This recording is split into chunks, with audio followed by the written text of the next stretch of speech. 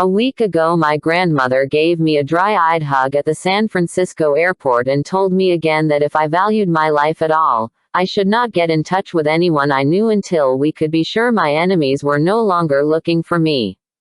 My Nini is paranoid, as the residents of the People's Independent Republic of Berkeley tend to be, persecuted as they are by the government and extraterrestrials, but in my case she wasn't exaggerating. No amount of precaution could ever be enough.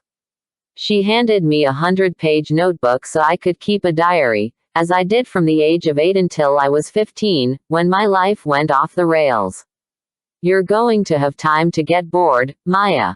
Take advantage of it to write down the monumental stupidities you've committed, see if you can come to grips with them, she said. Several of my diaries are still in existence, sealed with industrial-strength adhesive tape. My grandfather kept them under lock and key in his desk for years, and now my Nini has them in a shoebox under her bed. This will be notebook number 9.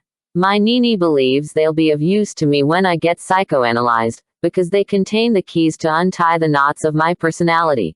But if she'd read them, she'd know they contain a huge pile of tales tall enough to outfox Freud himself. My grandmother distrusts on principle professionals who charge by the hour, since quick results are not profitable for them. However, she makes an exception for psychiatrists, because one of them saved her from depression and from the traps of magic when she took it into her head to communicate with the dead. I put the notebook in my backpack, so I wouldn't upset her, with no intention of using it. But it is true that time stretches out here and writing is one way of filling up the hours. This first week of exile has been a long one for me. I'm on a tiny island so small it is almost invisible on the map, in the middle of the Dark Ages. It's complicated to write about my life, because I don't know how much I actually remember and how much is a product of my imagination. The bare truth can be tedious, and so, without even noticing, I change or exaggerate it, but I intend to correct this defect and lie as little as possible in the future. And that's why now, when even the Yanomamis of the Amazonas use computers, I am writing by hand. It takes me ages and my writing must be in Cyrillic script, because I can't even decipher it myself, but I imagine it'll gradually straighten out page by page. Writing is like riding a bicycle. You don't forget how, even if you go for years without doing it.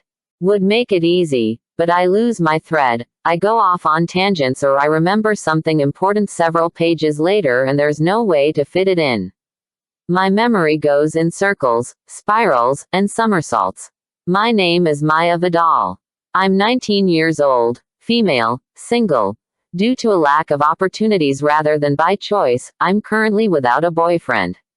Born in Berkeley, California, I'm a U.S. citizen, and temporarily taking refuge on an island at the bottom of the world.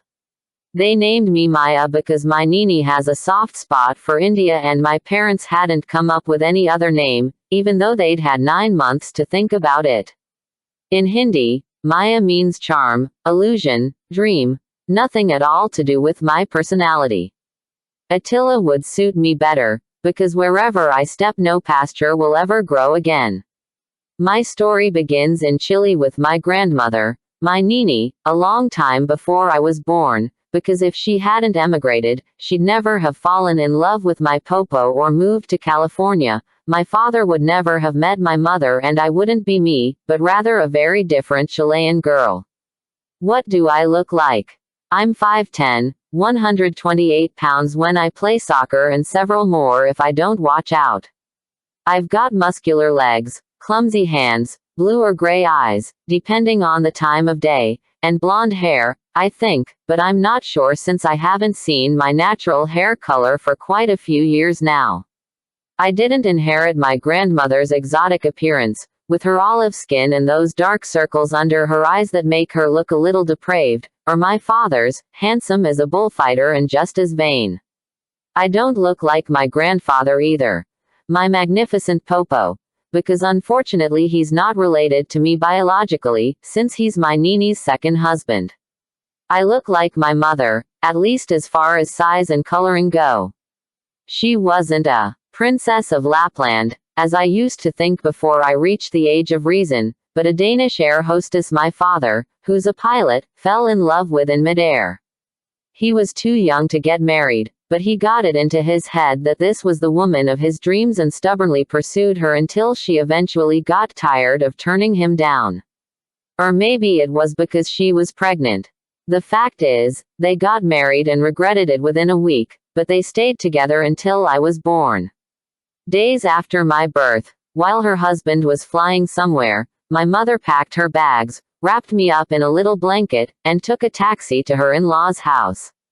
My Nini was in San Francisco protesting against the Gulf War, but my Popo was home and took the bundle my mother handed him without much of an explanation, before she ran back to the taxi that was waiting for her. His granddaughter was so light he could hold her in one hand.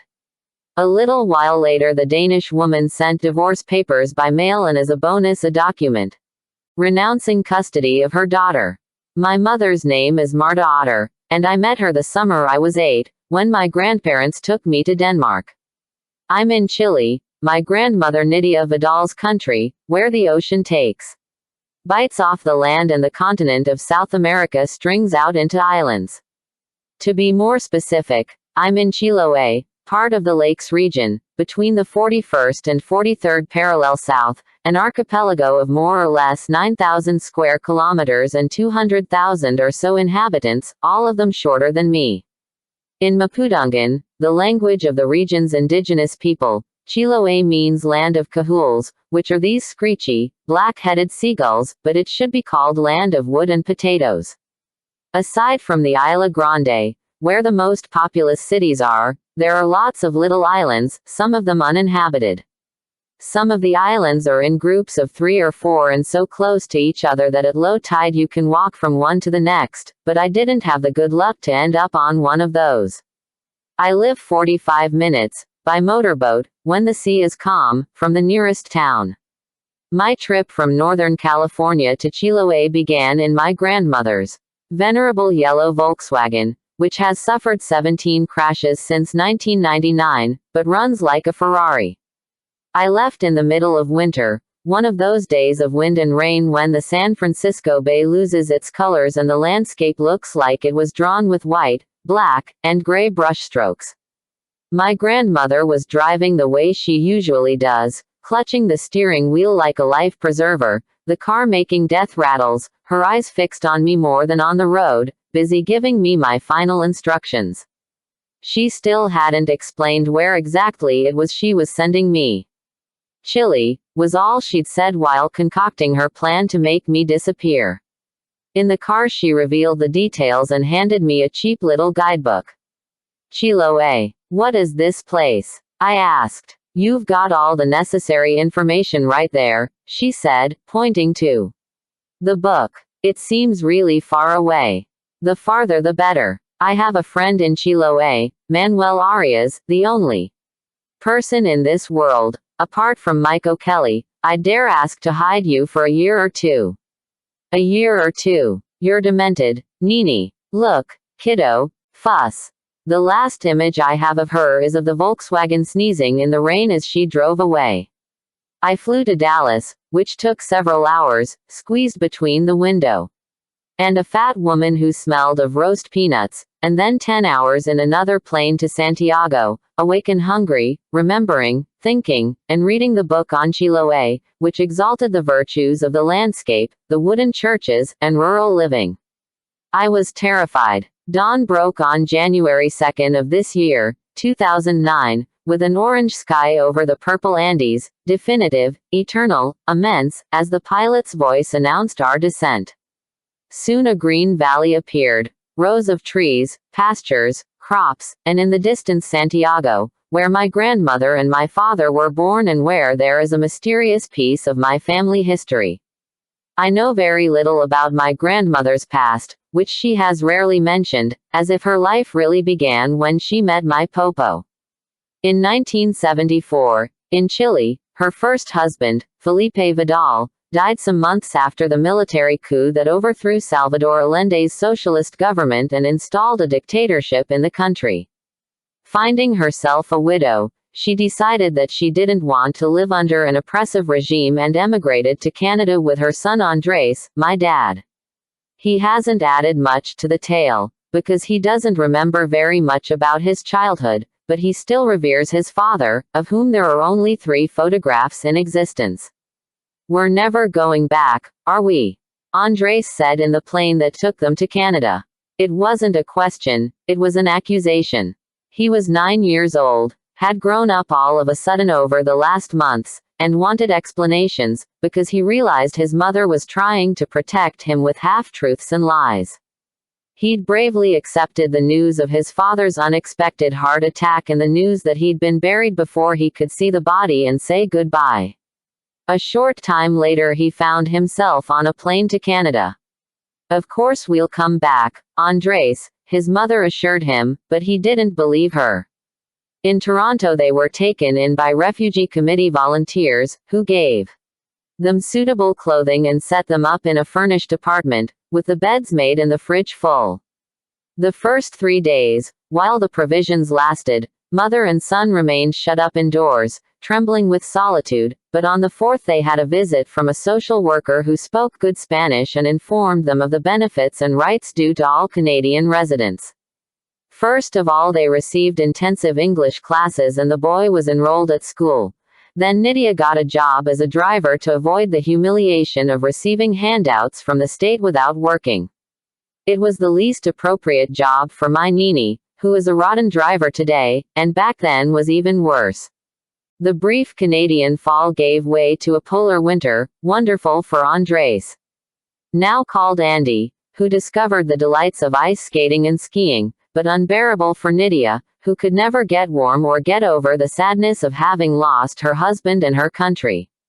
Her mood didn't improve with the coming of a faltering spring or with the flowers, which sprouted overnight like a mirage where before there had been hard-packed snow. She felt rootless and kept her bags packed, waiting for the chance to return to Chile as soon as the dictatorship fell, never imagining it was going to last for 16 years. Nydia Vidal stayed in Toronto for a couple of years, counting the days and the hours, until she met Paul Ditson II, my popo, a professor at the University of California in Berkeley, who had gone to Toronto to give a series of lectures about an elusive planet, whose existence he was trying to prove by way of poetic calculations and leaps of the imagination. My popo was one of the few African Americans in the overwhelmingly white profession of astronomy, an eminence in his field and the author of several books. As a young man he'd spent a year at Lake Turkana, in Kenya, studying the ancient megaliths of the region.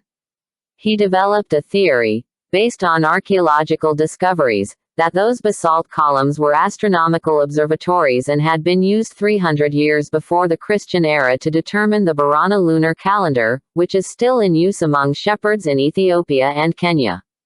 In Africa he learned to observe the sky without prejudice, and that's how he began to suspect the existence of the invisible planet, for which he later searched the sky in vain with the most powerful telescopes. The University of Toronto put him up in a suite for visiting academics and hired a car for him through an agency, which is how Nydia Vidal ended up escorting him during his stay. When he found out that his driver was Chilean, he told her he'd been at La Silla Observatory, in Chile. He said that in the southern hemisphere you can see constellations and galaxies unknown in the north, like the small Magellanic Cloud and the large Magellanic Cloud, and that in some parts of the country, the nights are so clear and the climate so very dry that conditions for scrutinizing the firmament are ideal.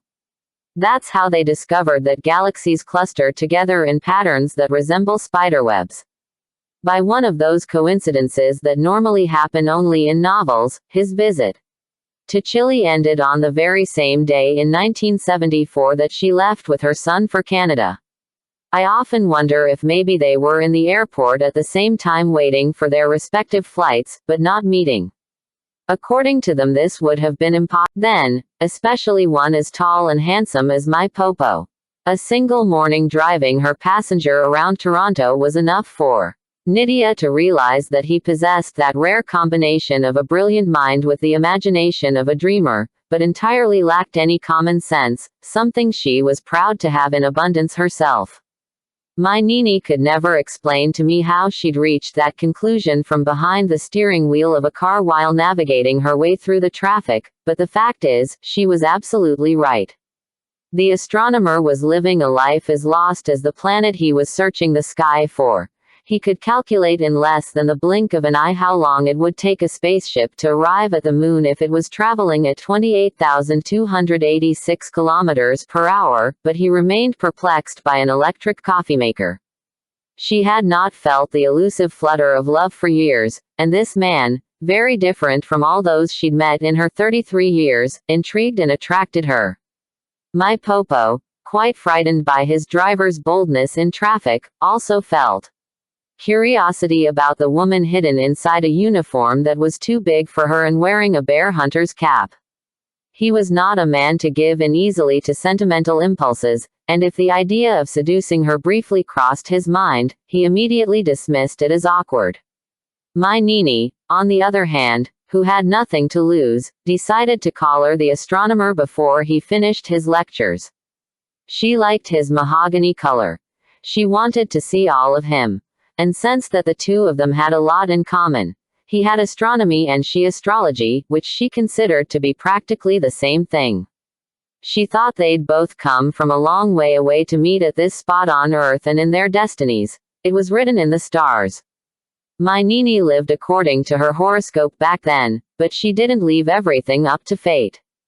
Before taking the initiative of a surprise attack, she made sure he was single, in a good financial situation, healthy, and only 11 years older than she, although at first glance she might have looked like his daughter if they'd been the same race. Years later, my Popo would laugh and tell people that if she hadn't knocked him out in the first round, he'd still be wandering around in love with the stars. The second day, the professor sat in the front seat to get a better look at his driver, and she took several unnecessary trips around the city to give him time to do so. That very night, after giving her son his dinner and putting him to bed, Nydia took off her uniform, took a shower, put on some lipstick, and presented herself before her prey with the pretext of returning a folder he'd left in the car and which she could just as easily have given him the following morning. She had never taken such a daring romantic step. She arrived at the building despite an icy blizzard, went up to the suite, crossed herself for courage, and knocked on the door. It was 11:30 when she smuggled herself definitively into the life of Book.1-2. My Nini had lived like a recluse in Toronto. At night she'd missed the weight of a masculine hand on her waist, but she had to survive and raise her son in a country where she'd always be a foreigner. There was no time for romantic dreams. The courage she'd armed herself with that night to get to the astronomer's door vanished as soon as he opened it, looking sleepy and wearing pajamas. They looked at each other for half a minute, without knowing what to say. He wasn't expecting her, and she hadn't made a plan, until he invited her in. He was surprised how different she looked without the hat of her uniform, admiring her dark hair, her face with its uneven features, and her slightly crooked smile, which before he'd only been able to glimpse on the sly.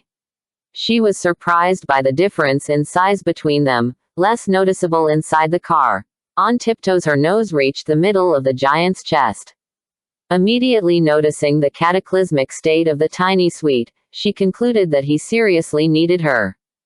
Book.1-2 had spent most of his life studying the mysterious behavior of celestial bodies, but he knew very little about female ones and nothing of the vagaries of love. He'd never fallen in love, and his most recent relationship had been with a faculty colleague, an attractive Jewish woman in good shape for her age, with whom he got together twice a month and who always insisted on paying half the bill in restaurants. My Nini had only loved two men, her husband and a lover she'd torn out of her head and heart 10 years before. Her husband had been a scatterbrained companion, absorbed in his work and political activities, who traveled nonstop and was always too distracted to pay any attention to her needs, and her other relationship had been cut short. Nydia Vidal and Book.1-2 were both ready for the love that would unite them to the end. I heard my grandparents' possibly fictionalized love story many times, and ended up memorizing it word for word, like a poem. I don't know, of course, the details of what happened that night behind closed doors, but I can imagine them based on what I know about both of them. Did my popo suspect, when he opened the door to this tiny Chilean woman, that he was at a crucial juncture and that the road he chose would determine his future? No, I'm sure, such tackiness would never have crossed his mind. And my Nini. I see her advancing like a somnambulist through the clothes thrown on the floor and the overflowing ashtrays, crossing the little living room, walking into the bedroom, and sitting down on the bed, because the armchair and all the other chairs, to this sudden intimacy. Maybe she began to feel stifled in the heat, and he helped her to get out of her coat and boots. Then they caressed each other hesitantly, recognizing each other, delving into their souls to make sure they weren't mistaken. You smell of tobacco and dessert. And you're smooth and black like a seal, my Nini told him. I heard that phrase many times. The last part of the legend I don't have to invent, because they told me. With that first embrace, my Nini concluded that she'd known the astronomer in other lives and other times, that this was just a reencounter and that their astral signs and tarot cards were aligned. Thank goodness you're a man, Paul. Imagine if in this reincarnation you'd come back as my mother, she sighed, sitting on his lap. Since I'm not your mother, why don't we get married? He answered. 2 weeks later she arrived in California dragging her son, who had no desire to emigrate for a second time, with a 3-month engagement visa, at the end of which she had to either get married or leave the country. They got married. I spent my first day in Chile wandering around Santiago with a map, in a heavy, dry heat, killing time until my bus left for the south. It's a modern city, with nothing exotic or picturesque. No Indians in traditional clothes or colonial neighborhoods with boldly colored houses, like the ones I'd seen with my grandparents in Guatemala or Mexico.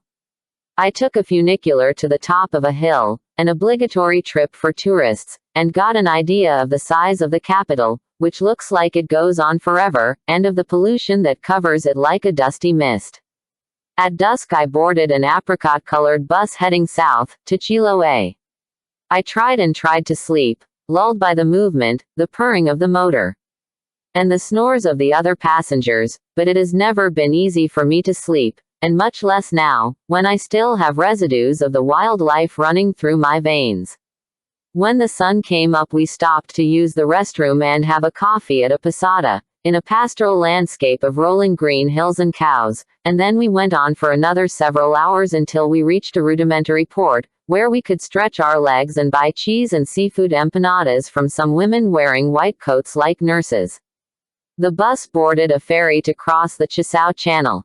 Half an hour sailing silently over a luminous sea. I got off the bus to look over the edge with all the rest of the numb passengers, who, like me, had archipelago. From there I had to take another bus to the town where Manuel Arias was expecting me, but I discovered that my wallet was missing. My Nini had warned me about Chilean pickpockets and their magician's skill. They'll very kindly steal your soul. Luckily they left my photo of my popo and my passport, which I had in the other pocket of my backpack. I was alone, without a single cent, in an unknown country. If I'd learned anything from last year's ill-fated adventures, though, it was not to get overwhelmed by minor inconveniences. In one of the little souvenir shops in the plaza, where they sold Chiloé knits, 3 women sat in a circle, chatting and knitting. I assumed that if they were like my Nini, they'd help me. Chilean women fly to the rescue of anyone in distress, especially an outsider. I explained the problem in my hesitant Spanish, and they immediately dropped their knitting needles and offered me a chair and an orange soda while they discussed my case, talking over each other in their rush to give opinions. They made several calls on a cell phone and got me a lift with a cousin who was going my way. He could take me in a couple of hours and didn't mind making a short detour to drop me off at my destination. I took advantage of the wait to have a look around town and visit a museum of the churches of Chiloé, designed by Jesuit missionaries 300 years earlier and raised plank by the Chilotes, master boat builders who can make anything out of wood. The structures are created by an ingenious assembly system without using a single nail, and the vaulted ceilings are upside-down boats. As I came out of the museum, I met a dog. He was medium in size, lame, with stiff gray fur and a lamentable tail but the dignified demeanor of a pedigree animal. I offered him the empanada I had in my backpack, and he took it gently in his big yellow teeth, put it down on the ground, and looked at me, telling me clearly that his hunger was not for food but for company. My stepmother, Susan, was a dog trainer and had taught me never to touch any animal before they approach, which they'll do when they feel safe, but with this one we skipped the protocol and from the start we got along well. We did a little sightseeing together, and at the agreed time I went back to where the women were knitting. The dog stayed outside the shop, politely, with just one paw on the threshold. The cousin showed up an hour later than he said he would in a van crammed to the roof with stuff, accompanied by his wife with a baby at her breast. I thanked my benefactors, who had also lent me the cell phone to get in touch with Manuel Arias, and said goodbye to the dog, but he had other plans.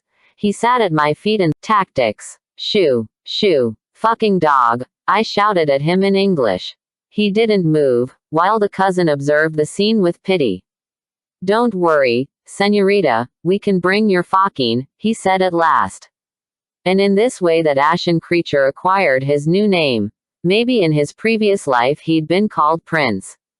We could barely squeeze into the jam-packed vehicle. An hour later we arrived in the town where I was supposed to meet my grandmother's friend, who'd said to wait in front of the church, facing the sea.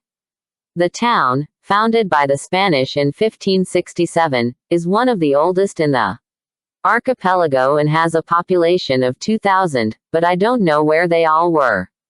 I saw more hens and sheep than humans. I waited for Manuel for a long time, sitting on the steps of a blue and white painted church with fucking and observed from a certain distance by 4 silent and serious little kids. All I knew about Manuel was that he was a friend of my grandmother's and that they hadn't seen each other since the 1970s but had kept in touch sporadically, first by letter, as they did in prehistoric times, and then by email. Manuel finally appeared and recognized me from the description my Nini had given him over the phone. What would she have told him? That I'm an obelisk with hair dyed 4 primary colors and a nose ring.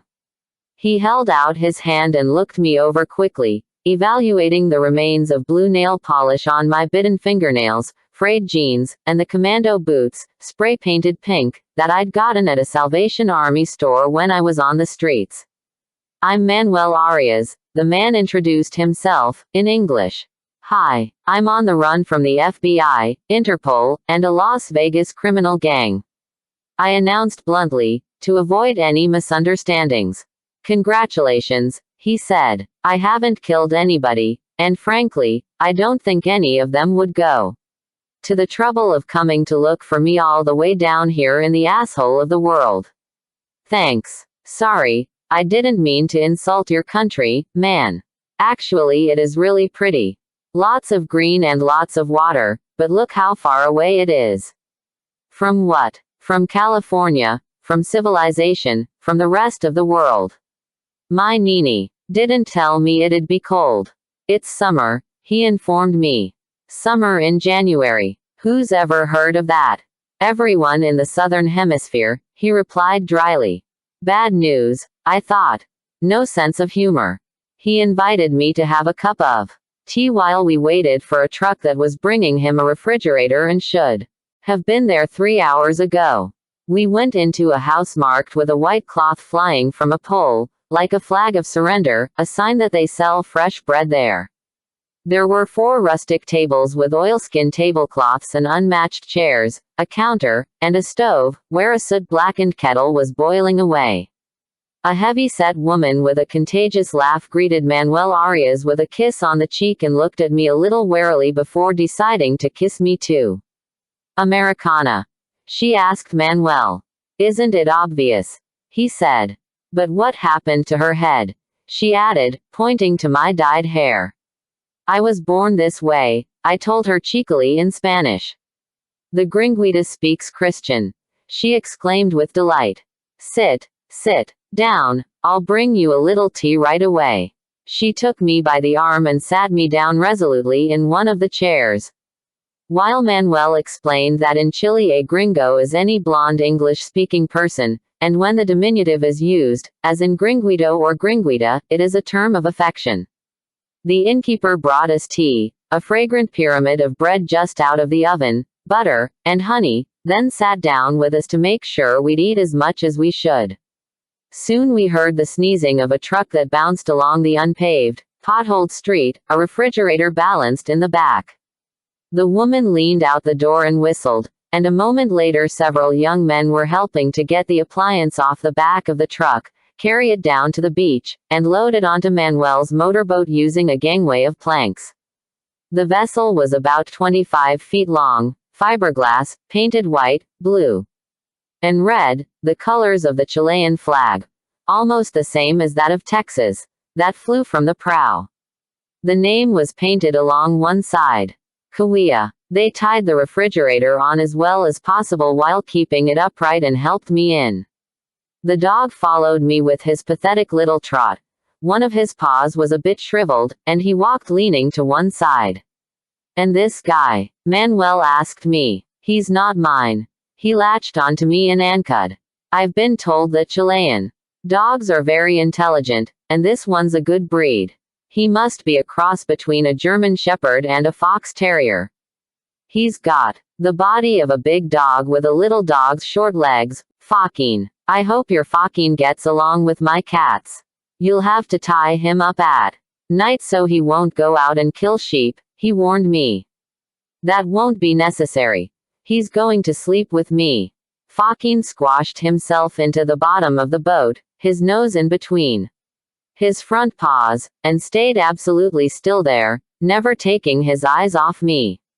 He's not affectionate, but we understand each other in the language of flora and fauna, telepathic Esperanto. From the horizon an avalanche of big clouds rolled toward us. An icy wind was blowing, but the sea was calm. Manuel lent me a woolen poncho and didn't say anything more, concentrating on steering and the instruments, compass, GPS, marine wave radio, and who knows what else, while I studied him out of the corner of my eye. My Nini had told me that he was a sociologist, or something like that, but in his little boat he could pass for a sailor. Medium height, thin, strong, fiber and muscle, cured by the salty wind, with wrinkles of stern character, short thick hair, eyes as gray as his hair. I don't know how to calculate the age of old people. Manuel looks okay from a distance. He walks fast and hasn't got that hump old men get. But up close I can tell he is older than my Nini, so he must be 70-something. I've dropped into his life like a bomb. I'll have to walk on eggshells, so he won't regret having given me shelter. After almost an hour on the water, passing quite a few islands that appeared uninhabited, even though they weren't, Manuel Arias pointed to a headland that from the distance was barely a dark brushstroke but up close turned out to be a hill with a beach of blackish sand and rocks at the edge of it, where 4 wooden boats were drying upside down. He docked the Kawia at a floating wharf and threw a couple of thick ropes to a bunch of kids who'd come running down to meet us, and they tied the boat to some posts quite capably. "Welcome to our metropolis," said Manuel, pointing to a village of wooden houses on stilts in front of the beach. A shiver ran up my spine. From here on in, this would be my whole world. A group came down to the beach to inspect me. Manuel had told the men. American girl was coming to help him with his research. If these people were expecting someone respectable, they were in for a disappointment. The Obama t-shirt I was wearing, a Christmas present from my Nini, wasn't long enough to cover my belly button.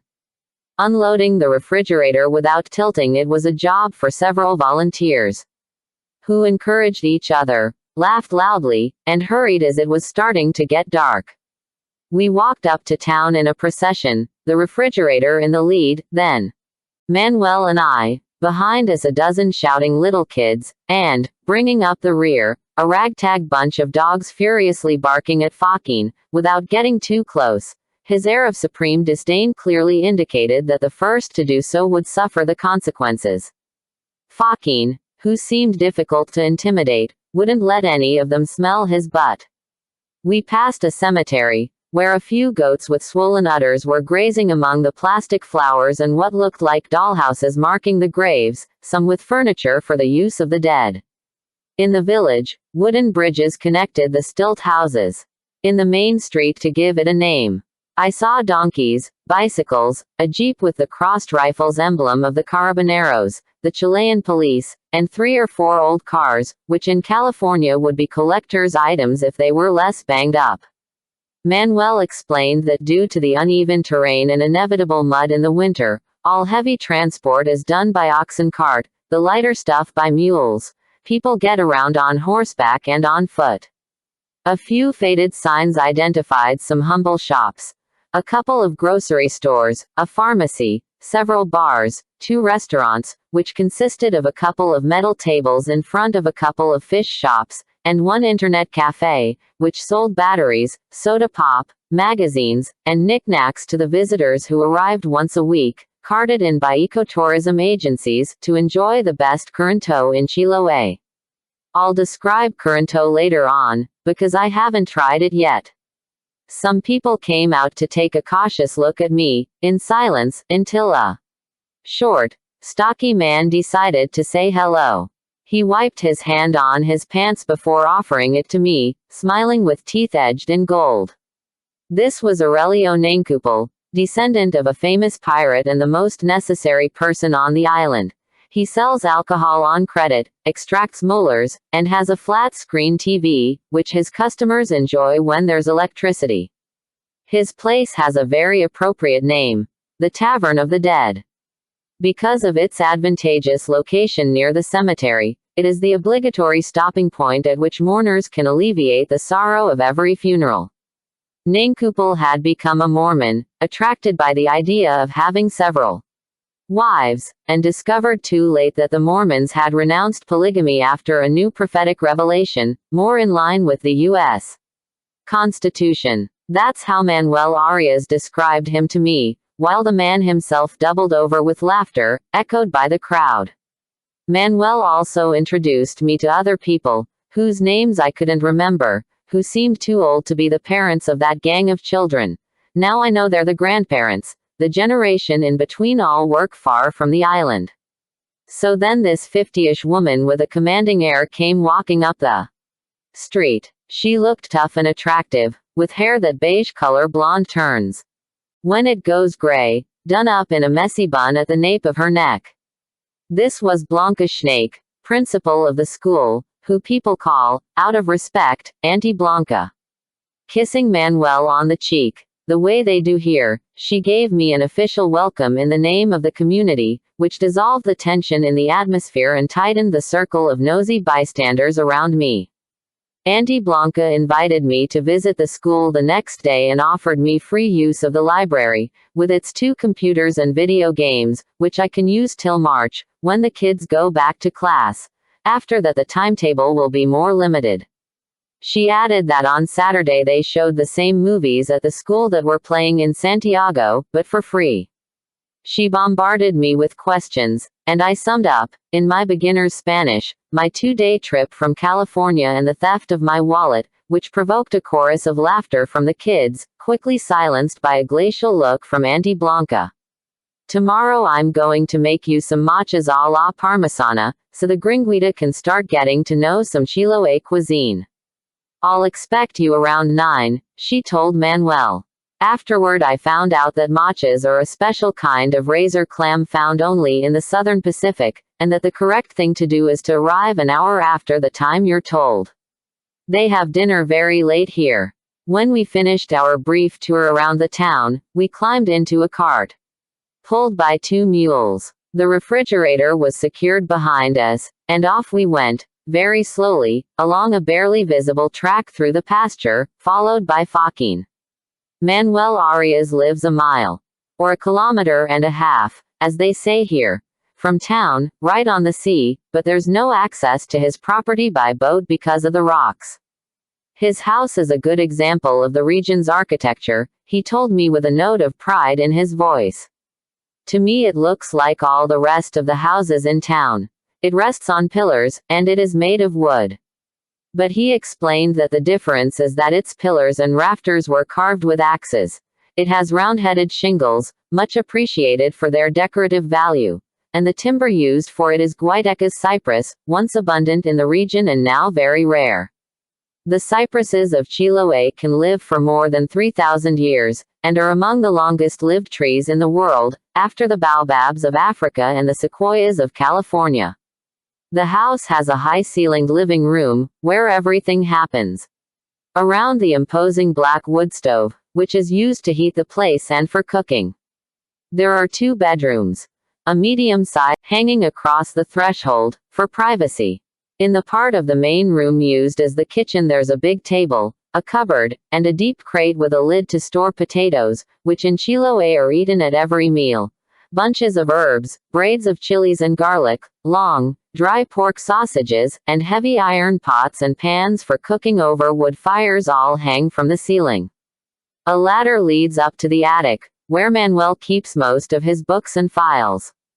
There are no paintings, photographs, or ornaments on the walls, nothing personal, only maps of the archipelago and a beautiful ship's clock, its bronze dial set in mahogany, that looks like it was salvaged from the Titanic.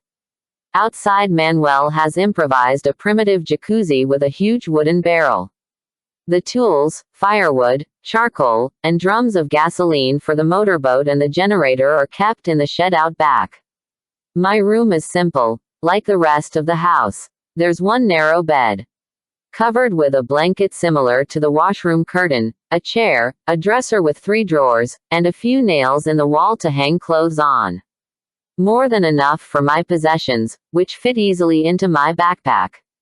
I like this austere and masculine atmosphere. The only worrying thing is Manuel Arias's obsessive tidiness. I'm more relaxed. The men put the refrigerator in its place, hooked it up to the gas, and then settled down to share a couple of bottles of wine and a salmon that Manuel had smoked the previous week in a metal drum with apple wood. Looking out at the sea from the window, they ate and drank in silence, speaking only to give an elaborate and ceremonious series of toasts. Salud. Good health. May this drink bring you good health. And the same I wish to you. May you live many more years. May you attend my funeral. Manuel gave me uncomfortable sidelong glances until I took him aside to tell him to calm down. I wasn't planning on making a grab for the bottles. My grandmother had surely warned him, and he'd been planning to hide the liquor, but that would be absurd. The problem isn't alcohol, it is me. Meanwhile, Joaquin and the cats were sizing each other up cautiously, dividing up the territory. The tabby is called Dumb Cat, because the poor animal is stupid, and the ginger one is the literati cat, because his favorite spot is on top of the computer. Manuel says he knows how to read. The men finished the bookshelves, a modern computer with a double monitor, a fax, and a printer.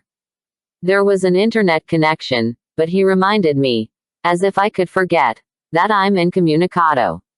He added, defensively, that he has all his work on that computer and prefers that no one touch it. What do you do? I asked him. I'm an anthropologist. Anthropophagus. I study people. I don't eat them, he told me. It was a joke, man. Anthropologists don't have any raw material anymore. Even the most savage tribesman has a cell phone and a television these days.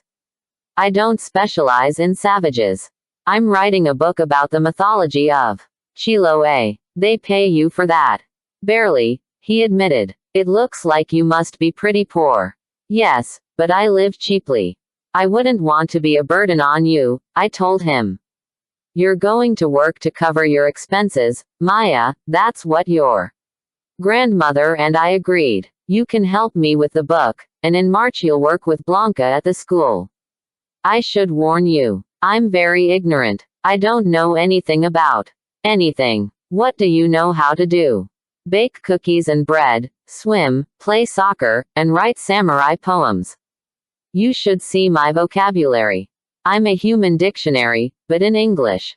I don't think that'll be much use to you. We'll see. The cookies sound promising. And I think he hid a smile. Have you written other books? I asked, yawning. The tiredness of the long trip and the 5-hour time difference between California and Chile was weighing on me like a ton of bricks. Nothing that might make me famous, he said, pointing to several books on his desk. Dream Worlds of the Australian Aborigines, Initiation Rites Among the Tribes of the Orinoco, Mapuche Cosmogony in Southern Chile. According to my Nini, Chiloé is magical. Have happened there, or if the energy is positive. Her big house in Berkeley has a good soul. When we get it back, we'll have to fix it up. It is falling apart from old age. And then I plan to live in it till I die. I grew up there, on the top of a hill, with a view of San Francisco Bay that would be impressive if it weren't blocked by 2 thriving pine trees. My popo never allowed them to be pruned. He said that trees suffer when they're mutilated, and all the vegetation for 1,000 meters around them suffers too, because everything is connected in the subsoil. It would be a crime to kill 2 pines to see a puddle of water that could just as easily be appreciated from the freeway. The first Paul Ditson bought the house in 1948, the year the racial restriction for acquiring property in Berkeley was abolished. The Ditsons were the first black family in the neighborhood, and the only one for 20 years, until others began moving in. It was built in 1885 by a tycoon who made a lot of money in oranges. When he died, he left his fortune to the university and his family in the dark. It was uninhabited for a long time and then passed from hand to hand, deteriorating a bit more with each transaction, until the Ditsons bought it. They were able to repair it because it had a strong framework and good foundations. After his parents died, my popo bought his brother's shares and lived alone in that 6-bedroom Victorian relic, crowned with an inexplicable bell tower, where he installed his telescope. When Nydia and Andy Vidal arrived, he was only using the kitchen, the bathroom, and 2 other rooms. The rest he kept closed up. My Nini burst in like a hurricane of renovation, throwing knickknacks in the garbage, cleaning, and fumigating, but her ferocity in combating the havoc was not strong enough to conquer her husband's endemic chaos. After many fights, they made a deal that she could do what she liked with the house, as long as she respected his desk and the Tower of the Stars. My Nini felt right in her element in Berkeley, that gritty, radical, extravagant city, with its mix of races and human pelts, with more geniuses and Nobel Prize winners than any other city on earth, saturated with noble causes, intolerant in its sanctimoniousness. My Nini was transformed. Before, she'd been a prudent and responsible young widow who tried to go unnoticed, but in Berkeley her true character emerged. She no longer had to dress as a chauffeur, like in Toronto, or succumb to social hypocrisy, like in Chile. No one knew her, she could reinvent herself. She adopted the aesthetic of the hippies, who languished on Telegraph Avenue selling their handicrafts surrounded by the aromas of incense and marijuana. She wore tunics, sang the community, and I never saw her get high or chant in Sanskrit. Scandalizing her neighbors, almost all of them her husband's colleagues. With their dark, ivy-covered, vaguely British residences, my Nini painted the Big Ditson house in the psychedelic colors inspired by San Francisco's Castro Street, where gay people were starting to move in and remodel the old houses. Her violet and green walls, her yellow friezes and garlands of plaster flowers, provoked gossip and a couple of citations from the municipality, until the house was photographed for an architecture magazine, became a landmark for tourists in the city, and was soon being imitated by Pakistani restaurants, shops for young people, and artist studios. My Nini also put her personal stamp on the interior decoration. She added her artistic touch to the ceremonial pieces of furniture, heavy clocks and horrendous paintings in gilt frames, acquired by the first Ditson, a profusion of lamps with fringes, frayed rugs, Turkish divans, and crocheted curtains. My room, painted mango, had a canopy over the bed made of Indian cotton edged with little mirrors and a flying dragon hanging from the center, which would have killed me if it ever fell and landed on me. On the walls she'd put up photographs of malnourished African children, so I could see how these unfortunate creatures were starving to death, while I refused to eat what I was given. According to my popo, the dragon and the Biafran children were the cause of my insomnia and lack of appetite.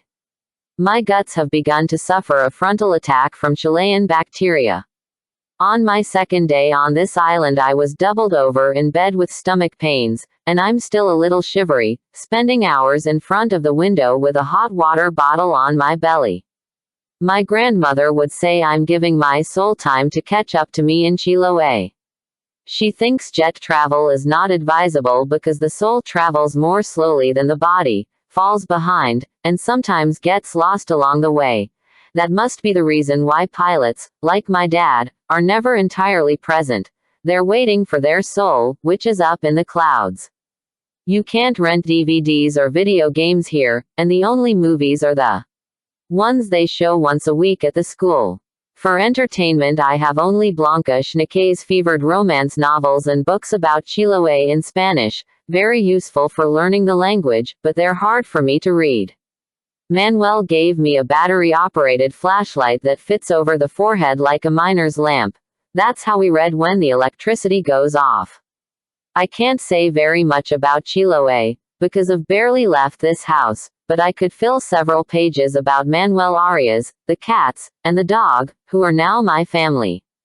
Auntie Blanca, who shows up all the time on the pretext of visiting me, although it is obvious that she comes to see Manuel.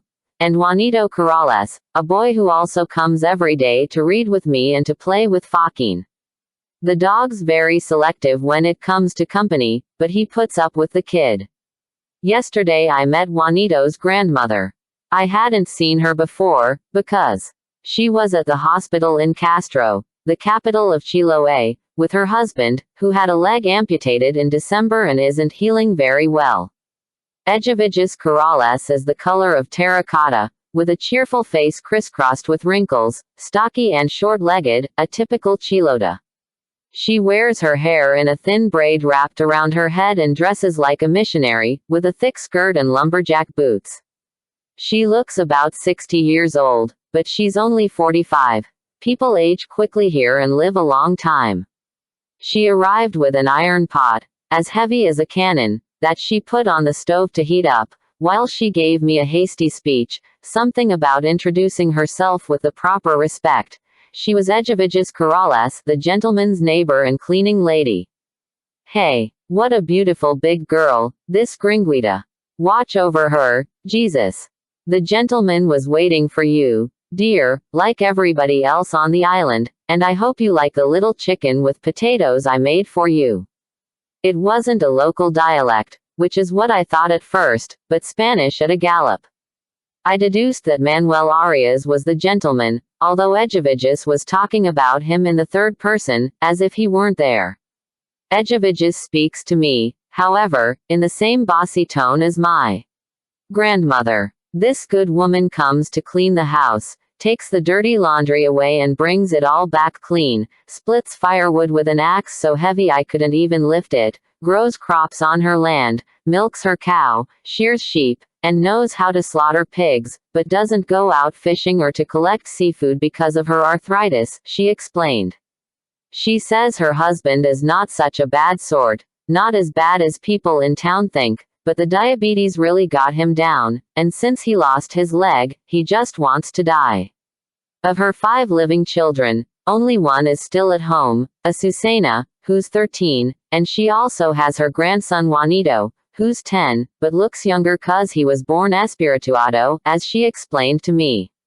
This being espirituado might mean mental feebleness or that the one affected possesses more spirit than matter.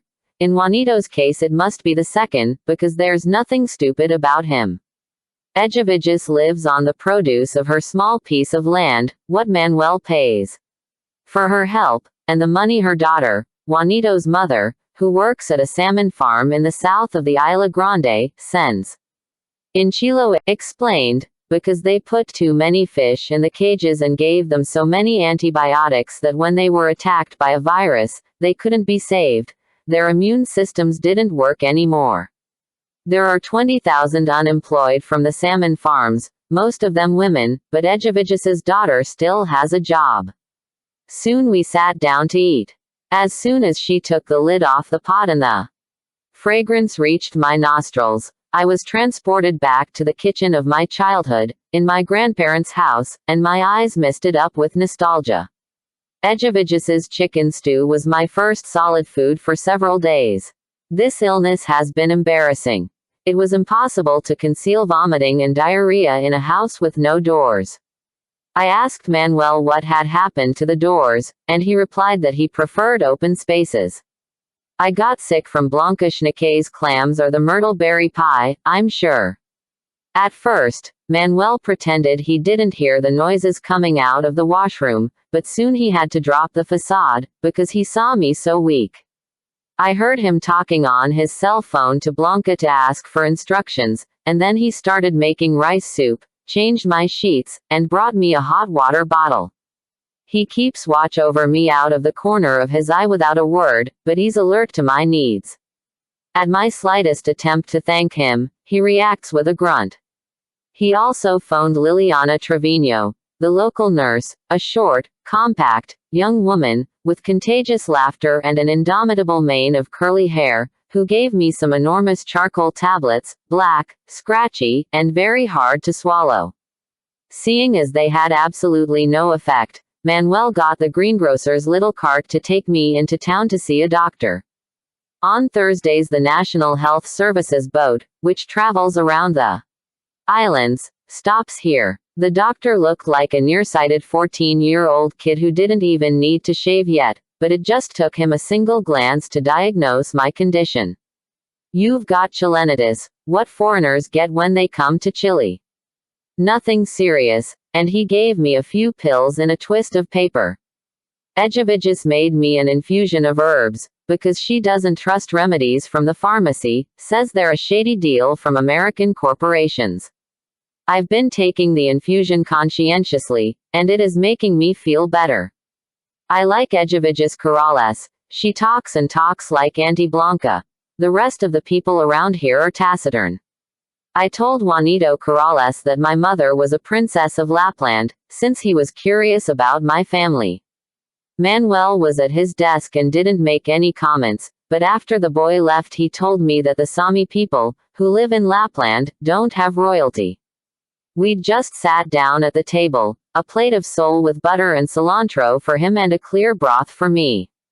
I explained that the thing about the Laplander princess had occurred to my Nini in a moment of inspiration when I was 5 and started noticing the mystery surrounding my mother. I remember we were in the kitchen, the coziest room in the house, baking cookies like we did every week for Mike O'Kelly's delinquents and drug addicts. Mike is my Nini's best friend, who is intent on achieving the impossible task of saving young people who've gone astray. He's a real Irishman, Dublin-born, with skin so white, hair so black, and eyes so blue that my popo nicknamed him Snow White, after that gullible girl that ate the poisoned apple in that Walt Disney movie. I'm not saying that O'Kelly is gullible. Quite the contrary, he's smart as can be. He's the only one who can shut my Nini up. There was a Laplander princess in one of my books. I had a serious library at my disposal, because my popo believed that culture entered by osmosis and it was better to start early, but my favorite books were fairy tales. According to my popo, children's stories are racist. How can it be that fairies don't exist in Botswana or Guatemala? But he never censored my reading, he would simply give his opinion with the aim of developing my capacity for critical thought. My Nini, on the other hand, never appreciated my critical thoughts and used to discourage them with smacks on the head. In a picture of my family that I painted in kindergarten, I put my grandparents in full color in the center of the page, and way over on one side I added a fly, my dad's plane, and a crown on the other representing my blue-blooded mother. In case there were any doubts, the next day I took my book, where the princess appeared in an ermine cape riding a white bear. The whole class laughed at me in unison. Later, back at home, I put the book in the oven with the corn pie, which is baked at 350. After the firefighters left and the cloud of smoke began to lift, my grandmother bombarded me with the usual shouts of "you little shit," while my popo tried to rescue me before she ripped my head off. Between hiccups, with snot running down my face, I told my grandparents that at school they called me the orphan of Lapland. My Nini, in one of her sudden mood changes, squeezed me against her papaya breasts and assured me there was nothing orphaned about me. I had a father and grandparents, and the next swine who dared to insult me was going to have to deal with the Chilean mafia. This mafia was composed of her alone, but Michael Kelly and I were so afraid of her that we called my Nini Don Corleone. My grandparents pulled me out of kindergarten and for a while taught me the basics of coloring and making worms out of Play-Doh at home, until my dad returned from one of his in two old houses joined by a second-floor bridge with a roof, an architectural challenge held aloft by the effect of its curvature, like cathedral domes, according to my popo's explanation, although I hadn't asked. They taught using an Italian system of experimental education in which the students did whatever the fuck we wanted. The classrooms had no blackboards or desks, we sat on the floor, the teachers didn't wear bras or shoes, and everyone learned at their own pace. My dad might have preferred a military academy, but he didn't interfere with my grandparents' decision, since it would be up to them to deal with my teachers and help with my homework. "This kid's retarded," decided my Nini when she saw how slowly I was learning. Her vocabulary is peppered with politically unacceptable expressions, like retard, fatso, dwarf, hunchback, faggot, butch, chinky rike lice, and lots more that my grandfather tried to put down to the limitations of his wife's English. She's the only person in Berkeley who says black instead of African American. According to my popo, I wasn't deficient mentally, but rather overly imaginative, which is less serious, and time proved him right, because as soon as I learned my alphabet I began to read voraciously and to fill up notebooks with pretentious poems and an invented sad and bitter story of my life. I'd realized that in writing happiness is useless. Without suffering there is no story. And I secretly savored being called an orphan. The only orphans on my radar were those from classic tales, and they were all very wretched. My mother, Marta Otter, the improbable Laplander princess, disappeared into the Scandinavian mists before I could even catch her scent. I had a dozen photographs of her and a present she sent by mail for my 4th birthday, a mermaid sitting on a rock inside a glass ball, where it looked as if it was snowing when you shook it. That ball was my most precious treasure until I was 8, when it suddenly lost its sentimental value, but that's another story. I'm furious because my only valuable possession has disappeared, my civilized music, my iPod. I think Juanito Corrales took it. I didn't want to make trouble for him, poor kid, but I had to tell Manuel, who didn't think it was a big deal.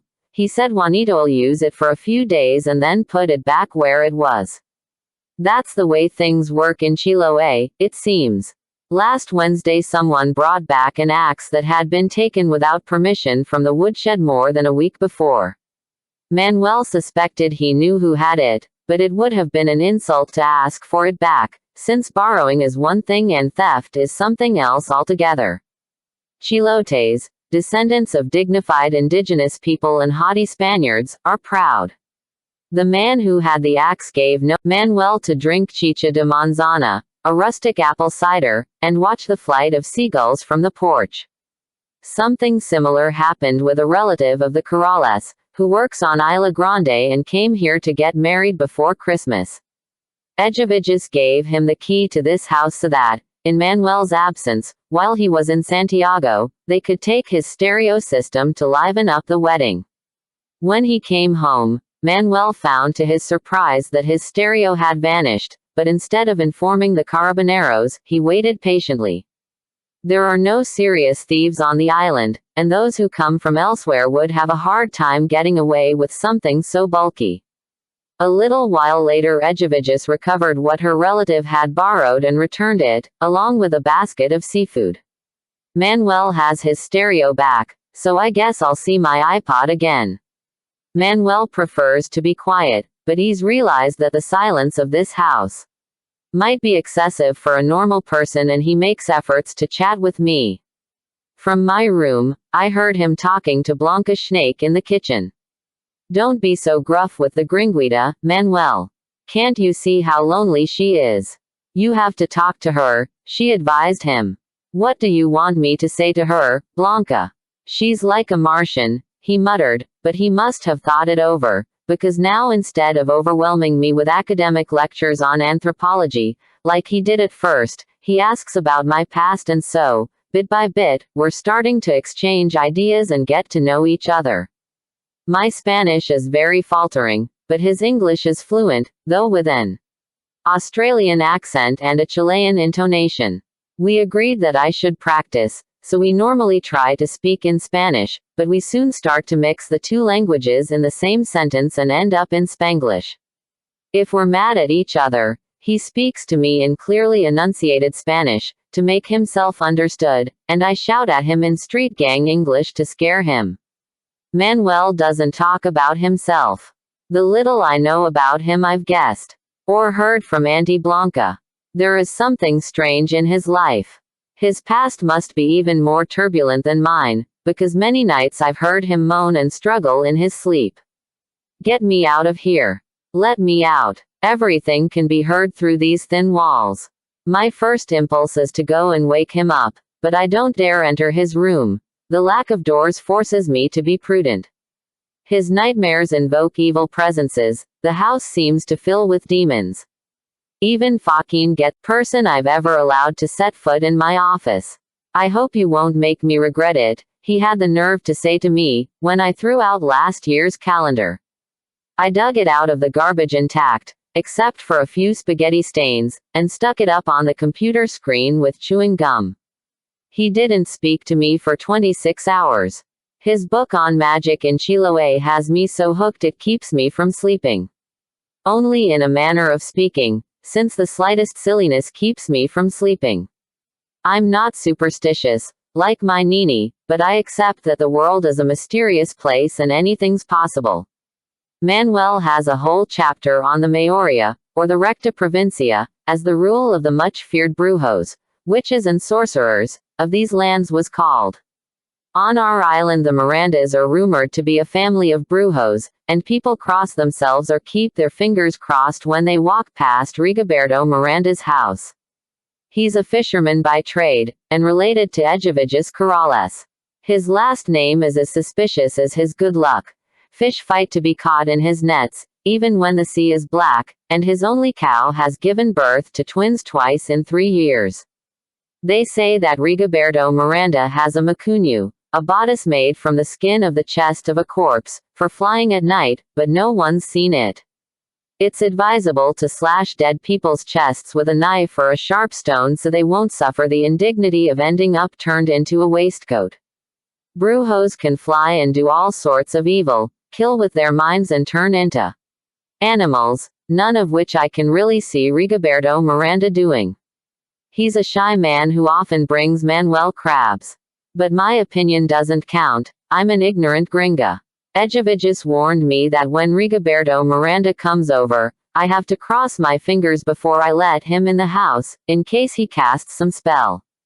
Those who've never suffered from witchcraft firsthand tend to be skeptical, but as soon as something strange happens they run to the nearest Maki, an indigenous healer.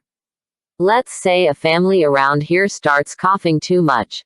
Then the Maki will look for a basilisk or cockatrice, an evil reptile hatched from the egg of an old rooster, staying under the house that comes up at night and sucks the air out of the people sleeping there. The most delectable stories and anecdotes come from the really old people. On the most remote islands of the archipelago, where the same beliefs and customs have held sway for centuries. Manuel gets information not only from the elderly but also from journalists, teachers, booksellers, and shopkeepers, who make fun of brujos and magic but wouldn't dare venture into a cemetery at night. Blanca Snake says that her father, when he was young, saw the entrance to the mythical cave where the brujos gathered. No one has been able to find it. The guardians of the cave are in bunches, horrifying beings formed by the Brujo's from firstborn male babies, kidnapped before baptism. The method for transforming the baby into an inbunch is as macabre as it is improbable. They break one of his legs, twist it, and stick it under the skin of his back, so he'll only be able to get around on 3 limbs and won't escape. Then they apply an ointment that makes him grow a thick hide, like a billy goat's. They split his tongue like a snake's and feed him on the rotted flesh of a female corpse and the milk of an Indian woman. In comparison, a zombie can consider itself lucky. I wonder what kind of depraved mind comes up with horrific ideas like that. Manuel's theory is that the Recta Provincia had its origins as a political system. Beginning in the 18th century, the indigenous people of the region, the Huilliche, rebelled against Spanish rule and later against the Chilean authorities. They supposedly formed a clandestine government copied from the Spanish and Jesuit administrative style, divided the territory into kingdoms, and appointed presidents, scribes, judges, and so on. There were 13 principal sorcerers, who obeyed the king of the Recta Provincia, the above-ground king, and the below-ground king. Since it was indispensable to keep it secret and control the population, the Mayoría created a climate of superstitious fear, and that's how a political strategy eventually turned into a tradition of magic. In 1880 several people were arrested on charges of witchcraft, tried in Ancud, and executed. The aim was to break the back of the Mayoría, but nobody is sure whether the objective was achieved. Do you believe in witches? I asked Manuel. No, but it is irrational to rule out the irrational. Tell me, yes or no. It's impossible to prove a negative, Maya, but calm down. I've lived here for many years, and the only witch I know is Blanca. Blanca doesn't believe in any of this. She told me inbunches were invented by the missionaries to convince the families of Chiloé to baptize their children, but that strikes me as going too far, even for Jesuits. Who is this Mike O'Kelly? I received an incomprehensible message from him, Manuel told me. Oh, Snow White wrote to you. He's a good old completely trustworthy Irish friend of the family. It must be my Nini's idea to communicate with us through him, for safety's sake. Can I answer him? Not, your grandmother must have good reason to be so cautious. My grandma and Mike O'Kelly are members of the Club of Criminals. And they'd pay gold to be mixed up in a real crime, but they have to content themselves with playing at bandits. What kind of club is that? He asked me, looking worried. I explained it starting from the beginning. The Berkeley County Library hired my Nini, 11 years before my birth, to tell stories to children, as a way of keeping them busy after school until their parents finished work. A little while later she proposed to the library the idea of sessions of detective stories for adults, and it was accepted. Then she and Mike O'Kelly founded the Club of Criminals, as it is called, although the library promotes it as the Noir Novels Club. During the Children's Stories Hour, I used to be just one of the kids hanging on my grandma's every word, and sometimes, when she had no one to leave me with, she'd also take me to the library for the adults' hour. Sitting on a cushion, with her legs crossed like a fakir, my Nini asked the children what they wanted to hear, someone suggested a theme, and she improvised something in less than 10 seconds. My Nini has always been annoyed by the contrived need for a happy ending to stories for children. She believes that in life there are no endings, just thresholds, people wandering here and there, stumbling and getting lost. All that rewarding the hero and punishing the villain strikes her as a limitation, but to keep her job she had to stick to the traditional formula. The witch can't poison the maiden with impunity and marry the prince in a white gown. My Nini prefers an adult audience, because gruesome murders don't require a happy ending. She's very well versed in her subject. She's read every police case and manual of forensic medicine in existence, and claims that she and Mike O'Kelly could carry out an autopsy on the kitchen table with the greatest of ease. The Club of Criminals consists of a group of lovers of detective novels. Inoffensive people who devote their free time to planning monstrous homicides. It began discreetly in the Berkeley Library and now, thanks to the internet, it has global reach. It's entirely financed by the members, but since they meet in a public building, indignant voices have been raised in the local press, alleging that crime is being encouraged with taxpayers' money. I don't know what they're complaining about. Isn't it better to talk about crimes than to commit them? Popo for a short time, and Mike was a student at the university. He was still walking on two legs and hadn't given a thought to becoming a social activist or to devoting his life to rescuing young delinquents from the streets and from prison. As long as I can remember, my grandma has baked cookies for O'Kelly's kids, most of them Black or Latino, the poorest people in the San Francisco Bay Area. When I was old enough to interpret certain signs, I guessed that the Irishman was in love with my Nini, even though he's 12 years younger than her, and she would never have even considered being unfaithful to my Popo. It's a platonic love story straight out of a Victorian novel. Mike O'Kelly became famous when they made a documentary about his life. He took 2 bullets in the back for protecting a gangster kid and ended up in a wheelchair, but that didn't keep him from continuing his mission. He can take a few steps with a walker, and he drives a special car. That's how he gets around the roughest neighborhoods saving souls, and he's always the first to show up at any protest that gets going in the streets of Berkeley and the surrounding area. His friendship with my Nini strengthens with every wacky cause they embrace together. They both had the idea that the restaurants of Berkeley should donate leftover food to the city's homeless, crazies, and drug addicts. She got hold of a trailer to distribute it, and he recruited the volunteers to serve it. On the television news they showed destitute people choosing between sushi, curry, duck with truffles, and vegetarian dishes from the menu. Quite a few of them complained about the quality of the coffee. Soon the lines grew long, filled with middle-class customers ready to eat without paying. There were confrontations between the original clientele and those taking advantage, and O'Kelly had to bring his boys in to sort them out before the police did. Finally, the Department of Health prohibited the distribution of leftovers, after someone had an allergic reaction and almost died from the Thai peanut sauce. The Irishman and my Nini get together often to analyze gruesome murders. Over tea and scones. Do you think a chopped-up body could be dissolved in drain cleaner? Would be a typical O'Kelly question. It would depend on the size of the pieces, my Nini might say, and the two of them would proceed to prove it by soaking a pound of pork chops in Drano, while I would have to make notes of the results. It doesn't surprise me they've conspired to keep me incommunicado at the bottom of the world, I told Manuel Arias. From the sounds of things, they're scarier than your supposed enemies.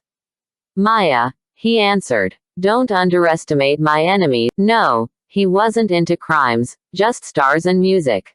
He was a third-generation jazz and classical music lover. I told him how my grandfather taught me to dance as soon as I could stay upright and bought me a piano when I was 5. Because my Nini expected me to be a child prodigy and compete on television talent shows.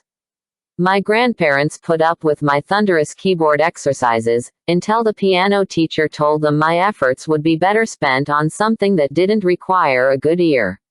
I immediately opted for soccer, as Americans call proper football, an activity that my Nini thinks is silly. 11 grown men in shorts chasing after a ball. My Popo knew nothing of this sport, because it is not very popular in the United States, and although he was a baseball fanatic, he didn't hesitate to abandon his own favorite sport in order to sit through hundreds of little girls' soccer games. Thanks to some colleagues at the Sao Paulo Observatory, he got me an autographed poster of Pelé, who was long retired and living in Brazil. My Nini spent her efforts on getting me to read and write like an adult, since it was obvious I wasn't going to be a musical prodigy. She signed me up as a library member, made me copy paragraphs of classic books, and thwacked me on the head if she caught a spelling mistake or if I got a mediocre mark in English or literature, the only subjects that interested her. My Nini has always been rough, Manuel, but my Popo was a sweetie. He was the light of my life. When Marta Otter left me at my grandparents' house, he held me very carefully against his chest, because he'd never had a newborn in his arms before. He said the affection he felt for me left him dazed. That's what he told me, and I've never doubted his love. Once I start talking about my popo, there's no way to shut me up. I explained to Manuel that I owe my love for books and my rather impressive vocabulary to my Nini, but everything else I owe to my grandpa. My Nini forced me to study, saying spare the rod and spoil the child, or something just as barbarous, but he turned learning into a game. One of those games consisted in opening the dictionary at random, closing your eyes, pointing to a word, and then guessing what it means. We also used to play stupid questions. Why does the rain fall down, Popo? Because if it fell up, your underwear would get wet, Maya. Why is glass transparent? To confuse the flies. Why are your hands black on top and pink underneath, Popo? Because the paint ran out. And we'd go on like that until my grandma ran out of patience and started howling. My Popo's immense presence, with his sarcastic sense of humor, his infinite goodness, his innocence, his belly to rock me to sleep, and his tenderness, filled my childhood. He had a booming laugh that bubbled up from the bowels of the earth and shook him from head to toe. Popo, swear to me that you'll never ever die, I used to demand at least once a week, and his reply never varied. I swear I'll always be with you.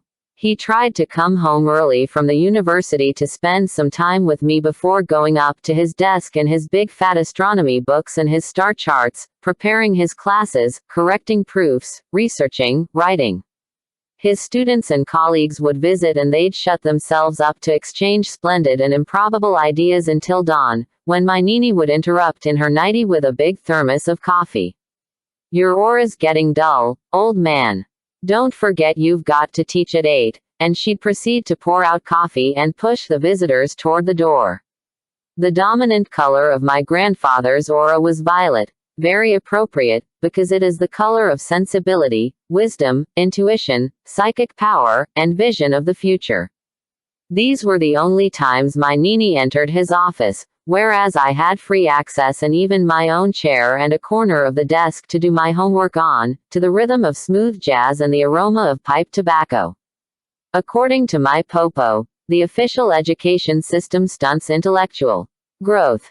Teachers should be respected, but you don't need to pay them much attention. He said that Leonardo da Vinci, Galileo, Einstein, and Darwin, just to mention 4 geniuses of Western culture, since there were lots more, like the Arab philosophers and mathematicians Avicenna and Al-Khwarizmi, questioned the knowledge of their era. If they'd accepted the stupidities their elders taught them, they wouldn't have invented or discovered anything.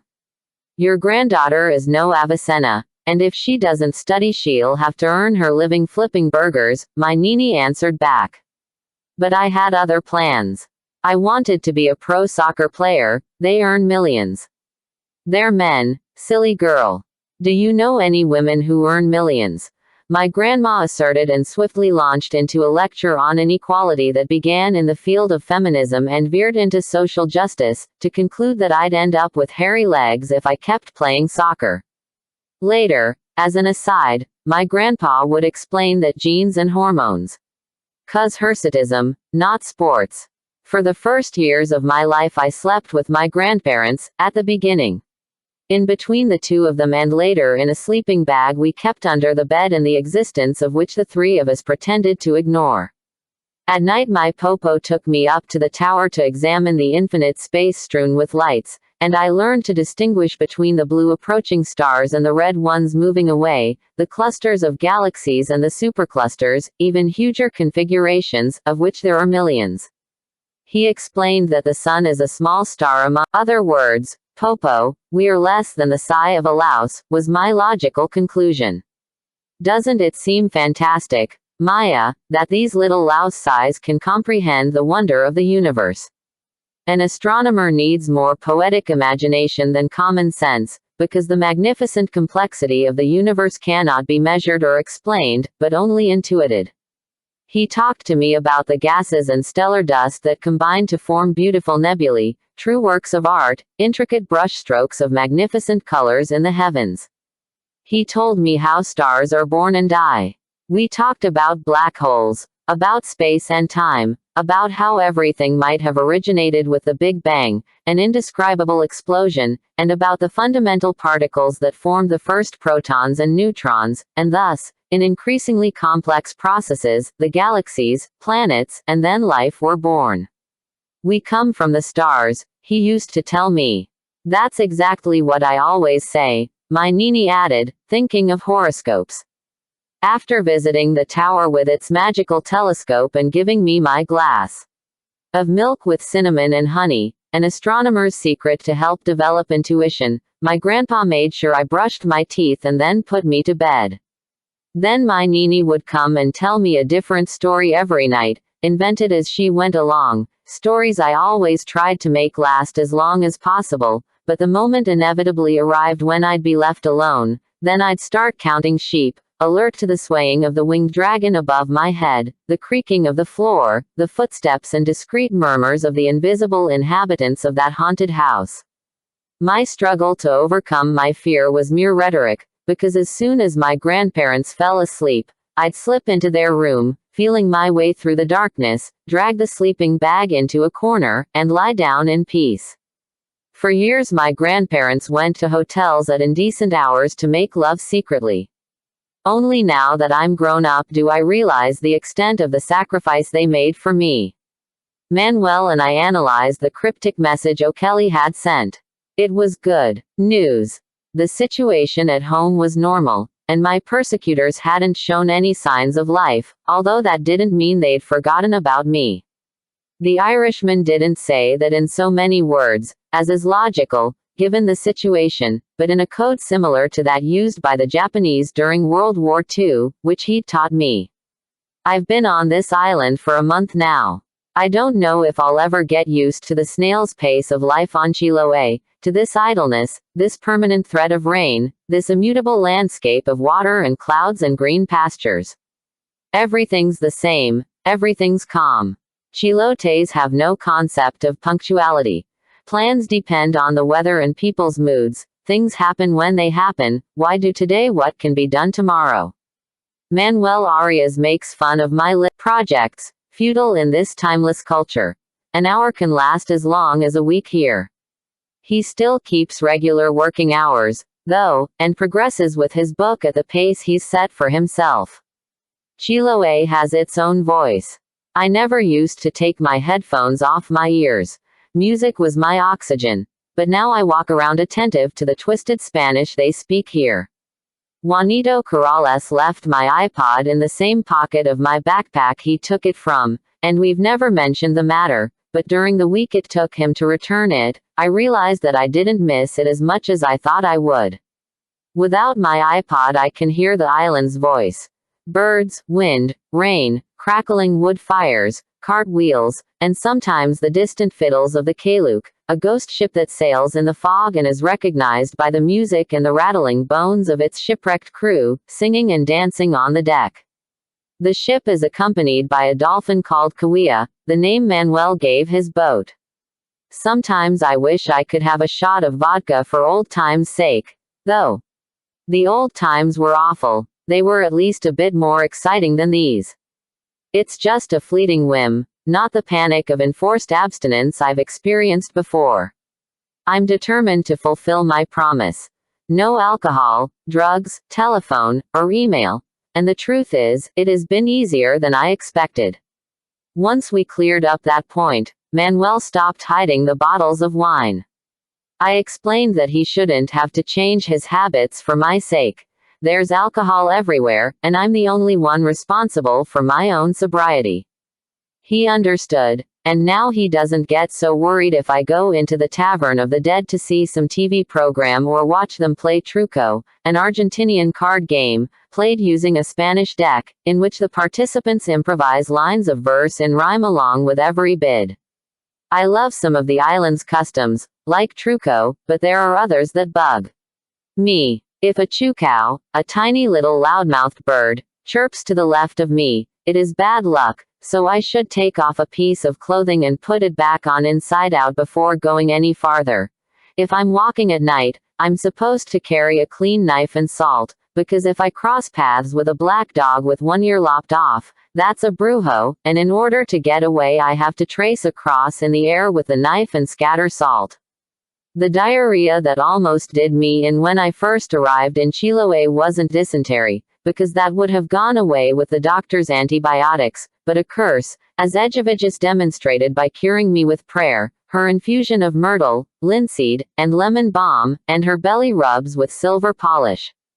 Chiloé's traditional dish is currento, and our island's is the best. The idea of offering currento to tourists was, leave one of their churches here, and we don't have any penguins or whales, only swans, flamingos, and toninas, the white-bellied dolphins that are so common around here. First Manuel spread the rumor that Lipincoya's cave was here, and nobody had the authority to refute it. The exact site of the grotto is up for discussion, and several islands claim it. The grotto and currento are now our tourist attractions. The northeast shore of the island is wild and rocky, dangerous for boats, but excellent for fishing. A submerged cavern over there, only visible at low tide, is perfect for the kingdom of Lipincoya, one of the few benevolent beings in the frightening mythology of Chiloé, because she helps fishermen and sailors in trouble. She's a beautiful young woman with long hair draped in kelp, and if she dances facing the sea, the fishing will be abundant, but if she faces the beach as she dances, there will be scarcity and the fishermen must look for another place to cast their nets. But since almost nobody's ever seen her, this information is useless. If Lipincoya appears, you have to close your eyes and run in the opposite direction, because she seduces the lustful and takes them to the bottom of the sea. It's just a 20-minute walk along a steep uphill path from the village to the grotto, as long as you're in decent shoes and good spirits. On the top of the hill are a few solitary monkey puzzle trees dominating the landscape, and from up there you can appreciate the bucolic panorama of the sea, sky, and nearby uninhabited small islands. Some of these are separated by such narrow channels that at low tide you can shout from one shore to the other. From the hilltop the grotto looks like a big toothless mouth. You can scramble down the seagull shit-covered rocks, at the risk of breaking your neck, or you can get there by kayak, skirting along the coast of the island, as long as you know the waters and the rocks. You need a bit of imagination to appreciate Lipincoya's underwater palace, because beyond the witch's mouth of the cave, you can't see anything. In the past some German tourists tried to swim inside, but the carabineros have banned it because of the treacherous currents. It would be very inconvenient for us if foreigners started drowning here. I've been told that January and February are dry, hot months in these latitudes, but this must be an odd summer, because it rains all the time. The days are long, and the sun's still in no hurry to set. I go swimming in the sea in spite of Edgeviges's warnings about the undertows. The carnivorous salmon escaped from. Only a gullible gringo would think of swimming in these freezing waters without a wetsuit. I haven't actually seen anybody go into the water by choice. Cold water is good for you. My Nini always used to insist when the water heater broke down in the big house in Berkeley. That is, 2 or 3 times a week. Last year I abused my body so much, I could have died out in the street. I'm here to recover, and there's nothing better for that than a swim in the sea. I just hope my cystitis doesn't come back, but so far so good.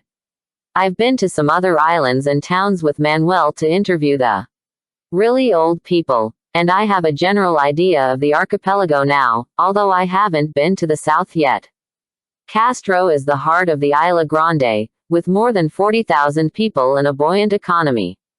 Buoyant is a slight exaggeration, but after 6 weeks here, Castro is like New York.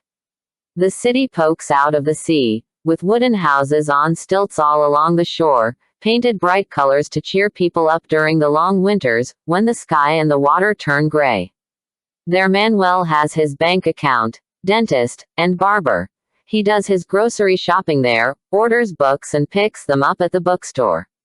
If the sea is choppy and we can't make it back home, we stay in a guest house run by an Austrian lady, whose formidable backside and big round chest make Manuel blush, and stuff ourselves with pork and apple strudel. There aren't many Austrians around here, but lots of Germans. The immigration policies of this country have been very racist. No Asians, blacks, or indigenous people from elsewhere, only white Europeans. A 19th century president brought Germans from the Black Forest and gave them land in the south. Land that wasn't his to give, but belonged to the Mapuche Indians. With the idea of improving the gene pool, he wanted the Germans to impart punctuality, a love of hard work, and discipline to Chileans.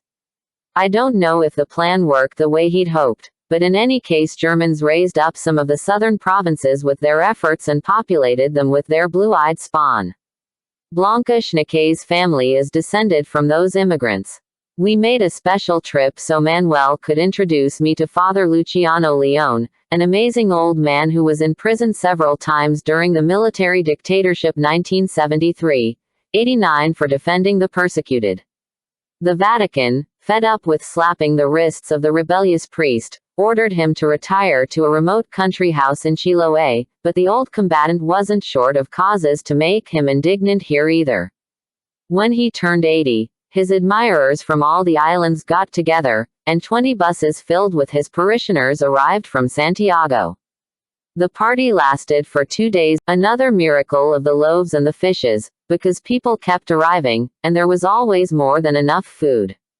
The drunks from Santiago spent the night in the cemetery, paying no attention to the souls in torment. The priest's little house was guarded by a majestic rooster with iridescent plumage crowing on the roof and an imposing unshorn ram lying across the threshold as if it were dead.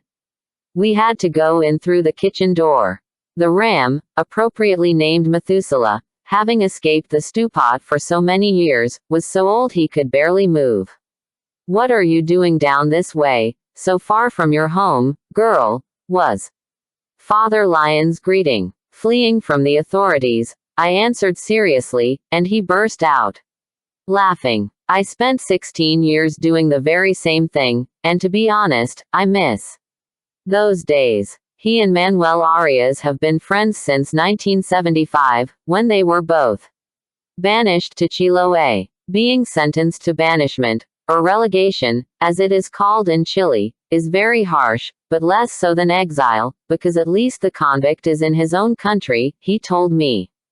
They sent us far away from our families, to some inhospitable place where we were alone, with no money or work, harassed by the police. Manuel and I were lucky, because we got sent to Chiloé and the people here took us in. You won't believe me, child, but Don Lionel Schneeke, who hated leftists more than the devil, gave us free room and board. In that house Manuel met Blanca, the daughter of his kind-hearted host.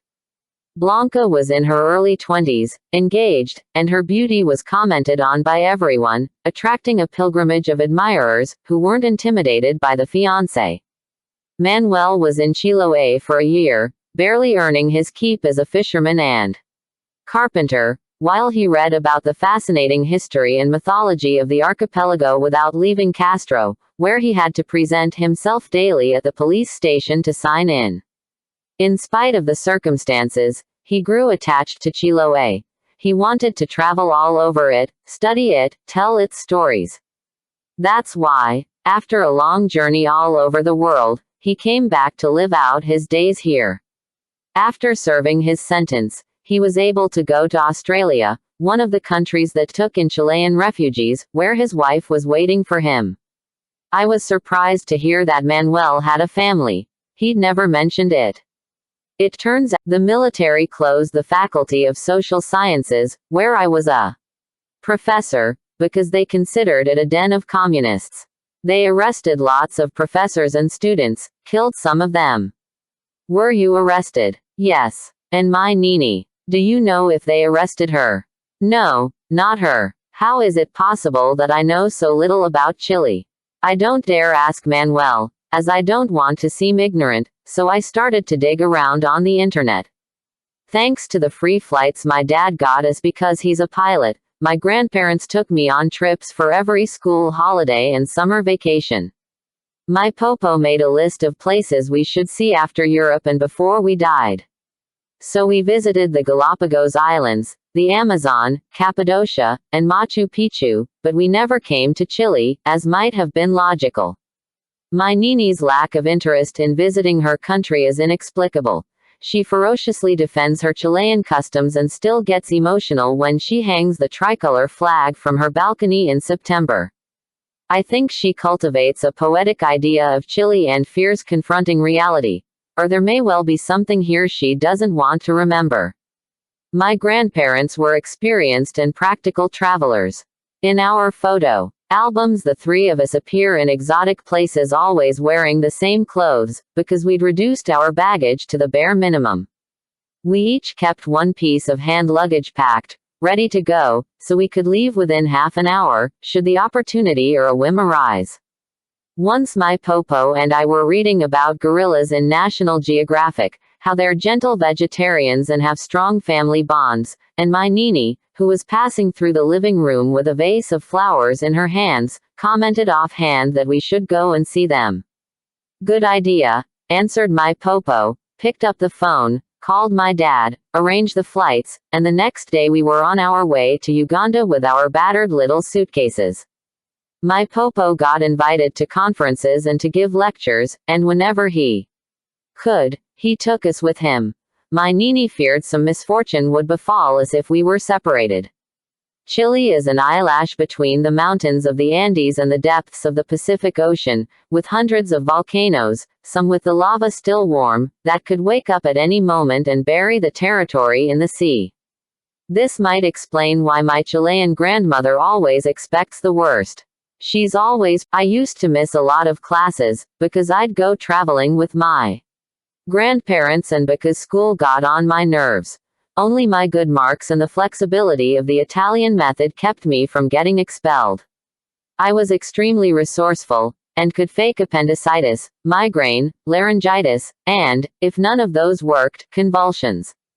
My grandpa was easy to fool, but my Nini cured me with drastic methods, a freezing shower or a spoonful of cod liver oil, unless it was in her interest that I miss school. For example, when she took me to protest against whatever war was on at the time, or put up posters in defense of laboratory animals, or chained us to a tree to piss off the logging companies. Her determination to inculcate me with a social conscience was always heroic.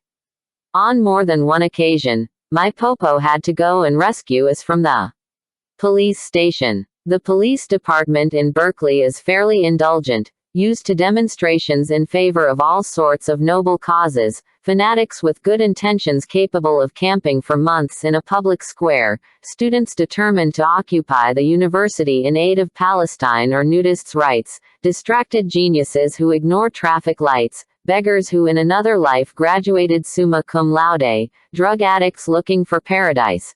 In short, to as many virtuous, intolerant, and combatant citizens as there are in this city of 100,000 inhabitants, where almost everything is permitted, as long as it is done with good manners. My Nini and Michael Kelly tend to forget their good manners in the heat of battle in defense of justice, but if they do get arrested, they never end up in a cell. Instead, Sergeant Walzak personally goes and buys them cappuccinos. I was 10 when my dad remarried. He'd never introduced us to a single girlfriend and was such a champion of the advantages of independence that we never expected to see him give it up. One day he announced he was bringing a friend to dinner. My Nini, who for years had been secretly looking for girlfriends for him, prepared to try and make a good impression on this woman, while I prepared to attack her. A frenzy of activity was unleashed in the house. My Nini hired a professional cleaning service that left the air saturated with the smell of bleach and gardenias, and complicated her life with a Moroccan recipe for chicken with cinnamon that came out tasting like a dessert. My Popo recorded a selection of his favorite pieces so we'd have background music, which sounded to me like dentist's waiting room music. My dad, who we hadn't seen for a couple of weeks, showed up on the appointed night with Susan, a freckle-faced and badly dressed blonde. This surprised us, because we had the idea that he liked glamorous women, like Marta Otter before she succumbed to motherhood and domestic life in Odense. Susan, not me. I was so rude to her that my Nini dragged me into the kitchen on the pretext of serving the chicken and offered me a couple of smacks if I didn't change my attitude. After eating, my popo committed the unthinkable crime of inviting Susan to the astronomical turret, where he never took anyone but me, and they were up there for a long time observing the sky, while my grandma and my dad scolded me for insolence. A few months later, my dad and Susan were married in an informal ceremony on the beach. That sort of thing had gone out of fashion a decade earlier, but that's what the bride wanted. My popo would have preferred something a little more comfortable, but my Nini was in her element. A friend of Susan's officiated, having obtained a mail-order license from the Universal Church. They forced me to attend, but I roundly refused to dress up as a fairy and present the rings, like my grandma wanted me to. My dad wore a white mouse suit that didn't suit his personality or his political sympathies at all, and Susan wore a string of wildflowers in her hair and some diaphanous garment, also very passé. The guests, standing barefoot on the sand, shoes in hand, put up with half an hour of foggy weather and sugar-coated advice from the minister. Later there was a reception at the yacht club on the same beach and everybody danced and drank until after midnight, while I locked myself in my grandparents' Volkswagen and only poked my nose out when good old O'Kelly came over in his wheelchair to bring me a piece of cake. My grandparents expected the newlyweds would live with us, since we had more than enough room, but my dad rented a tiny little house in the same neighborhood that could have fit inside his mother's kitchen, because he couldn't afford anything better. Pilots work a lot, don't earn very much, and are always tired. It is not an enviable profession. Once they were settled in, my dad decided that I should live with them, and my tantrums didn't soften him or frighten Susan, who at first glance had struck me as easy to intimidate. She was a level-headed woman with an even temper, always ready to help, but without my Nini's aggressive compassion, which tends to offend its beneficiaries. Now I understand that Susan took on the thankless task of taking charge of a spoiled and fussy brat who'd been raised by old folks, who only tolerated white food, rice, popcorn, sliced bread, bananas, and spent the nights wide awake.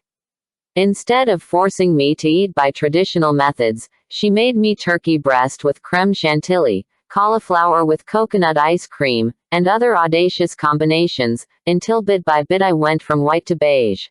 Hummus, some cereals, milky coffee, and from there to colors with more personality, like some tones of green, orange, and red, as long as it wasn't beets.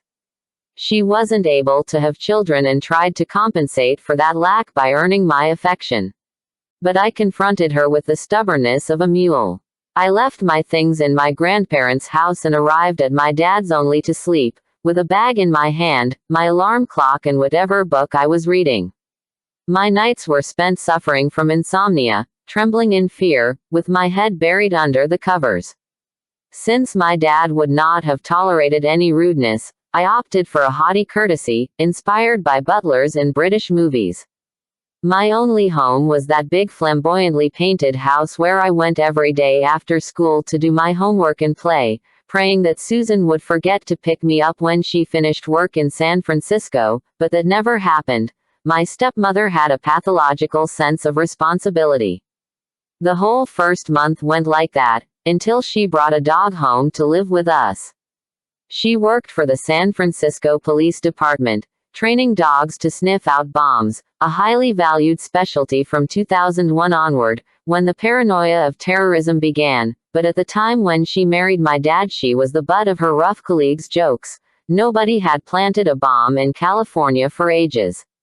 Each animal worked with one single human for its whole life, and the two would eventually complement each other so well, they could guess each other's thoughts. Susan selected the liveliest puppy of the litter and the person best suited to match up with the dog, someone who'd grown up with animals. Although I had sworn to destroy my stepmother's nerves, I gave up when I saw Alvy, a 6-year-old Labrador more intelligent and nicer than the best human being. Susan taught me everything I know about animals and allowed me, violating the fundamental rules of the manual, to sleep with Alvy. That's how she helped me to tackle my insomnia. The quiet presence of my stepmother came to be so natural and necessary in the family that it was hard to remember how life was before her. If my dad was traveling, in other words most of the time, Susan would give me permission to sleep over at my grandparents' magical house, where my room remained intact. Susan loved my popo. She went with him to see Swedish films from the 1950s, in black and white, without subtitles. You had to guess what the characters were saying, and to listen to jazz in poky little dens thick with smoke. She treated my Nini, who is not at all docile, with the same method she used to train sniffer dogs: affection and firmness, punishment and reward. With affection she let her know she loved her and was at her beck and call. With firm words when everything was going well. She applied the same system to her husband and to me. My good stepmother did not try to come between my grandparents and me. Although the erratic way they were raising me must have shocked her. It's true that they did spoil me, but that wasn't the cause of my problems, as the psychologists I confronted in adolescence suspected. My Nini raised me the Chilean way: food and affection in abundance, clear rules and the occasional spanking, not many. Once I threatened to report her to the police for child abuse, and she hit me so hard with the soup ladle, she left a bump on my head. That stopped my initiative right in its tracks. I attended a Curanto, the typical abundant and generous feast of Chiloé, a community ceremony. The preparations started early, because the ecotourism boats arrive before noon.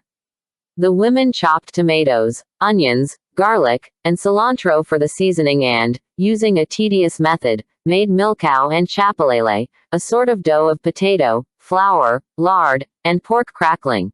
Disgusting, in my opinion. While the men dug a big pit, put a whole bunch of stones at the bottom, and lit a bonfire on top of them. By the time the wood had burned down, the stones were red hot, coinciding with the arrival of the boats. The guides showed the tourists the village and gave them opportunities to buy knits, necklaces made of shells, myrtle berry jam, licor de oro, wood carvings, snail slime cream for age spots, lavender twigs. In short, the few things there are here. And soon they were gathered around the steaming pit on the beach. The Curanto chefs set out clay pots on the stones to collect the broth, which is an aphrodisiac, as everyone knows, and piled on layers of the chapelele and milcao, pork, lamb, fish, chicken, shellfish, vegetables, and other delicacies I didn't write down. Then they covered it with damp white cloths, huge nalca leaves, a big sack, which hung over the edges of the hole like a skirt, and finally sand. The cooking took a little over an hour, and while the ingredients were transforming in the secret heat, in their intimate juices and fragrances, the visitors entertained themselves by taking photographs of the smoke, drinking pisco, and listening to Manuel arias. The tourists fit into several categories. Chilean senior citizens, Europeans. On vacation, a range of Argentinians and backpackers of vague origins. Sometimes a group of Asians would arrive, or Americans with maps, guides, and books of flora and fauna they consulted terribly seriously. All of them, except the not always annoying. In small doses, he can be entertaining on his subject.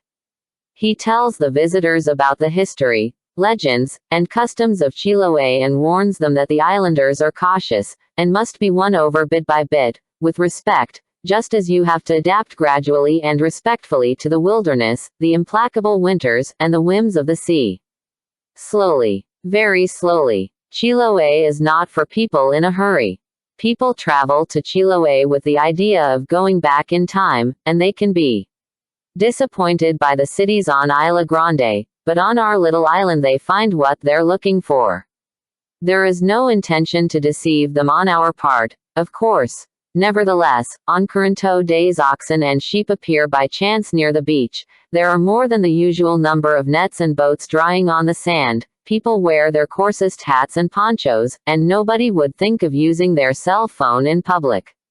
The experts knew exactly when the culinary treasures buried in the hole were cooked and shoveled off the sand, delicately lifted the sack, the nalca leaves, and the white cloths. Then a cloud of steam with the delicious aromas of the currento rose up to the sky. There was an expectant silence, and then a burst of applause. The women took out the pieces and served them on paper plates with more rounds of pisco sours, the most popular cocktail in Chile, strong enough to fell a Cossack. At the end we had to prop up several tourists on their way back to the boats. My popo would have liked this life, this landscape, this abundance of seafood, this lazy pace. He'd never heard of Chiloé, or he would have included it on his list of places to visit before he died. My popo, how I miss him. He was a big, strong, slow and sweet bear, warm as an oven, with the scent of tobacco and cologne, a deep voice and quaking laugh, with enormous hands to hold me. He took me to soccer games and to the opera, answered my endless questions, brushed my hair and applauded my interminable epic poems, inspired by the Kurosawa films we used to watch together. We'd go up to the tower to peer through his telescope and scrutinize the black dome of the sky, searching for his elusive planet, a green star we were never able to find. Promise me you'll always love yourself as much as I love you, Maya, he told me repeatedly, and I'd promise without knowing what that strange phrase meant.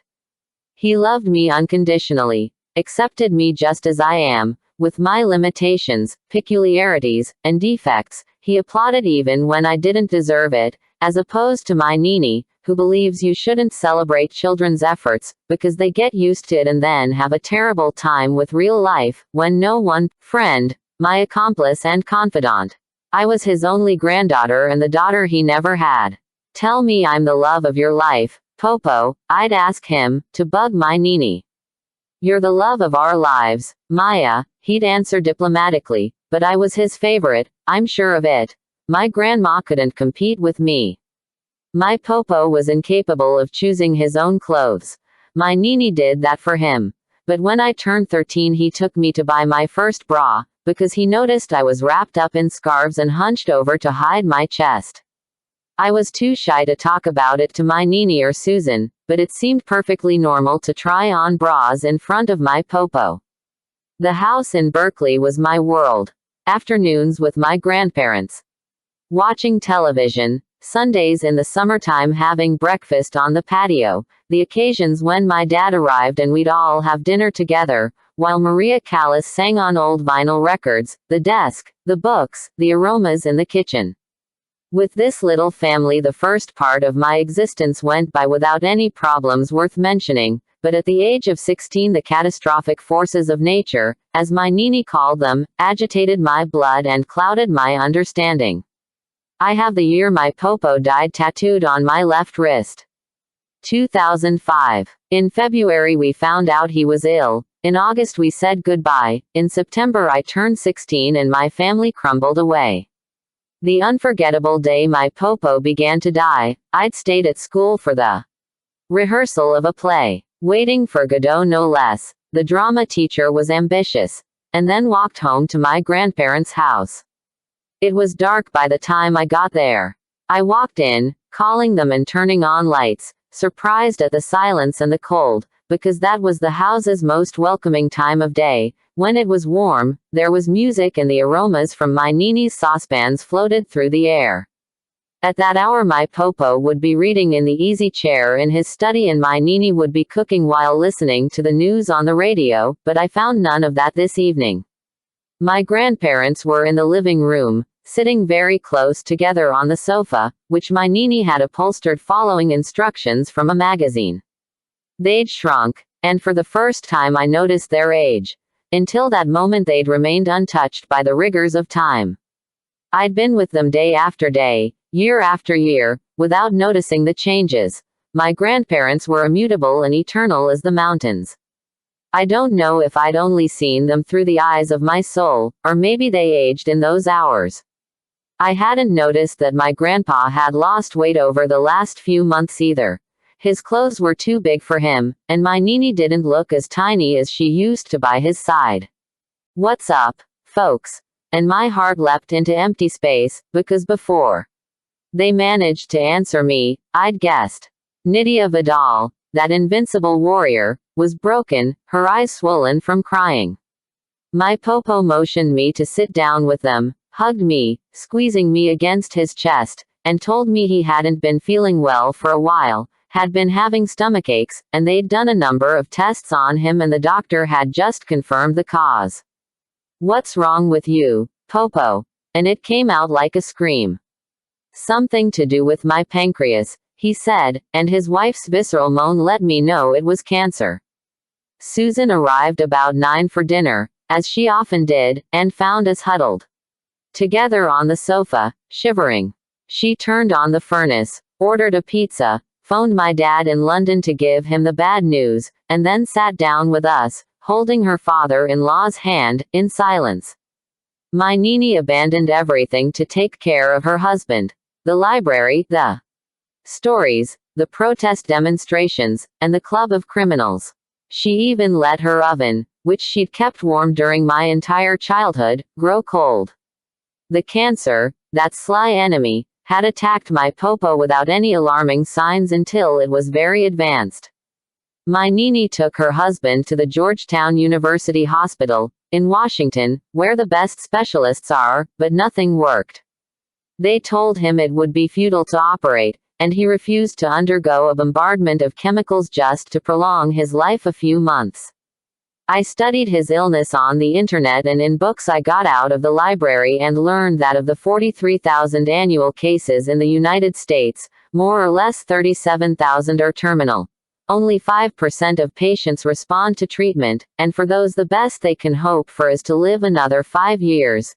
In short, only a miracle would save my grandfather. The week my grandparents spent in Washington, my popo deteriorated so much that we barely recognized him when I went with my dad and Susan to pick them up at the airport. He'd lost even more weight, was dragging his feet, hunched over, his eyes yellow and his skin dull and ashen. With the hesitant steps of an invalid he walked to Susan's van, sweating from the effort, and at home he didn't have the energy to climb the stairs, so we made a bed up for him in his study on the first floor, where he slept until they brought in a hospital bed. My Nini got in with him, curled up at his side, like a cat.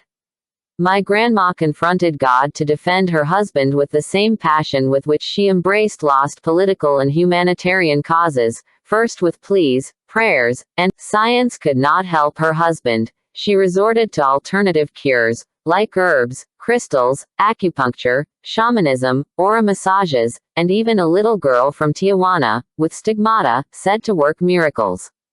Her husband put up with these eccentricities with good humor, as he'd done ever since he met her.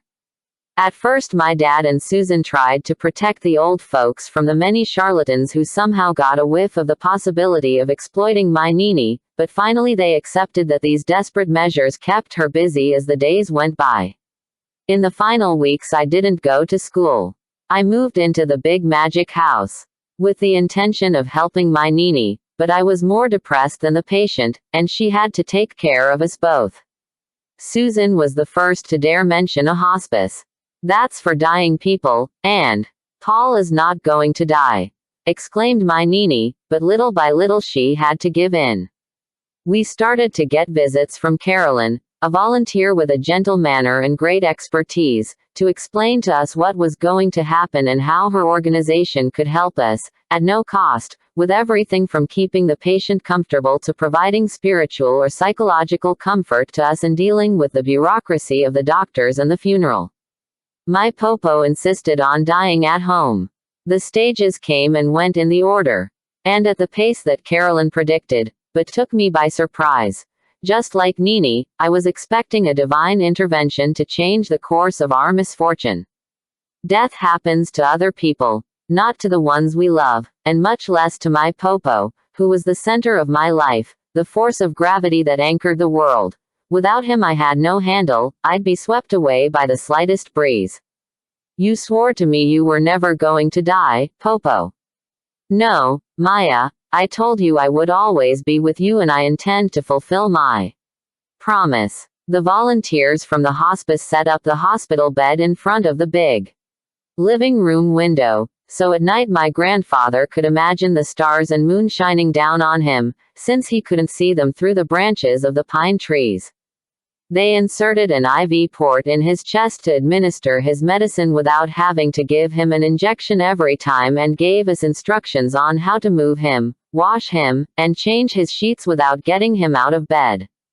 Carolyn came to see him often, dealt with the doctor, the nurse, and the pharmacy. More than once she took charge of getting groceries, when no one in the family had the energy. Mike O'Kelly visited us too. They'd been distant for a few months after fighting at a demonstration over abortion, which O'Kelly, an obedient Catholic, rejected, but my grandfather's illness reconciled them. Although sometimes the two of them are at opposite ideological extremes, they can't stay angry, because they love each other too much and have so much in common. If my Popo was awake, Snow White would chat a while with him. They'd never developed a true friendship. I think they were each a bit jealous of the other. Once I heard O'Kelly talking about God to my Popo, and I felt obliged to warn him he was wasting his time, because my grandfather was an agnostic. Are you sure, little one? Paul has spent his life observing the sky through a telescope. How could he not have caught a glimpse of God? He answered me, but he didn't try to save my grandfather's soul against his will. When the doctor prescribed morphine and Carolyn let us know we'd have as much as we needed, because the patient had a right to die without pain and with dignity, O'Kelly abstained from warning us against euthanasia. The inevitable moment arrived when my Popo ran out of strength and we had to call a halt to the procession of students and friends who kept coming to visit. He'd always been a bit of a dandy, and in spite of his weakness he worried about his appearance, although we were the only ones who saw him now. He asked us to keep him clean, shaven, and the room well ventilated. He was afraid of offending us with the miseries of his illness. His eyes were cloudy and sunken, his hands like a bird's claws, his lips covered in sores, his skin bruised and hanging off his bones. My grandfather was the skeleton of a burned tree, but he could still listen to music and remember. Open the window to let the joy in, he'd ask us. Sometimes he was so far gone his voice was barely audible, but there were better moments, when we'd raise the back of the bed so he could sit up and talk with us. He wanted to pass his experiences and wisdom on to me before he left. He never lost his lucidity. Are you scared, Popo? I asked him. No, but I'm sorry, Maya. I would have liked to live another 20 years. With you too, he answered. What will there be on the other side, Popo? Do you believe there's life? After that night I saw God. There was no moon, the sky was black and full of diamonds, and when I looked through the telescope I clearly distinguished the comet's tail. Dry ice, ammonia, methane, iron, magnesium, and it was a bridal veil, and behind it was God, I assured him. What did he look like? He asked me. Like a luminous spiderweb, Popo. The threads of that web connect everything that exists. I can't explain it to you. When you die, you're going to travel like that comet, and I'll be right behind, attached to your tail. We'll be astral dust. Popo. Don't cry, little one, because you'll make me cry too, and then your Nini. We'll start to cry and we'll never be able to console each other. In his last days he could only swallow little spoonfuls of yogurt and sips of water. He barely spoke, but he didn't complain either. He spent the hours floating in a half-sleep of morphine, clinging to his wife's hand or to mine. I doubt he knew where he was, but he knew we loved him. My Nini kept telling him stories until the end, when he couldn't understand them anymore, but the cadence of her voice soothed him. She told him about two lovers who were reincarnated in different times, had adventures, died, and met each other again in other lives, always together. I murmured prayers I'd invented myself in the kitchen, in the bathtub, in the tower, in the garden, anywhere I could hide away, and I begged Mike O'Kelly's God to take pity on us, but he remained remote and silent. I got covered in rashes, my hair fell out in clumps, and I bit my nails till my fingers bled. My Nini wrapped my fingertips with adhesive tape and forced me to wear gloves to bed. I couldn't imagine life without my grandpa, but I couldn't stand his slow agony either and ended up praying he would die soon and stop suffering. If he had asked me to, I would have given him more morphine to help him die. It would have been very easy, but he never asked. I slept fully dressed on the living room sofa, with one eye open, watching. And so I knew before anyone else when our time had come to say goodbye. I ran to wake up my Nini, who'd taken a sleeping pill to try to get a bit of rest, and I phoned my dad and Susan, who were there 10 minutes later. My grandmother, in her nightie, climbed into her husband's bed and laid. Her stopped completely, but he suddenly opened his eyes, swept his gaze over my dad and Susan, who stood near the bed crying silently, lifted his big hand with effort, and laid it on my head. "When I find the planet, I'll name it after you, Maya," was the last thing he said. In the 3 years that have passed since the death of my grandfather, I've very rarely talked about him. This caused me quite a few problems with the psychologists in Oregon, who tried to force me to resolve my grief for some similar trite platitude. There are people like that, people who think all grief is the same and that there are formulas and stages to overcoming it. My Nini's Stoic philosophy is more suitable. "Since we're going to suffer, let's clench our teeth," she said. Pain like that, pain of the soul, does not go away with remedies, therapy, or vacations. You simply endure it deep down, fully, as you should. I would have done well to follow my Nini's example, instead of denying that I was suffering and stifling the howl that was stuck in my chest. Later, in Oregon, they prescribed antidepressants, which I didn't take, because they made me stupid. They watched me, but I was able to trick them by hiding chewing gum in my mouth, where I stuck the pill with my tongue and minutes later spit it out intact. My sadness kept me company. I didn't want to be cured of it as if it were a cold. I didn't want to share my memories with those well-intentioned therapists either, because anything I might tell them about my grandfather would sound banal. However, on this island in Chiloé, not a day goes by when I don't tell Manuel Arias some anecdote about my popo. My popo and this man are very different, but they both have a certain giant tree quality about them, and I feel protected by them. I just had a rare moment of communion with Manuel, like the kind I used to have with my popo. I found him watching the sunset from the big front window, and I asked him what he was doing. "Breathing. I'm breathing too." That's not what I was referring to. Until you interrupted me, Maya, I was breathing, nothing more. You should see how difficult it is to breathe without thinking. That's called meditation. My Nini meditates all the time, says she can feel my popo at her side that way. There's silence and space. It would do me good to meditate, like my Nini, but I can't. I'm always thinking, my head's always full of ideas. Do you think that's bad? Depends on the ideas. I'm no Avicenna, as my grandma likes to point out, but good ideas do occur to me. Like what? At this exact moment I can't think of any, but as soon as I get a brilliant one, I'll tell you. You think about your book too much, but you don't spend time thinking about more important things, for example, how depressing your life was before my arrival. And what will become of you when I go? You should think about love, Manuel. Everybody needs love. Aha. Where's yours? He asked, laughing. I can wait. I'm 19 years old with my whole life ahead of me. You're 90, and you could die in 5 minutes. I'm only 72, but it is true that I could die 5 minutes from now. That's a good reason to avoid love. It would be impolite to leave a poor woman widowed. With thinking like that, your goose is cooked, man.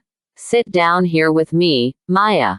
An old man on his last legs and a pretty girl are going to breathe together. As long as you can shut up for a while, that is. That's what we did as night fell. And my popo was with us. When my grandpa died, I was left without a compass and without family. My father lived in the air, Susan was sent to Iraq with Alvy to sniff out bombs, and my Nini sat down to mourn her husband. We didn't even have any dogs. Susan used to bring pregnant dogs home.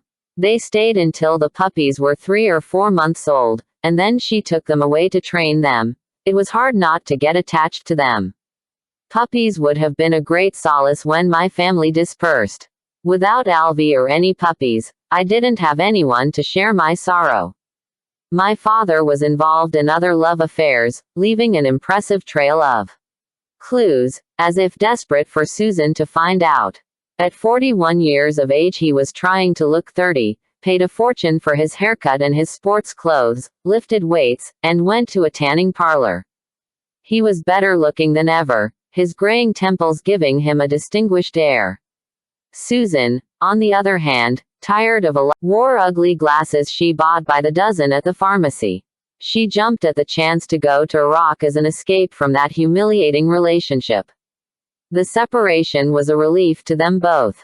My grandparents had been truly in love. The passion that began in 1976. Between that exiled Chilean woman, who kept her suitcase packed, and the American astronomer passing through Toronto stayed fresh for 3 decades. When my Popo died, my Nini was left inconsolable and confused, no longer herself. She was also left without means, because in a few months the illness had consumed their savings. She received her husband's pension, but it wasn't enough to maintain the galleon cast adrift that was her house.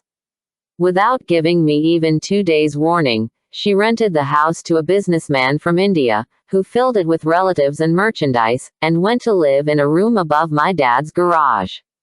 She got rid of most of her belongings, except for the love letters her husband had left her here and there over their years together, my drawings, poems, and diplomas, and her photographs, irrefutable proof of the happiness she'd shared with Book.1-2. Leaving that big house, where she'd been so fully loved, was a second morning. For me it was a coup de grace. I felt I'd lost everything. My Nini was so isolated in her mourning that although we lived under the same roof, she didn't see me. A year earlier she'd been a youthful, energetic, cheerful, and intrusive woman, with unruly hair, Birkenstocks, and long skirts, always busy, helping, inventing. Now she was a middle-aged widow with a broken heart. Hugging the urn of her husband's ashes, she told me the heart breaks like a glass, sometimes with a silent crack and other times smashing to pieces. She didn't notice as she gradually eliminated the colors from her wardrobe and ended up wearing only black, stopped dyeing her hair, and added 10 years to her appearance. She distanced herself from her friends, including Snow White, who couldn't manage to interest her in any of the protests against the Bush government, in spite of the incentive of getting arrested, which once would have been irresistible to her. She began to dice with death. My dad did the sums on the sleeping pills his mother was taking and the number of times she crashed her Volkswagen, left the stove on, and suffered spectacular falls, but he didn't intervene until he discovered her spending the little money she had left on communicating with her husband. He followed her to Oakland and rescued her from a trailer painted with astrological symbols, where a psychic earned her living by connecting people with their deceased, pets as often as relatives. My Nini let him drive her to a psychiatrist, who began to treat her twice a week and stuffed her full of pills. She didn't resolve her grief, and kept crying over my Popo, she'd sunk into. Gradually, my grandma emerged from her cave over the garage and peeked out at the world, surprised to see that it hadn't stopped spinning. In a short time the name Book.1-2 had been erased. Not even their granddaughter talked about him anymore. I had withdrawn inside a hard shell and wouldn't let anyone get close to me. I turned myself into a defiant and sulky stranger, who didn't answer when spoken to, burst into the place like a whirlwind, didn't lift a finger to help around the house, and slammed doors at the slightest annoyance. The psychiatrist explained to my Nini that I was suffering from a combination of adolescence and depression and recommended that she sign me up for youth bereavement groups, but I wouldn't hear of it. In the darkest nights, when I was most desperate, I sensed my Popo's presence. My sadness summoned him. My Nini had slept for 30 years with her husband's chest as a pillow. Soothed by the steady sound of his breathing. She had lived in comfort, protected by the warmth of this kind man who celebrated her extravagances of horoscopes and hippie aesthetics, her political extremism, and her foreign cooking, who put up with her mood swings, her sentimental raptures, and her sudden premonitions, which tended to alter the family's best plans, all with good humor. When she was most in need of someone to console her, her son was rarely nearby, and her granddaughter had turned into a lunatic brat. That's when Mike O'Kelly reappeared, having undergone another operation on his back and spent several weeks in a physical rehabilitation center. "You didn't come to visit me once, Nydia, and you didn't even call," he said instead of hello. He'd lost 25 pounds, grown a beard, and I almost didn't recognize him. He looked older, no longer as if he could be my Nini's son. "What can I do to get you to forgive me, Mike?" she begged him, leaning over his wheelchair. "Make some cookies for my boys," he replied. My Nini had to bake them on her own, because I declared myself sick of Snow White's repentant delinquents and other noble causes I didn't give a shit about. My Nini raised her hand to give me a slap, which I deserved, besides, but I grabbed her wrist in midair. "Don't you dare ever hit me again, or it'll be the last you see of me, get it?" She got it. That was just the shake-up my grandma needed to stand up and get moving. Again, she went back to her job at the library, though she was no longer able to invent anything and only repeated the stories from before. She went for long walks in the woods and began to attend the Zen Center. She is completely lacking in talent for serenity, but in the forced quietude of meditation she'd invoke my popo and he went with her just once to the Sunday ceremony at the Zendo, where I grumpily sat through a talk about the monks who swept the monastery, the significance of which entirely eluded me. Seeing my Nini in the lotus position among Buddhists with shaved heads and pumpkin-colored robes, I could imagine just how lonely she was, but my compassion lasted barely an instant. A short while later, as we shared green tea and organic rolls with the rest of the people there, I'd gone back to hating her, just as I hated the whole world. No one saw me cry after we cremated my popo and they handed us his ashes in a clay urn. I didn't mention his name again, and I didn't tell anyone that he appeared to me. I was going to Berkeley High, the only public secondary school in the city. And one of the best in the country, though too big, with 3,400 students. 30% white, another 30% black, and the rest Latinos, Asians, and mixed race. When my popo went to Berkeley High, it was a zoo. The principals would barely last a year and then quit, exhausted. But by the time I was there the teaching was excellent. Although the level of the students was very uneven, there was order and cleanliness, except in the washrooms, which by the end of the day were disgusting, and the principal had been in his post for 5 years.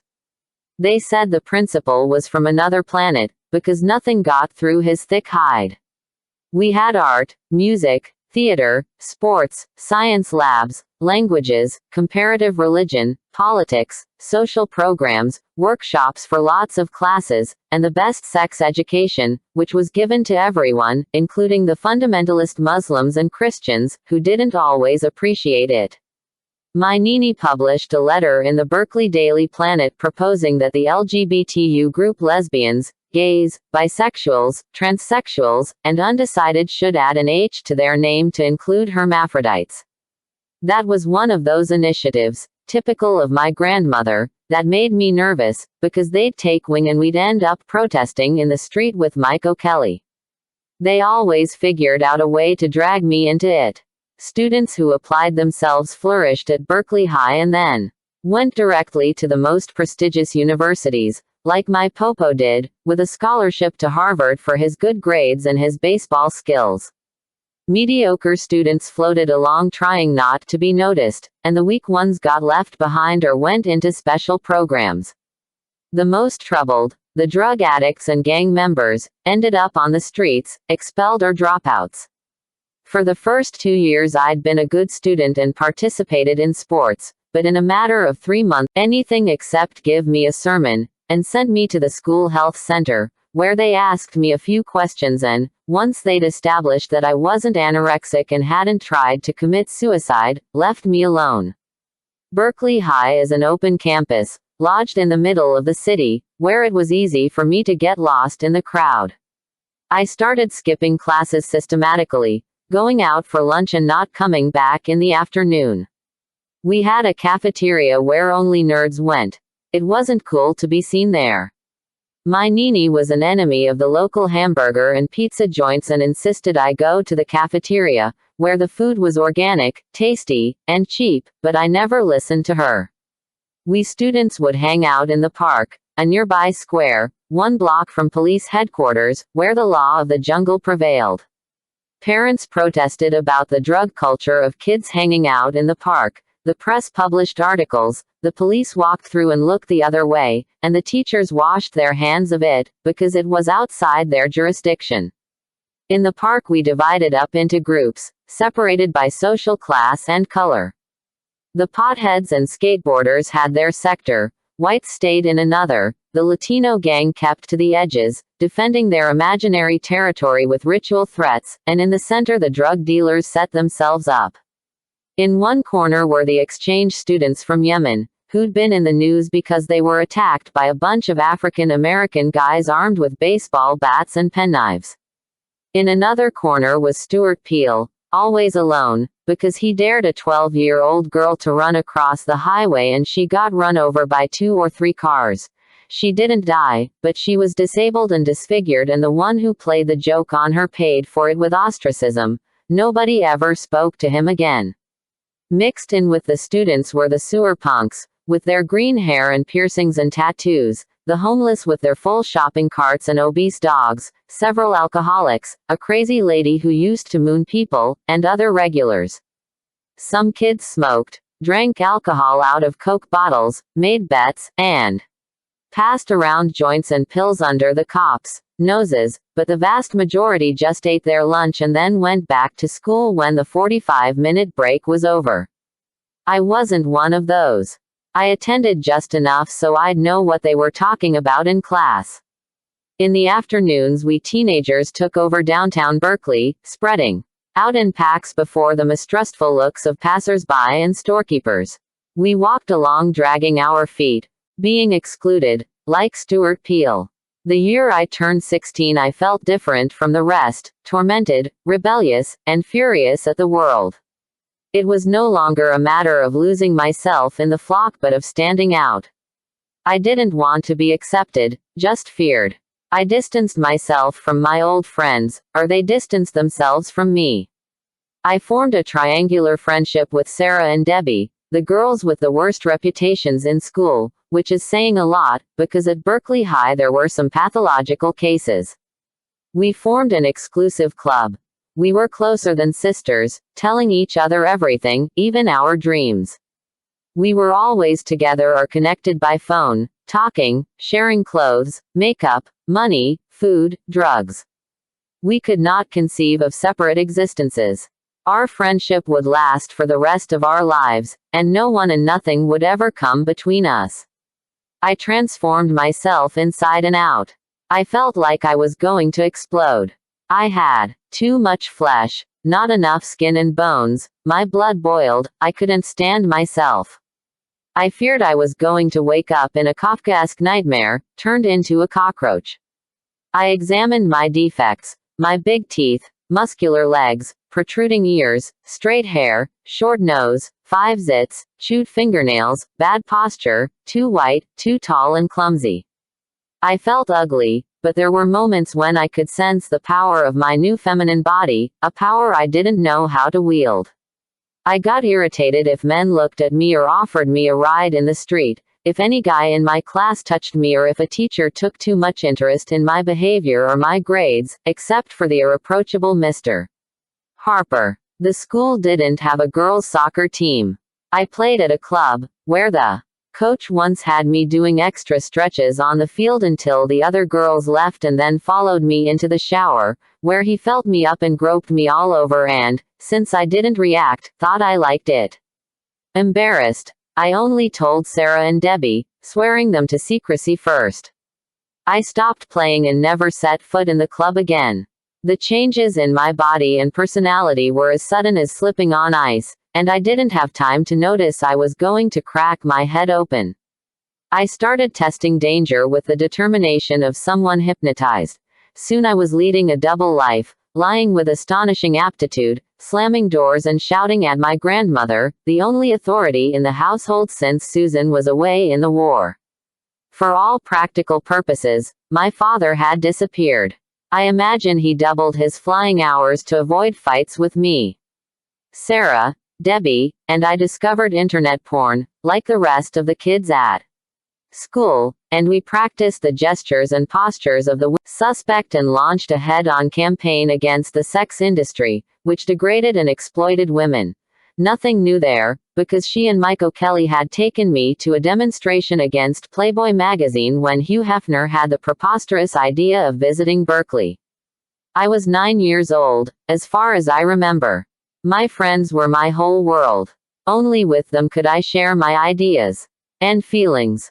Only they saw things from my point of view and understood me. No one else got our humor or our tastes. Berkeley High kids were snotty-nosed brats, losers. We were convinced that nobody had lives as complicated as ours. With the pretext of supposed rapes and beatings from her stepfather, Sarah was a compulsive shoplifter, while Debbie and I were always on the lookout, covering for her and protecting her. The truth is that Sarah lived with her single mom and had never had a stepfather, but that imaginary psychopath was as present in our conversations as if he'd been flesh and blood. My friend looked like a grasshopper, all elbows, knees, ribs, and other protruding bones, and she always had bags of candy, which she devoured in one go and then ran to the bathroom to stick her fingers down her throat. She was so malnourished that she fainted and smelled like death. She weighed 80 pounds, just 15 or 20 more than my backpack full of books, and her goal was to get down to 50 and disappear completely. Debbie, who really did get beaten up at home and had been raped by one of her uncles, was a horror film fanatic and had a morbid attraction to things from beyond the grave. Zombies, voodoo, Dracula, and demonic possessions. She bought a copy of The Exorcist, a really old movie, and made us watch it all the time, because it scared her to watch it alone. Sarah and I copied her goth style, always wearing only black, including nail polish, our skin deathly pale, necklaces of keys, crosses, and skulls, and the languid cynicism of Hollywood bloodsuckers, which gave us our nickname, the Vampires. The three of us competed in a bad behavior contest. We'd established a system of points for offenses we got away with, consisting basically of destroying other people's property, selling marijuana, ecstasy, LSD, and stolen prescription drugs, spray painting the school walls, paying with forged checks, and shoplifting. We kept our scores in a notebook, counted them up at the end of the month, and whoever had the most got the prize of a bottle of the strongest and cheapest vodka on the market, a Polish vodka that could also be used as paint thinner.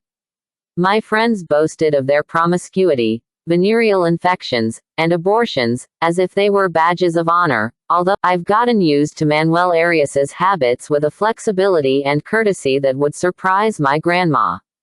She still considers me a little shit, a term of reproach or affection, depending on her tone of voice, but it is almost always the former.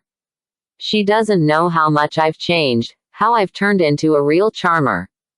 We learn the hard way, and life's the best teacher, is another of her sayings, which in my case has turned out to be true. At 7 in the morning Manuel stokes up the fire in the stove to heat the water for the shower and the towels. Then Edgeviges or her daughter Azucena arrives to make us a splendid breakfast of eggs laid by her hens, bread fresh out of her oven, and foamy, warm milk from her cow. The milk has a peculiar odor, which I found a bit gross at first but now love. It smells of stables, of pasture, of fresh dung. Edgeviges wants me to have breakfast in bed like a señorita. They still do things like that in Chile in some houses, where they have nanas, as they call domestic servants. But I only do that on Sundays, when I sleep in, because Juanito, her grandson, comes and we read in bed with Joaquin at our feet. We're halfway through the first Harry Potter book. In the afternoon, once I've finished my work with Manuel, I jog into town. People give me strange looks and more than one has asked me where I'm going in such a hurry.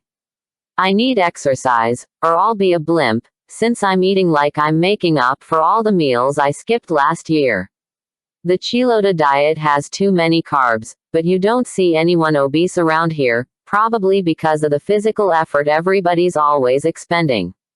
You really have to move here. Azucena Corrales is a little overweight for 13, but I haven't managed to convince her to come running with me. She's too embarrassed. What will people think? She says. She leads a very solitary life, because there aren't many young people in the village, only a few fishermen, half a dozen idle teenagers high on marijuana, and the guy at the internet cafe, where the coffee is instant and the internet is capricious, and where I try to go as little as possible to avoid the temptation of email. The only people on this island who are incommunicado are Doña Lucinda and me. In her case because she's really old and in mine because I'm a fugitive. The rest of the villagers have cell phones and access to computers at the internet cafe. I don't get bored. This surprises me, because I used to get bored so easily. I'd even yawn during action movies. I've gotten used to empty hours, long days, and spare time. I amuse myself with very little. My work routine with Manuel, Auntie Blanca's terrible novels, my neighbors on the island, and the kids, who travel in a pack, unsupervised. Juanito Corral, but he's really smart. He realized early on that nobody cares what anyone else says, that's why he doesn't bother to speak. I play soccer with the boys, but I haven't been able to interest the girls, partly because the boys refuse to play with them and partly because they've never seen a women's soccer team here. Auntie Blanca and I have decided this should change. As soon as classes begin in March and we have all the kids captive, we'll take care of that. The people in the village have opened their doors to me, though only in a manner of speaking, since no doors are ever locked. My Spanish has improved quite a bit, so we can have sort of awkward conversations. Chilotes have a strong accent and use words and expressions you don't find in any grammar textbooks that, according to Manuel, come from Old Castilian, because Chiloé was isolated from the rest of the country for a long time. Chile gained independence from Spain in 1810, but Chiloé waited to join the Republic until 1826, making it the last Spanish territory in the southern cone of the Americas. Manuel had warned me that Chilotes are distrustful, but that hasn't been my experience. They've been really nice to me. They invite me into their homes. We sit by the stove to chat and drink mate, a bitter green herbal tea served in a gourd, which they pass around, everyone sipping through the same bombilla, a silver straw with a filter on the bottom. They tell me about their illnesses and the plants, illnesses, which might be caused by a neighbor's envy. Several families have fallen out with each other due to gossip or suspicions of witchcraft. I don't understand how they manage to stay enemies, since there are only about 300 of us living here in a pretty small area, like hens in a chicken run. No secret can be kept in this community, which is like one big family, divided, resentful, and forced to live together and help each other out when necessary. We talk about potatoes. There are 100 varieties or qualities, as they call them. Red potatoes, purple potatoes, black, white, and yellow ones, round potatoes, long ones, potatoes, and more potatoes. How you have to plant them when the moon is waning and never on a Sunday, how you have to give thanks to God as you plant and harvest the first one, and how you have to sing to them while they're sleeping under the earth. Doña Lucinda, who's 109 years old, as far as anyone can tell, is one of the singers who entices up the crop. Chilote, take care of your potato, care for your potato. Chilote, don't let anyone from away come and take it. Manuel is far from perfect. He's gruff, austere, lacks a cozy belly or a poetic vision of the universe and the human heart, like my Popo, but I've grown fond of him, I can't deny it. I like him as much as Joaquin, even though Manuel never makes the slightest effort to win anyone over. His biggest fault is his obsession with order. This house looks like a military barracks. Sometimes I leave my stuff lying around on the floor or dirty dishes in the sink on purpose, to teach him to relax a bit. We don't fight, at least not literally, but we do have our run-ins. Today, for example, I didn't have anything to wear, because I forgot to do my laundry, and I grabbed a couple of his things that were drying by the stove. I assumed that since other people can take whatever they feel like from this house, I could borrow something he's not using. The next time you want to wear a pair of my underpants, please do me the favor of asking for them, he said in a tone of voice I didn't much like. You're so fussy, Manuel. Anyone would think it is your only pair, I answered in a tone that he might not have liked too much either. I never take your things, Maya. Because I don't have anything. Here, take your fucking shorts. And I started undoing my pants to give them back to him, but he stopped me, in terror. No, no, keep them, Maya, you can have them. And I, like an idiot, burst into tears. Of course I wasn't crying about that. Who knows why I was crying, maybe because I'm about to get my period or because last night I was remembering my popo's death and I've been walking around sad all day. My popo would have hugged me, and 2 minutes later we'd be laughing together, but Manuel started walking around in circles and kicking the furniture, as if he'd never seen anybody cry before. Finally he had the brilliant idea of making me a Nescafe with condensed milk, which calmed me down a little so we could talk. He asked me to try to understand that it had been 20 years since he'd lived with a woman. His habits are very deeply ingrained, order is important in a space as small as this house, and cohabitation would be easier if we respected each other's underwear. Poor man. Hey, Manuel, I know a lot of psychology, because I spent more than a year among lunatics and therapists. I've been studying your case, and what you've got is fear, I told him. Of what? He smiled. I don't know, but I can find out. Let me explain. This obsession with order and territory is a manifestation of neurosis. Look at the fuss you've made over a lousy pair. This world, Manuel. Ah, I see. Go on. You seem serene and distant, like Siddhartha, but you don't fool me. I know inside you're all screwed up. You know who Siddhartha was, right? Buddha. Yes, the Buddha. Don't laugh. People think you're wise, that you've attained inner peace or some such nonsense. During the day you're the height of equilibrium and tranquility, like Siddhartha, but I hear you at night, Manuel. You shout and moan in your sleep. What terrible secret are you hiding? Our therapy session got that far and no further. He pulled on his jacket and hat, whistled for Fakin to go with him, and went off for a walk or maybe out in the boat or to complain about me to Blanca Snake. He got back really late. I hate staying alone at night in this house full of bats. Age, like the clouds, is imprecise and changeable. Sometimes Manuel looks as old as the years he's lived, and sometimes, depending on the light and his mood, I can see the young man he once was still hidden under his skin.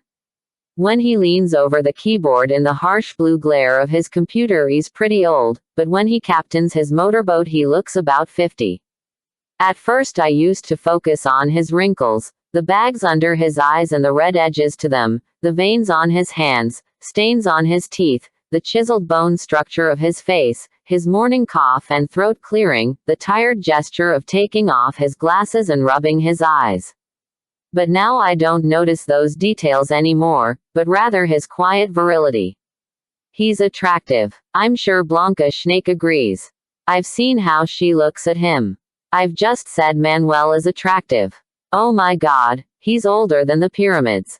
The wild life I led in Las Vegas turned my brain into a cauliflower. There's no other explanation. According to my Nini, the sexiest parts of women are their hips, because they give an idea of reproductive capacity, and in men it is their arms, because they indicate their capacity for work. Who knows where she dug up that theory, but I have to admit that Manuel's arms are sexy. They're not muscular like a young man's, but they're firm, with thick wrists and big hands, unexpected in a writer, a sailor's or bricklayer's hands, with cracked skin and nails dirty with motor oil, gasoline, firewood, earth. Those hands chop tomatoes and coriander, or skin a fish with great delicacy. I watch him while pretending not to, because he keeps me at a certain distance. I think he's scared of me, but I've examined what he smell like. He doesn't smoke or use cologne, like my popo, whose fragrance is the first thing I sense when he comes to visit me. Manuel's clothes smell like mine and like everything in this house. Timber, cats, wool, and smoke from the wood stove.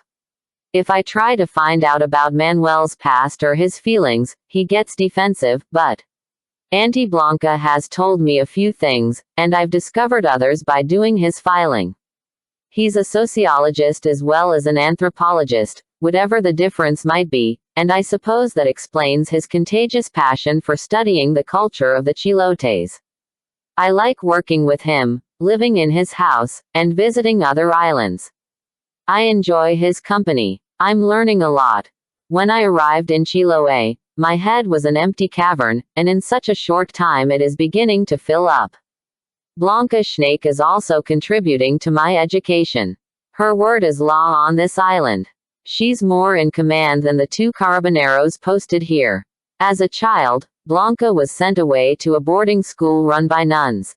Then she lived for some time in Europe, where she went to teachers' college. She's divorced and has 2 daughters, one in Santiago and the other, who's married and has 2 children, in Florida. In the photographs she's shown me, her daughters look like models, and her grandchildren like cherubs. She was the principal of a high school in Santiago and a few years ago requested a transfer to Chiloé, because she wanted to live in Castro, near her father, but she was assigned to the school on this insignificant little island instead. According to Edgeviges, Blanca had breast cancer and recovered thanks to the healing of a maqui, but Manuel told me that that was after a double mastectomy and chemotherapy. Now she's in remission. She lives behind the school, in the nicest house in town, renovated and extended, which her father bought for her and paid for outright. On the weekends she goes to see him in Castro. Don Lionel Schnake is considered an illustrious person in Chiloé and is much beloved for his generosity, which seems inexhaustible. The more my dad gives away, the better he does with his investments, so I have no qualms about asking him for more, Blanca told me. In 1971 the Allende government implemented agrarian reform and expropriated the Schnake's estate in Osorno and handed it over to the very same agricultural laborers who'd lived on and worked the land for decades. Schnake didn't waste his energy cultivating hatred or sabotaging the government, like other landowners in his situation, but simply looked around in search of new horizons and opportunities. He felt young enough to start over again. He moved to Chiloé and set up a business supplying seafood to the best restaurants in Santiago. He survived the political and economic upheavals of the times and later the competition from the Japanese fishing boats and the salmon farming industry. In 1976 the military government returned his land and he turned it over to his sons, who raised it up from the ruin it had been left in, but he stayed in Chiloé, because he'd suffered the first of several heart attacks and decided his salvation would be in adopting the Chilotes' calm pace of life. At 85 well-lived years of age, my heart works better than a Swiss watch, Don Lionel, who I met on Sunday, when I went to visit him with Blanca, told me. When he found out I was the gringuita who was working for Manuel Arias. Don Lionel gave me a big hug. Tell that ungrateful communist to come and see me. He hasn't been here since New Year's, and I've got a very fine bottle of Gran Reserva brandy. He's a colorful patriarch, an expansive bon vivant, with a big paunch, a bushy mustache, and 4 white tufts on top of his head. He roars with laughter at his own jokes, and his table is always set for anyone who might happen to show up. That's how I imagine the Mililobo, that mythic being who seizes maidens to take them off to his kingdom in the sea. This Mililobo with a German surname declares himself a victim of women in general. I can't deny these beauties anything. And especially his daughter, who exploits him mercilessly. Blanca is more of a mooch than any chilote, always begging for something for her school. Do you know what she asked me for the other day? Condoms. That's all this country needs. Condoms for children. He told me, laughing his head off. Don Lionel is not the only one at Blanca's feet. At her suggestion, more than 20 volunteers got together to paint and repair the school. This is called a minga and consists of several people collaborating for free on some chore, knowing they won't be short of help when they need it themselves. It's the sacred law of reciprocity. You scratch my back and I'll scratch yours. That's how potatoes are harvested, roofs are fixed, and fences are mended. That's how Manuel's refrigerator got here. Rick Laredo hadn't finished high school and was roaming the streets with other losers, selling drugs to little kids, stealing crap, and hanging around the park at lunchtime to see his old classmates from Berkeley High and, if the opportunity arose, dealing. Although he'd never have admitted it, he wanted to get back into the school gang, after being expelled for putting the barrel of his pistol in Mr. Harper's ear. It has to be said. The teacher behaved too well. He even intervened to prevent the expulsion. But Laredo dug his own grave when he insulted up like a porcupine, and so many chains and wristbands that he could have been dragged away by a large magnet. His jeans were enormous and fell down lower than his hips, so he walked like a chimpanzee. He was such a nonentity that not even the police or Mike O'Kelly were interested in him. When I decided to solve the problem of my virginity, I made a date with Laredo, without giving him any explanation, in the empty parking lot of a cinema, at a dead time, before the first showing.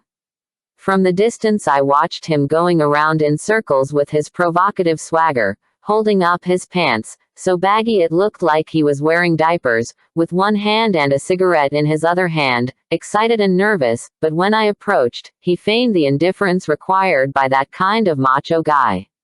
He looked me up and down with a mocking sneer. Hurry up. I have to catch the bus in 10 minutes, I told him, as I took my pants off. His superior smile vanished. Maybe he'd been expecting some preamble. I've always liked you, Maya Vidal, he said.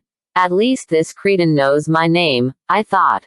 Laredo flicked his cigarette away, grabbed me by the arm, and tried to kiss me, but I turned my face away. That wasn't part of my plan, and Laredo's breath stank. He waited till I got my pants off, and then he crushed me against the pavement and exerted himself for a minute or two, stabbing me in the chest with his chains and medallions, not even imagining he was doing it with a novice, then collapsed on top of me like a dead animal. I pushed him off me furiously, cleaned myself with my underwear, which I threw on the ground in the parking lot and left there, pulled on my jeans, grabbed my backpack, and ran away. On the bus I noticed the dark stain between my legs and tears soaking into the front of my shirt. The next day Rick Laredo was standing in the park with a rap CD and a little bag of marijuana for his chick.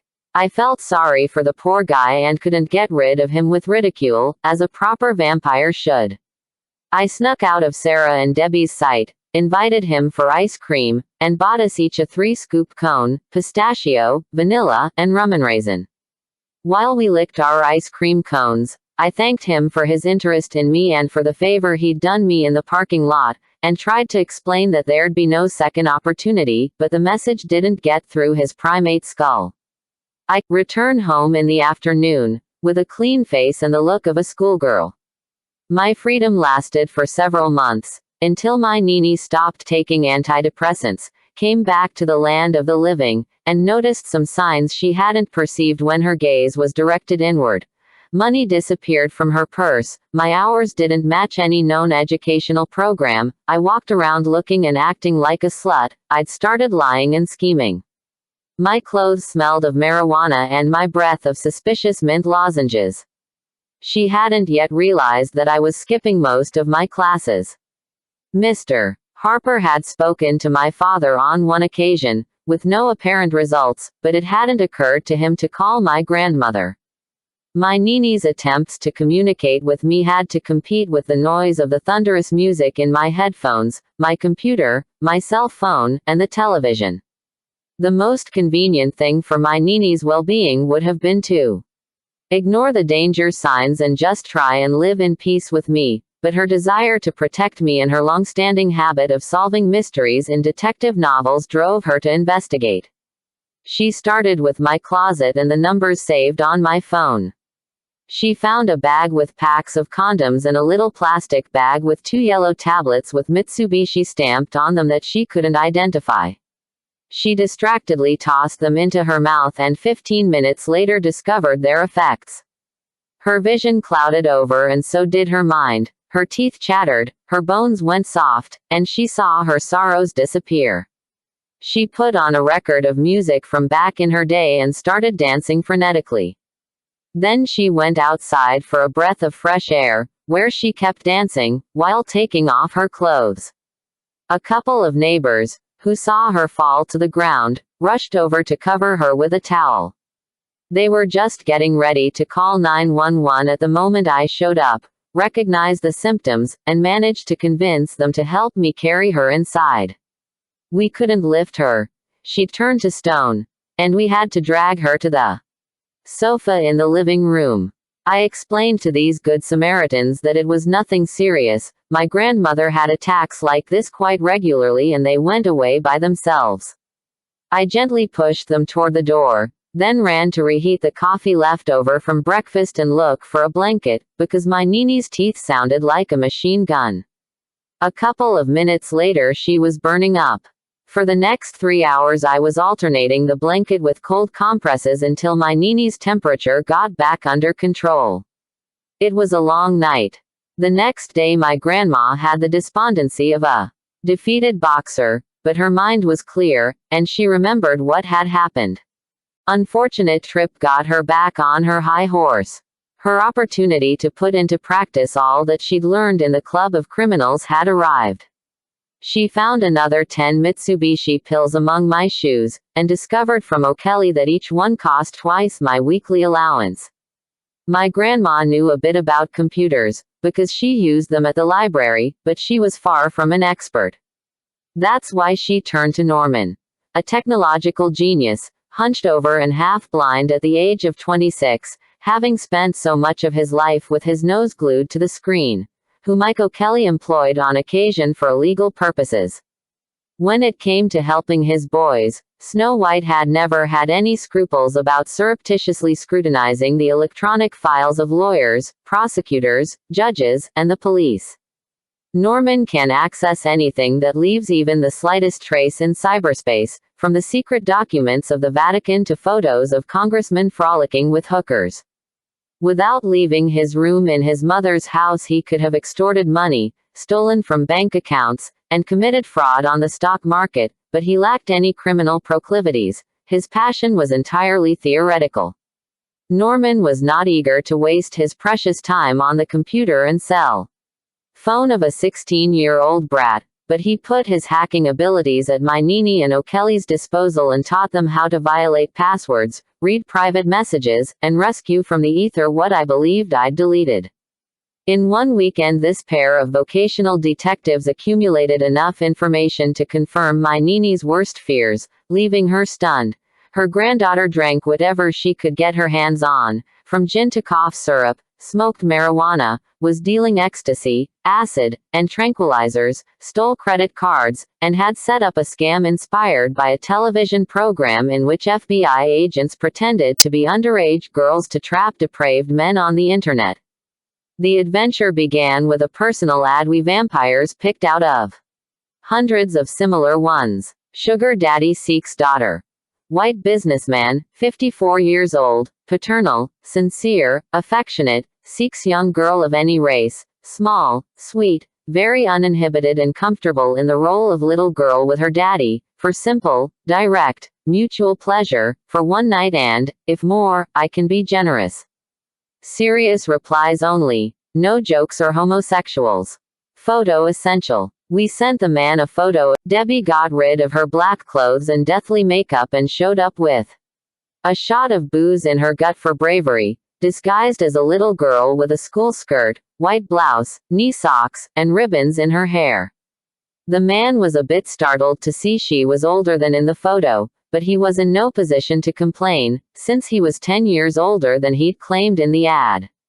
He explained to Debbie that her role consisted of being obedient and his was to give her orders and punish her, but not to hurt her. Just to mend her ways. That's a good father's obligation. And what's the obligation of a good daughter? To be affectionate with her daddy. What's your name? It doesn't matter, you'll be Candy to me. Come here, Candy, sit here on your daddy's lap and tell him if you moved your bowels today. It is very important, sweetie, it is fundamental to good health. Debbie said she was thirsty, and he ordered a soda and a sandwich from room service. While he described the benefits of an enema, she bought time examining the room with feigned childish curiosity, sucking her thumb. Meanwhile, Sarah and I were waiting in the hotel parking lot the 10 minutes. We'd agreed, and then we sent in Rick Laredo, who went up to the room and knocked on the door. Room service, announced Laredo, according to the instructions I'd given him. As soon as they opened the door, he burst into the room with his gun in hand. Laredo, who we'd nicknamed the psychopath, because he bragged of torturing animals, had imposing muscles and gang paraphernalia, but he'd only used the gun for intimidating the underage clientele he sold drugs to and getting kicked out of Berkeley High. Hearing our plan to extort pedophiles, he got scared. Such misdemeanors didn't figure in his limited repertoire, but he decided to help us because he wanted to impress the vampires with his bravery. He gave himself courage with several shots of tequila and some crack. When he kicked open the hotel room door and burst in with a demented expression and a clatter of heels, keys, and chains, aiming with two hands, like he'd seen in the movies, the frustrated sugar daddy collapsed into the only armchair, curled up in the fetal position. Laredo hesitated. He was so nervous he'd forgotten the next step, but Debbie had a better memory. The victim, sobbing in fright, might not have heard even half of what she said to him, but some of her words. Federal crime, child pornography, attempted rape of a minor, years in prison, had the proper impact. For the sum of $200 cash he could avoid these problems, Debbie told him. The guy swore by what was most sacred that he didn't have it, making Laredo so upset that he might have shot him if Debbie had the threshold and signed the bill, blocking the spectacle of a man in his underpants sniveling in the armchair and another in black leather sticking a pistol in his mouth. I went up to the sugar daddy's room and took charge of the situation with a calmness obtained from a joint. I told the man to get dressed and assured him that nothing was going to happen to him if he cooperated. I drank the soda and took 2 bites of the sandwich, then ordered the victim to accompany us without a sound. It would not be in his interest to make a scene. I took the unhappy wretch by the arm and we walked 4 floors, with Laredo at his back, down the stairs, since we might run into someone in the elevator.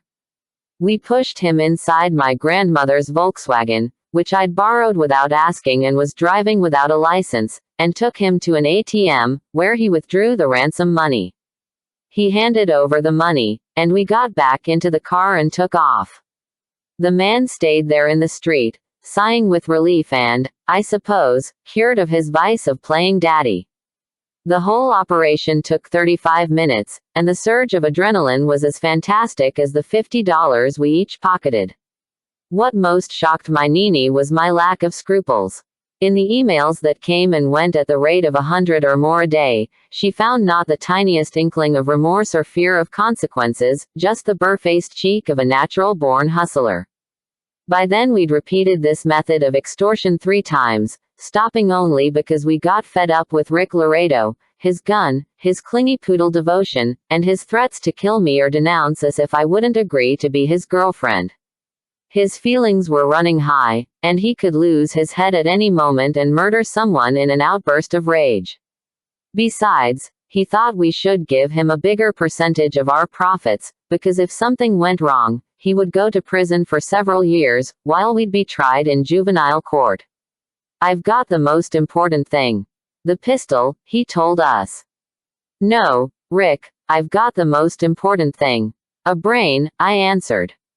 He held the barrel of his gun against my forehead, but I pushed it aside with one finger, and we three vampires turned our backs on him and walked away, laughing. That's how our profitable little pedophile business ended, but I didn't get rid of Laredo, who kept begging so insistently that I ended up hating him. During another inspection of my room, my Nini found more drugs, bags of pills, and a thick gold chain, the source of which she couldn't construe from the messages she and Snow White had intercepted. Sarah had stolen it from her mother, and I was hiding it while we tried to figure out a way of selling it. Sarah's mother was a generous source of income for us, because she worked for a big corporation, came home late, was easy to fool, and didn't notice when something went missing. She boasted of being her daughter's best friend and that Sarah told her everything, though she actually had no idea what her daughter's life was like, and hadn't even noticed how malnourished and anemic she was. Sometimes she invited us to her house to drink beer and smoke weed with her, because it was safer than doing it on the streets, as she said. I couldn't understand why Sarah spread the rumor of a cruel stepfather, when she had such an enviable mother. Compared to that lady, my grandmother was a monster. My Nini lost what little tranquility she had, convinced that her granddaughter would end up face down in the streets of Berkeley among drug addicts and homeless people, or in jail with the juvenile delinquents Snow White hadn't managed to save. She'd read that part of the brain develops late, which is why teenagers are so deranged, and why it is useless to try to reason with them. She concluded that I was stuck at the stage of magical thinking, as she herself had been when she was trying to communicate with the spirit of my popo and fell into the hands of the psychic in Oakland. O'Kelly, her faithful friend and confidant, tried to calm her down with the argument that I was being swept up by the tsunami of my hormones, like all teenagers, but that I was basically a decent kid and I'd eventually be okay, as long as they could protect me from myself and from the dangers of the world, while implacable nature took its course. My Nini agreed. At least I wasn't bulimic, like Sarah, and didn't cut myself with razor blades, like Debbie, and wasn't pregnant, or infected with hepatitis or AIDS. That and much more Snow White and my grandma had found out, thanks to the vampires, indiscreet electronic communications, and Norman's diabolical abilities. My Nini struggled between the obligation to tell my father everything, which might have unpredictable repercussions, and her desire to help me quietly, as Mike suggested, but she didn't get the chance to make up her mind. The whirlwind of events swept her aside. Among the most important people on this island are the two carabineros. They call them Pacos. Laurencio Carcamo and Humilde Garay, in charge of keeping the peace, with whom I'm good friends because I'm training their dog. Before, people didn't like the Pacos because they were very brutal during the dictatorship, but in the 20 years since the country returned to democracy, they've been gradually recovering the confidence and esteem of the citizens. In the time of the dictatorship, Laurencio Carcamo was a child, and Humilde Garay hadn't been born yet. On the official posters of the Carabineros Corps of Chile, the uniformed men appear with magnificent German shepherds, but here we have a mutt called Livingston, in honor of Chile's most famous soccer player, who's now ancient. The puppy just turned 6 months old, the ideal age to start his training, but I'm afraid with me he's only going to learn to sit, shake a paw, and play dead. The Carabineros asked me to teach him to attack and to find bodies, but the first requires aggression and the second patience, two opposite characteristics. Forced to choose, they opted for finding bodies, since there's nobody to attack here, and people do tend to disappear under the rubble when there's an earthquake. The method, which I've never actually put into practice but read about in a manual, consists of soaking a rag in cadaverine, a fetid essence of rotting meat, giving it to the dog to smell before hiding it and then getting him to find it. This cadaverine stuff might be a bit complicated, young lady. Couldn't we use rotten chicken guts? Humilde Garay suggested, but when we did, the dog led us straight to Aurelio Nankupal's kitchen in the Tavern of the Dead.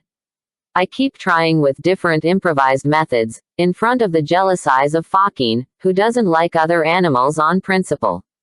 I've spent hours at the post on this pretext drinking instant coffee and listening to the fascinating stories of these men at the service of their nation, as they describe themselves.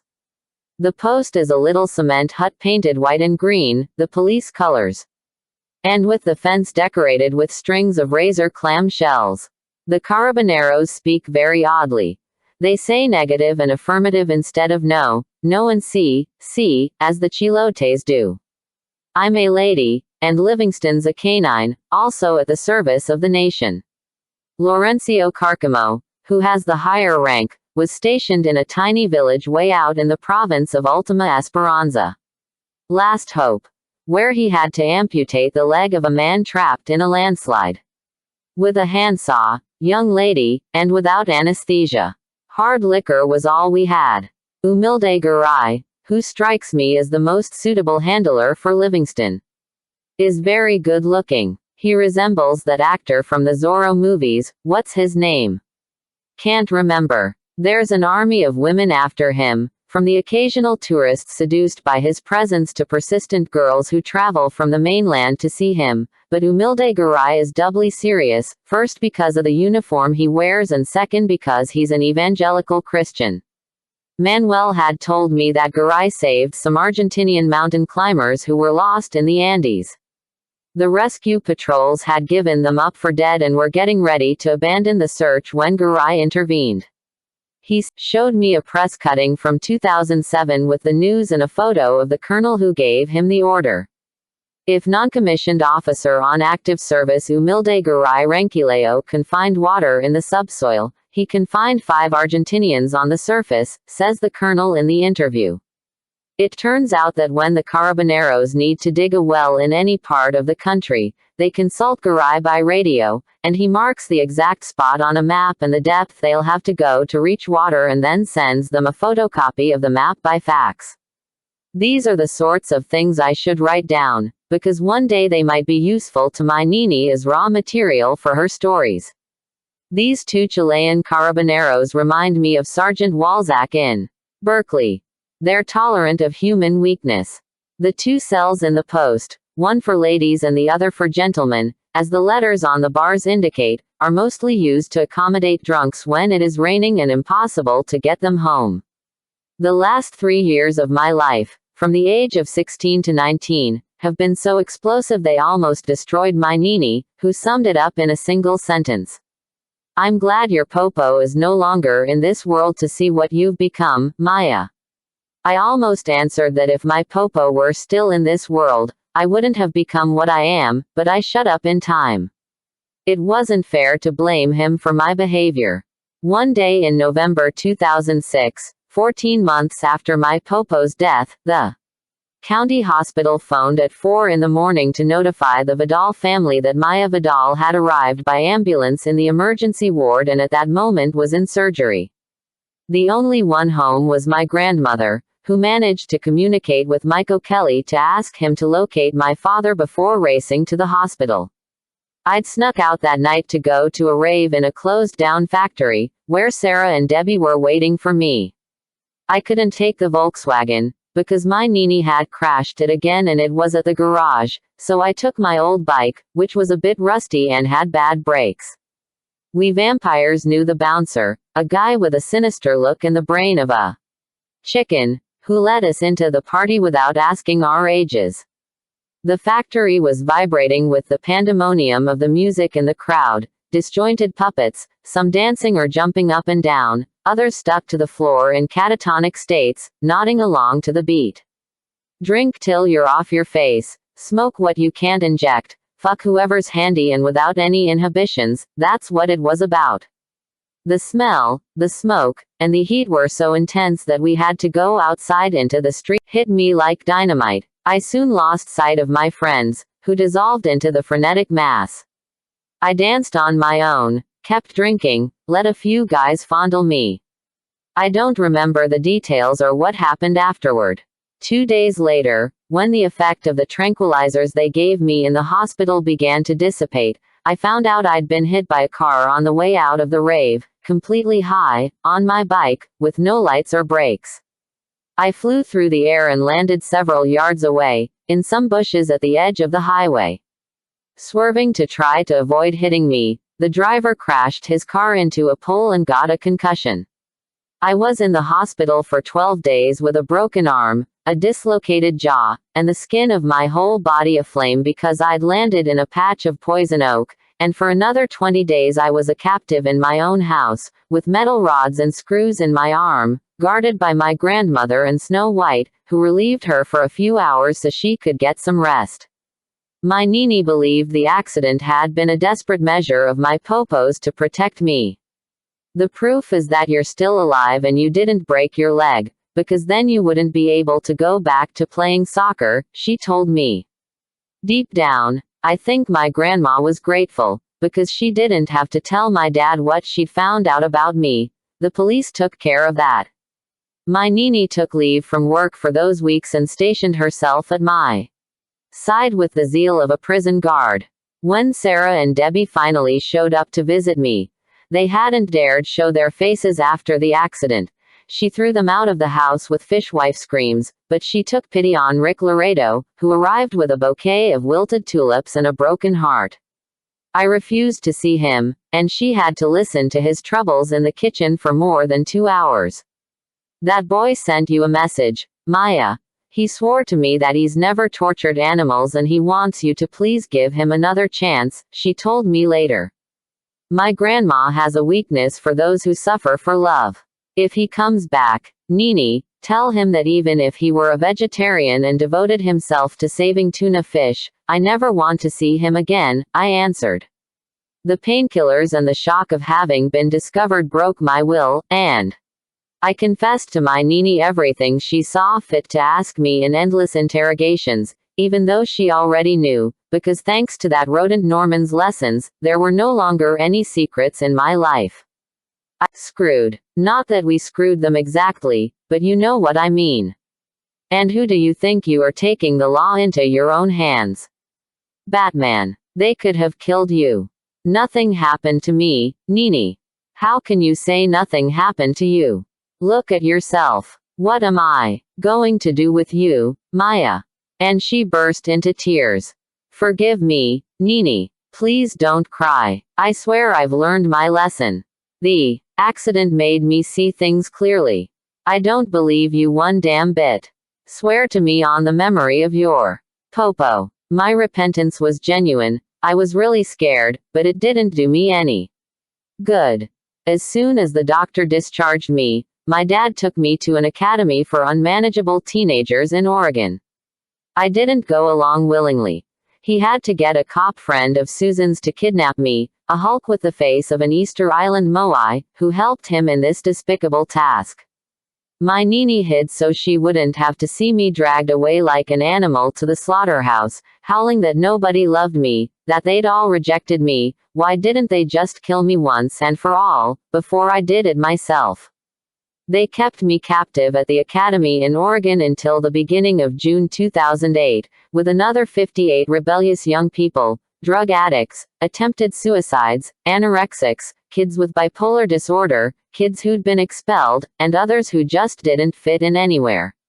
I decided to sabotage all attempts at redemption, while planning how to take revenge on my father for placing me in that den of deranged kids, on my Nini for letting him, and on the whole world for turning its back on me. The truth is I ended up there by the decree of the judge who tried the case of the accident. Mike O'Kelly knew her and interceded on my behalf so eloquently that he managed to move her. If not, I would have ended up in an institution, although not in San Quentin State Prison, as my grandma screamed at me during one of her outbursts. She tends to exaggerate. Once she took me to see an atrocious film of the execution of a murderer in San Quentin. So you can see what happens to people who break the law, Maya. You start off stealing crayons at school and end up in the electric chair, she warned me on the way out. Since then it had been a family joke, but this time she told me again, and meant it. Since I was very young and had no prior offenses, the judge, an Asian woman more tedious than a sandbag, said I could choose between a rehabilitation program or to compensate him as splendidly as he'd hoped. The man wanted me punished. The decision wasn't mine, but my father's, who made it without asking me. Luckily, the California education system was paying. If not, my family would have had to sell the house to finance my rehabilitation, which cost $60,000 a year. The parents of some of the inmates arrived for visits in private jets. My father obeyed the court's sentence with relief. His daughter was burning his hands like a red-hot coal, and he wanted to be free of me. He took me to Oregon kicking and screaming with 3 Valiums inside me that did absolutely nothing. They would have needed double that dose to make an impression on someone like me, who could function normally on a cocktail of Vicodin and Mexican mushrooms. He and Susan's friend dragged me out of the house, put me on a plane, then into a rental car, and drove me from the airport to the therapeutic institution on an interminable highway through forests. I was expecting a straitjacket and electroshocks, but the academy was a friendly collection of wooden buildings in the middle of a park. It didn't even remotely resemble an asylum for deranged teenagers. The director received us in her office, accompanied by a bearded young man who turned out to be one of the psychologists. They looked like brother and sister, both with hair the color of burlap tied back in ponytails, faded jeans, gray sweaters, and boots, the uniform of academy staff. That's how you could tell them apart from the inmates, who wore outlandish outfits. They treated me as if I was a friend who'd come to visit and not like the disheveled and shrill kid who'd been dragged there by 2 men. You can call me Angie, and this is Steve. We're going to help you, Maya. Wait till you see how easy the program is, the woman exclaimed excitedly. I vomited the walnuts from the plane on her carpet. My dad warned her that nothing was going to be easy with his daughter, but she had my records on her desk and had possibly seen worse cases. It's getting dark, and you've got a long way to go, Mr. Vidal. It would be best if you said goodbye to your daughter. Don't worry, Maya's in good hands, she told him. He ran to the door, in a rush to leave, but I threw myself on him and hung on his jacket, begging him not to leave me. Please, Daddy, please. Angie and Steve held me back without excessive force, while my father and the Moai escaped to the highway. Finally overcome by exhaustion, I stopped struggling and curled up on the floor like a dog. They left me there for a long time while they cleaned up the vomit, and when I stopped sniffling and up any resistance when they helped me stand up and took me for a tour. Outside the night was very cold, but inside the building it was warm and comfortable, with long corridors, spacious rooms, high ceilings with exposed beams, big windows with frosted glass, the fragrance of wood, and simplicity. There were no locks or bars. They showed me a covered swimming pool, a gym, and a multi-purpose room with armchairs, a pool table, and a big fireplace, where some thick logs were blazing. The inmates were gathered in the dining hall around rustic tables, decorated with little bunches of flowers, a detail that didn't pass me by, because this wasn't a good climate for growing flowers. 2 short, smiling Mexican women in white aprons were serving behind a buffet table. There was a family atmosphere, relaxed and noisy. The delicious smell of beans and roast meat reached my nostrils, but I refused to eat. I wasn't planning to mix with this riffraff. Angie picked up a glass of milk and a plate of cookies and led me to a bedroom, a simple room with 4 beds, light wooden furniture, and paintings of birds and flowers. The only evidence that someone was sleeping there were family photos on the bedside tables. I shuddered at the thought of the abnormal beings that could live in such tidiness. My suitcase and backpack were on top of one of the beds, open and with signs of having been searched. I was going to tell Angie that I wouldn't share a room with anybody, but I remembered that at dawn the next day I'd be leaving, and it wasn't worth the trouble making a commotion over one night. I took off my pants and shoes and lay down without washing, under the attentive gaze of the director. I don't have any track marks or scars from trying to slash my wrists, I said defiantly, showing her my arms. I'm glad, Maya. Sleep well, answered Angie naturally, left the milk and cookies on the bedside table, and walked out without closing the door behind her.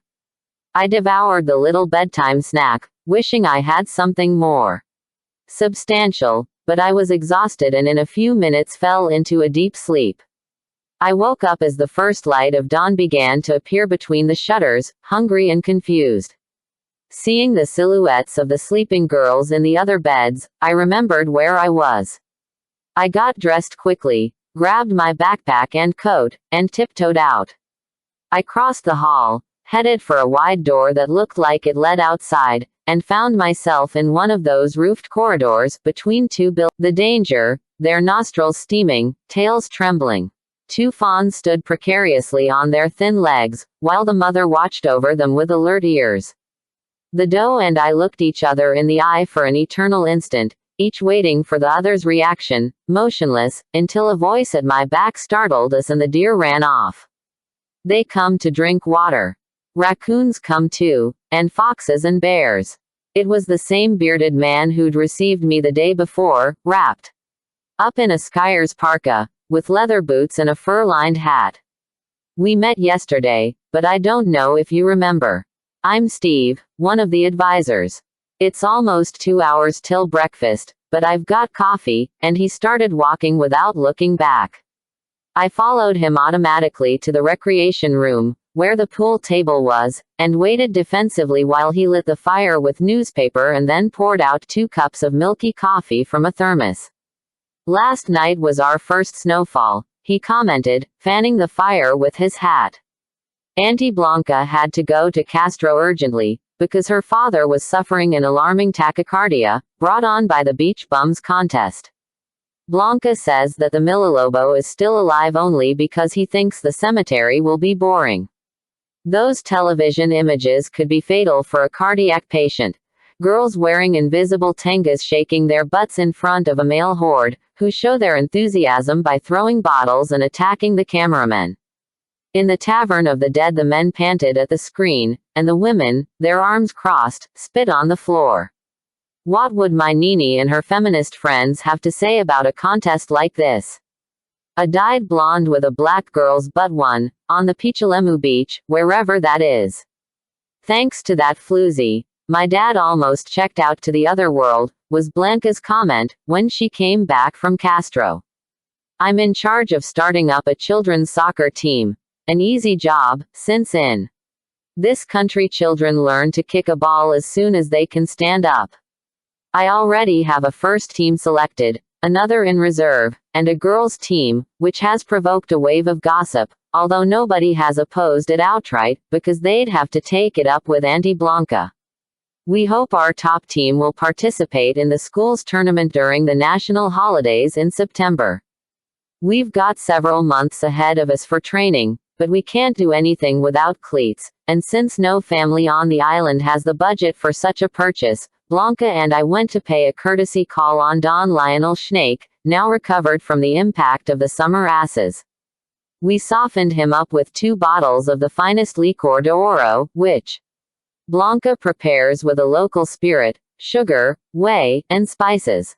No more than another little glass of licor de oro before he'd promised to buy us 11 pairs of soccer cleats in the appropriate sizes. Then we had to explain that we needed 11 for El Caluk, the boys' team, 11 for La Pincoya, the girls' team, and 6 extra pairs for the substitutes. When he heard the cost of them all, he launched into a tirade about the economic crisis, the salmon farms, unemployment, and how this daughter of his was like a bottomless pit and was going to give him a heart attack, always asking for more, and since when were soccer cleats a priority in this country's deficient education system? Finally, he patted his forehead dry, knocked back a 4th glass of licor de oro, and wrote us a check. That very day we ordered the shoes from Santiago and a week later went to pick them up from the bus in Ancud. Auntie Blanca keeps them under lock and key so the children don't wear them every day, and has decreed that anyone whose feet grow will autumn, April, May. The repairs to the school are finished. People take refuge there in emergencies, because it is the safest building, aside from the church, that is. The church's weak wooden structure is held up by God, as was proven in 1960, when the strongest earthquake ever recorded in the world, 9.5 on the Richter scale, struck. The sea rose and was on the verge of swallowing the village whole, but the waves stopped at the church door. In the 10 minutes of tremors, lakes shrank, entire islands disappeared, the earth opened, and train tracks, bridges, and roads collapsed. Chile is prone to catastrophes. Floods, droughts, gales, earthquakes, and waves capable of putting a ship in the middle of a town square. People have a resigned philosophy toward these trials sent by God, they call them, but they get nervous if time goes by without a misfortune. My Nini's like that, always expecting the sky to fall on her head. Our school is prepared for nature's next temper tantrum. It's the island's social center. The women's circle meets there, the crafts group, and Alcoholics Anonymous, which I attended a couple of times because I promised Mike O'Kelly I would, but I was the only woman among 4 or 5 men who wouldn't dare speak in front of me. I don't think I need it, having been sober for 4 months. We watch movies at the school, resolve minor conflicts not important enough to need the Carabineros' intervention, and discuss impending matters, such as sowing and harvest times, the price of potatoes, and seafood. Liliana Trevino gives vaccinations and imparts the fundamentals of hygiene, which the older women find amusing. Begging your pardon, Senorita Liliana, but how are you going to teach us to cure and medicate? They say. The women assure her, and rightly so, that pills from a bottle are suspicious, as someone's getting rich by selling them, and they opt for home remedies, which are free, or tiny homeopathic sachets. At the school they explained the government's birth control program, which scared several grandmothers, and the Carabineros handed out instructions to combat lice in case of an epidemic, as happens every 2 years. Just the thought of lice makes my scalp itch. I prefer fleas, because they stay on Joaquin and the cats. The computers at the school are pre-Columbian, but they're well maintained, and I use them for everything I might need, except for email. I've grown accustomed to living incommunicado. Who am I going? Chiloé can't be imagined. It has to be experienced firsthand. I stayed at the academy in Oregon, waiting until the cold let up a little before I escaped, but winter had come to stay in those forests, with its crystalline beauty of ice and snow and its skies, sometimes blue and innocent, other times leaden and enraged. When the days got longer, temperatures went up, and outside activities began, I started thinking about running away again, but then they brought the vicuñas, 2 slender animals with upright ears and the flirtatious eyelashes of a bride, the expensive gift from a grateful father of one of last year's graduates. Angie put me in charge of the vicuñas, arguing that no one was better qualified than I to take care of these delicate creatures, since I'd grown up with Susan's dogs. I had to postpone my escape. The vicuñas needed me. In time I adapted to the schedule of sport, art, and therapy, but I didn't make any friends, because the system discouraged friendship. At most, we inmates were accomplices in some pranks. I didn't miss Sarah and Debbie, as if due to the change in atmosphere and circumstances my friends had lost their importance. I envied them, however, and thought of them living their lives without me, just as all of Berkeley High would be, gossiping about that crazy Maya Vidal, an inmate in a loony bin. Maybe another girl had already replaced me in the trio of vampires. In the academy I learned psychological jargon and the way to get around the rules, which weren't called rules, but agreements. In the first of many agreements I signed with no intention of observing, I committed myself, like the rest of the students, to keep away from alcohol, drugs, violence, and sex. There were no opportunities for the first 3, but some kids figured out ways to practice the latter, in spite of the constant scrutiny of the counselors and psychologists. I abstained. To stay out of trouble it was very important to appear normal, although the definition of normality fluctuated. If you ate too much you were suffering from anxiety. Too little, and you were anorexic. If you preferred solitude you were depressive, but any friendship aroused suspicion. If you didn't participate in an activity, you were sabotaging, and if you participated enthusiastically, you were desperate for attention.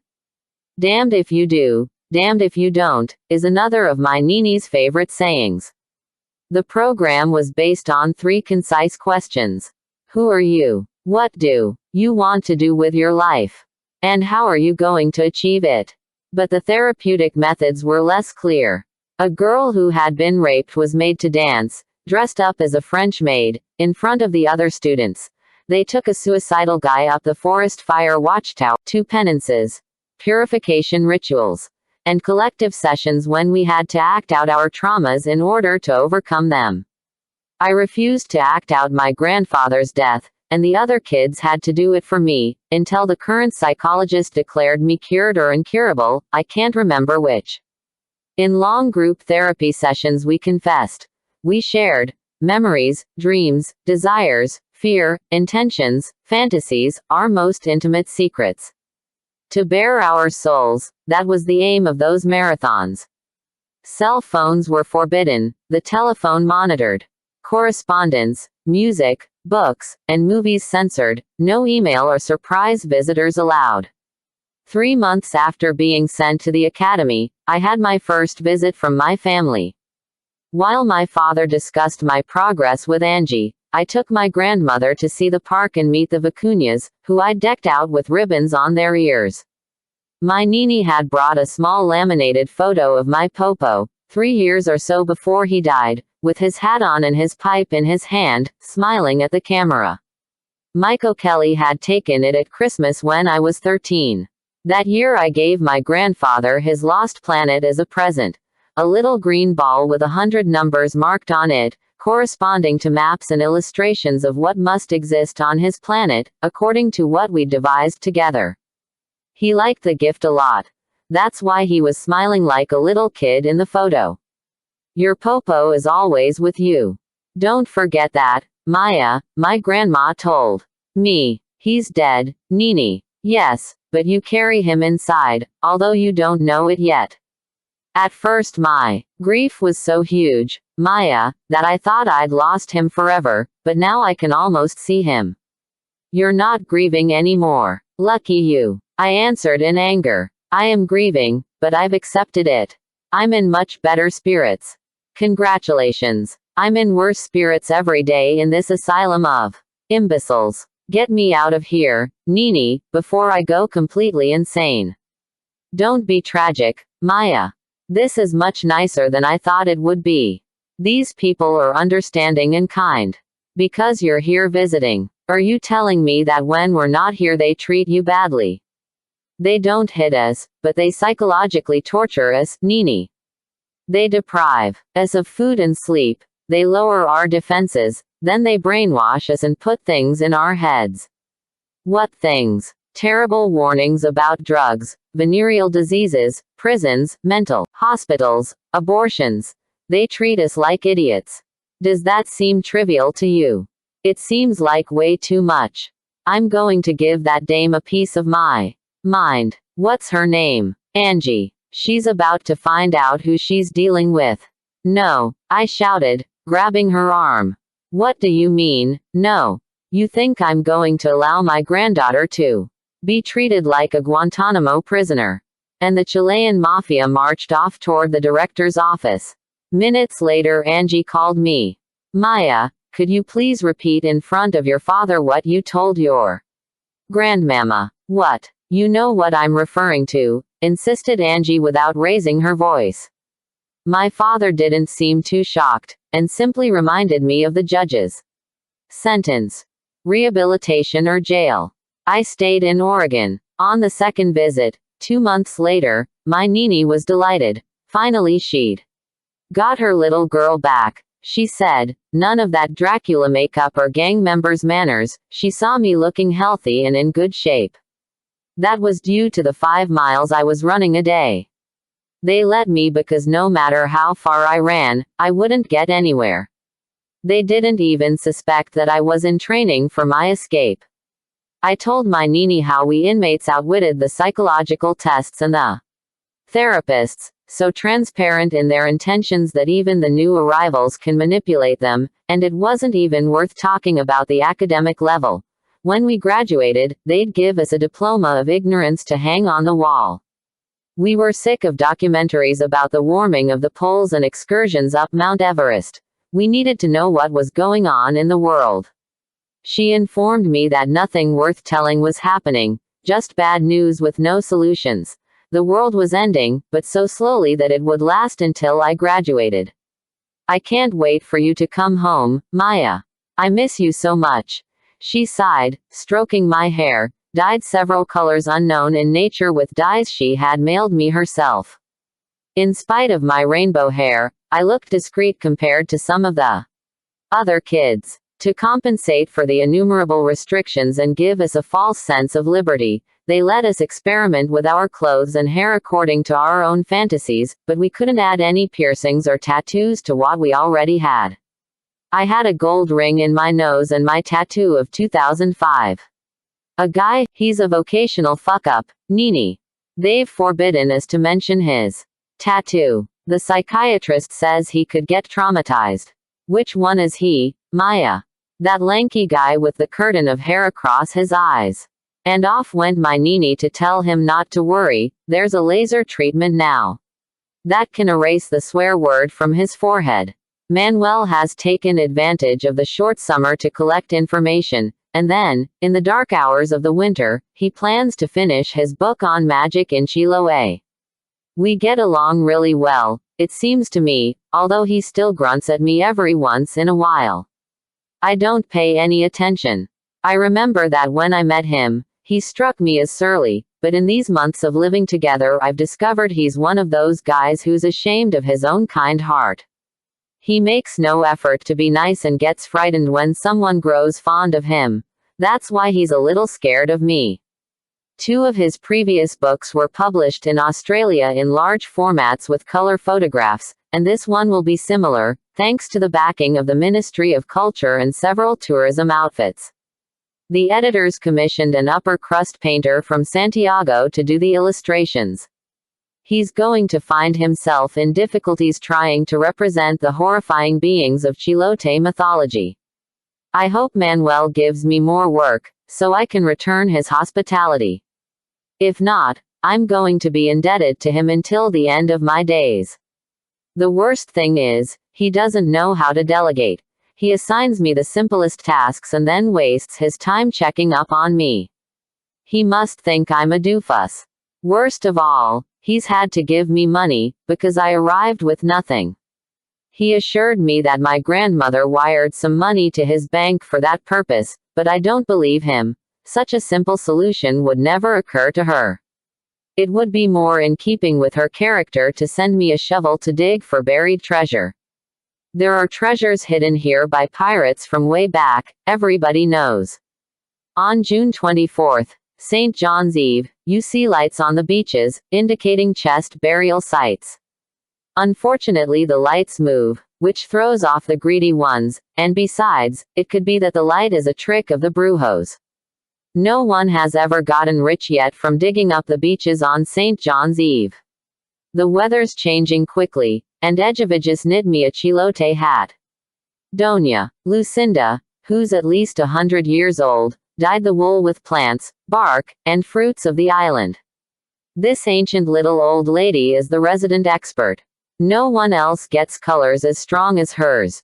Different tones of brown, red, gray, black, and a second-hand clothing and American or Chinese stuff left over from sales, where sometimes I can find things in my size.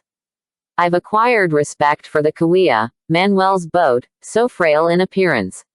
And so brave at heart. She's carried us galloping across the Gulf of Ancud, and once the winter's over we'll go farther south, to the Gulf of Corcovado, visiting the coves along the coast of the Isla Grande. The Cahuilla is slow but safe in these tranquil waters. The worst storms come out on the open sea, in the Pacific. In the villages on the most remote islands live the Antiguos, old-fashioned people who know the legends. Those traditional folks live off the land, the animals they raise, and fishing, in small communities, where the fanfare of progress has not yet arrived. Manuel and I leave at daybreak, and if the distance is short we try to get back before it gets dark, but if it is more than 3 hours away we sleep over, because only Navy ships and the ghost ship El Kaluk sail by night. According to the Antiguos, everything there is on land also exists underwater. There are submerged cities in the sea, in lakes, rivers, and ponds, and that's where the piguichines live, bad-tempered creatures able to provoke swells and treacherous currents. Much care is required in wet places, they warned us, but it is a useless piece of advice in this land of incessant rain, where everywhere is always drenched.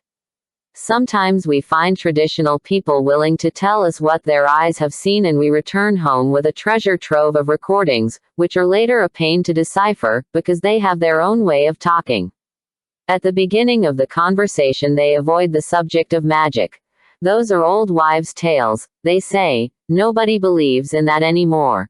Maybe they fear the reprisals of those of the art, as they call the brujos, or just don't want to contribute to their own reputation as superstitious people, but with persistence and apple cider Manuel worms their secrets out. We had the most serious storm so far, which arrived with giant strides, raging against the world. There was lightning, thunder, and a demented wind that rushed at us, determined to send the house sailing away in the rain. The 3 bats let go of the beams and started flying around the room, while I tried to get them out with the broom and dumb cat swatted futilely at them in the trembling candlelight. The generator hasn't been working for several days, and we don't know when the Maestro Chasquilla will come. If he comes at all, that is. You never know, nobody keeps regular hours down here. In Chile they call any handyman or jack of all trades a Maestro Chasquilla if he can have. The noise of the storm was deafening. Rocks rolling, tanks, derailed trains, howling wolves, and suddenly an uproar that came from deep in the earth. It's shaking, Manuel. But he was unperturbed, reading with his miner's lamp on his forehead. It's just the wind, girl. When there's an earthquake the pots fall down. At that moment Azucena Corrales arrived, dripping wet, in a plastic poncho and fishing boots, to ask for help because her father was very sick. In the fury of the storm there was no signal for cell phones, and it was impossible to walk into town. Manuel put on his raincoat, hat, and boots, took the flashlight, and got ready to leave. I was out the door right behind him, not about to stay there on my own with the bats and the gale. The Corrales' house is near, but it took us ages to cross that distance in the darkness, soaked by the waterfall from the sky, sinking into the mud, and struggling against the wind pushing us back. For a few moments I thought we were lost, but soon the yellow glow of the Corrales' window came into view. The house, smaller than ours and more run down, seemed barely able to stand, its loose planks rattling, but inside it was cozy. By the light of a couple of paraffin lamps I could see old furniture in disarray, baskets of knitting wool, piles of potatoes, pots, bundles, clothes drying on the line, buckets to catch the drips from the roof, and even cages with rabbits and hens that couldn't be left outside in the storm. In one corner was an altar with a lit candle in front of a plaster Virgin Mary and an image of Father Hurtado, the Chilean saint. The walls were covered in calendars, framed photographs, postcards, publicity posters for ecotourism, and the nutrition manual for seniors. Carmelo Corrales had been a burly man, a carpenter and boat builder, but he'd been laid low by alcohol and diabetes, which had been undermining his body for a long time. At first he paid no attention to the symptoms. Later his wife treated him with garlic, raw potatoes, and eucalyptus, and when Liliana Trevino finally forced him to go to the hospital in Castro, it was already too late. According to Echeviges, the doctor's intervention made him worse. Corrales didn't change his way of life. He kept drinking and abusing his family until they amputated one of his legs, in December of last year. He can no longer catch his grandchildren to whip them, but Echeviges often has a black eye, and nobody ever mentions it. Manuel advised me not to inquire, because it would be embarrassing for Echeviges. Domestic violence is kept pretty quiet here. It's not so. Bed was an unthreatening, emaciated old man with his eyes half closed, mouth open, breathing with an agonizing rasp. I thought diabetics were always given insulin, but Manuel gave him a couple of spoonfuls of honey, and with that and the prayers of Edgeviges, the sick man came round. Afterward Azucena made us a cup of tea, which we drank in silence, waiting for the storm to abate. About 4 in the morning Manuel and I went back to our house, cold by then, because the stove had been out for a while. He went to get kindling while I lit some candles and heated up water and milk on the little paraffin ring. I hadn't noticed, but I was trembling, not so much from the cold as from the tension of that night, the gale, the bats, the dying man, and something I sensed in the Corlez's house and didn't know how to explain, something evil, like hatred. If it is true that houses get permeated with the life lived within their walls, in the Corlez's house there is wickedness. Manuel quickly lit the fire, and we took off our wet clothes, put on our pajamas and thick slipper socks, and wrapped up in chilote blankets.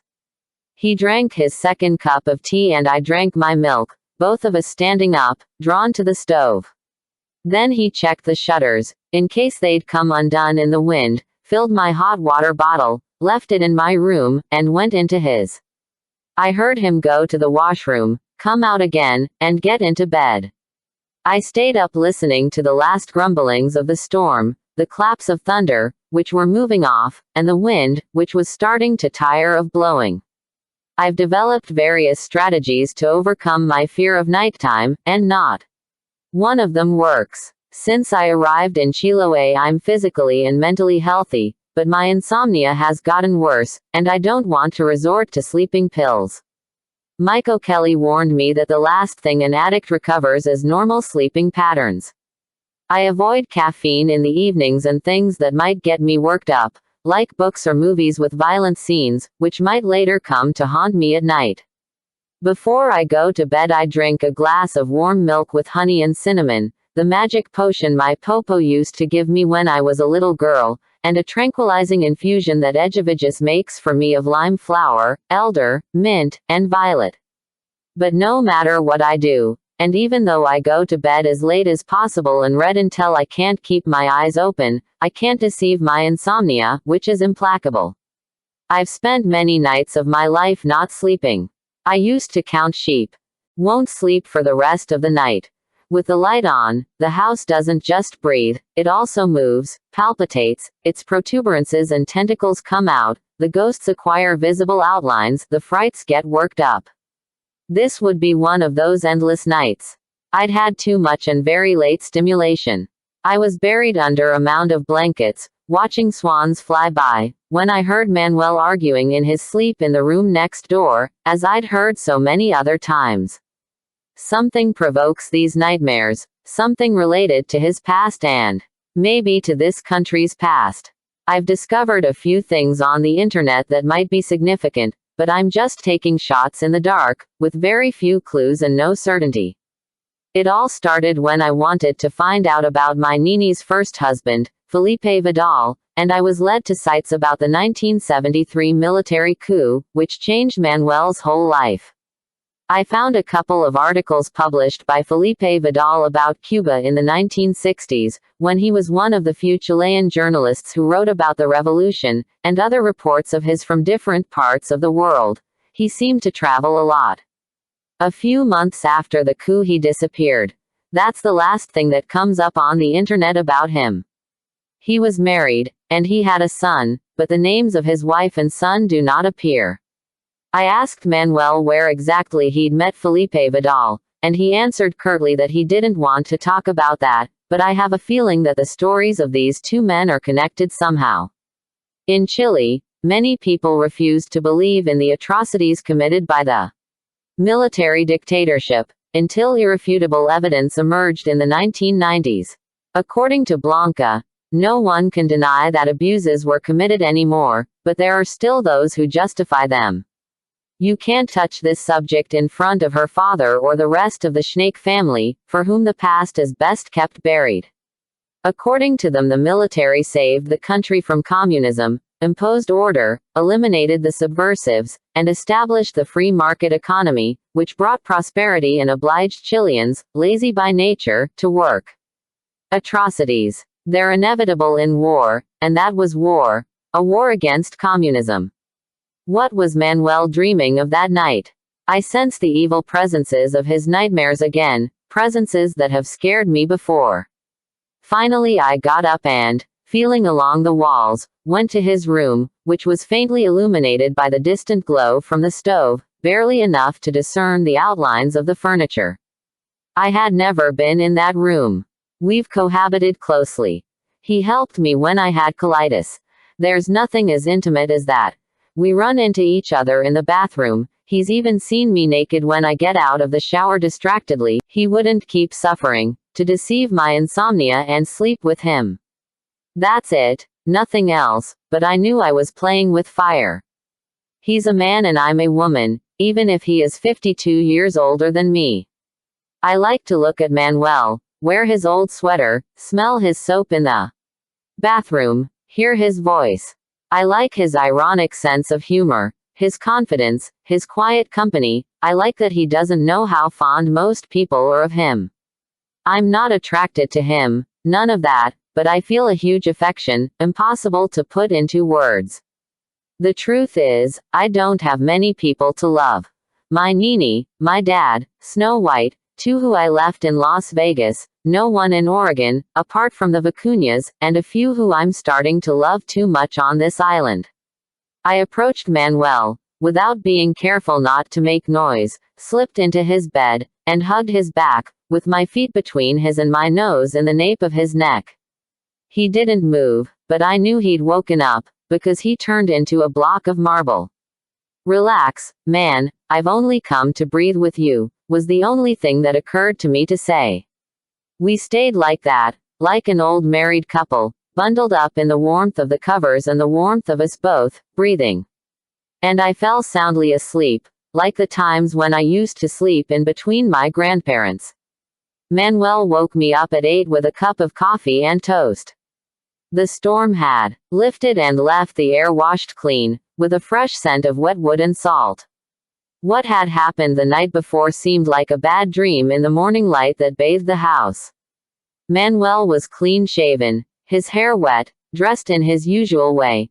Misshapen pants, high-collared shirt, sweater frayed at the elbows. He handed me the tray and sat down beside me. Sorry, I couldn't sleep, and you were having a nightmare. I guess it was stupid of me to come into your room. I said. Agreed. Don't pull that old maid's face on me, Manuel. Anyone would think I committed an irreparable crime. I didn't rape you or anything even close. Thank goodness, he answered me seriously. Can I ask you something personal? That depends. I look at you, and I see a man, even though you're old. But you treat me the same way you treat your cats. You don't see me as a woman, do you? I see. Incomprehensible. I don't know what that inner disquiet was that used to give me no respite, why I jumped from one thing to the next, always looking for something, never knowing what. I can't manage to clearly remember those urges and feelings from the last 3 years, as if the Maya Vidal of that time was another person, a stranger. I told this to Manuel in one of our rare more or less intimate conversations. When we're alone, it is raining outside, there's a power cut, and he can't take refuge in his books to escape from my chatter. He told me that adrenaline is addictive, a person gets used to living on tenterhooks, can't do without the melodrama, which is after all more interesting than normality. He added that at my age nobody wants spiritual peace. I'm at the adventurous age, and this exile in Chiloé is a pause, but it can't turn into a way of life for someone like me. So in other words, you're insinuating that the sooner I get out of your house, the better, right? I asked him. Better for you, Maya, but not for me, he answered. I believe him, because when I leave, this man will feel lonelier than a clam. It's true that adrenaline is addictive. In Oregon there were some fatalistic guys who were very comfortable with their disgrace. Happiness is slippery. It slithers away between your fingers, but problems are something you can hold on to. They've got handles, they're rough and hard. In the academy I was my very own Russian novel. I was bad, impure, and damaging. I disappointed and hurt those who loved me. My life was fucked up. On this island, however, I feel good almost all the time, as if by changing the scenery I'd also changed my skin. Nobody knows my past here, except Manuel. People trust me, think I'm a student on vacation who's come to help Manuel with his work, a naive and healthy young girl who swims in the freezing sea and plays soccer like a man, a bit of a silly gringa. I don't plan to disappoint them. Sometimes during the hours of insomnia my conscience niggles me about all that I did before, but it fades at dawn with the smell of the wood burning in the stove, Joaquin's paw scratching at me to take him outside, and Manuel with his allergies clearing his throat on his way to the bathroom. I wake up, yawn, stretch in bed, and sigh with contentment. I don't have to beat my chest or walk on my knees or pay for my mistakes with tears and blood. As my popo used to say, life is a tapestry we weave day by day with threads of different colors, some heavy and dark, others thin and bright, all the threads having their uses. The stupid things I did or trapped for so long. In a matter of days I could leave through the front door and would only miss the Vicuñas and Steve, the favorite advisor of the female half of the student body. I was vaguely in love with him, like the rest of the girls, but too proud to admit it. Others had slipped into his room secretly at night and had been sent kindly back to their own beds. Steve was a genius at rejection. Freedom, at last. I could rejoin the world of normal beings, gorge myself on music, movies, and forbidden books, open a Facebook page, the latest thing in social networks, which we all wanted at the academy. I swore I'd never again set foot in the state of Oregon as long as I lived. For the first time in months I thought of Sarah and Debbie, wondering what had become of them. With luck they'd have finished high school and would be in the stage of finding their first jobs. It wasn't likely they'd go to college. They weren't smart enough for that. Debbie was always terrible at school, and Sarah had too many problems. If she hadn't gotten over her bulimia, she was probably in the cemetery. One morning Angie invited me to go for a walk among the pines, which was quite suspicious, because it wasn't her style. She told me she was satisfied with my progress, that I'd done the work on my own, the academy had just facilitated it, and now I could go on to college, although there might be a few gaps in my studies. Chasms, not gaps, I interrupted. She tolerated my impertinence with a smile and reminded me that her mission was not to impart knowledge. Any educational establishment could do that. But something much more delicate, to give young people the emotional tools to help them realize their maximum potential. You've matured, Maya, that's the important thing. You're right, Angie. At 16 my plan was to marry an elderly millionaire, poison him, and inherit his fortune, and now my plan is to raise and sell vicuñas. She didn't find that funny. She proposed, after beating around the bush a little more, that I should stay on at the academy as a sports instructor and assistant in the art workshop for the summer. Then I could go directly to college in September. She added that my dad and Susan were getting divorced, as we already knew, and that my dad had been assigned to a Middle East route. Your situation is complicated, Maya, because you need stability in the transition phase. Here you've been protected, but in Berkeley you'd lack structure. Stop calling her grandmama. Her nickname is Don Corleone, like the Godfather. My Nini raised me with the back of her hand. What more structure can you ask for? We're not going to argue over your grandmother, Maya.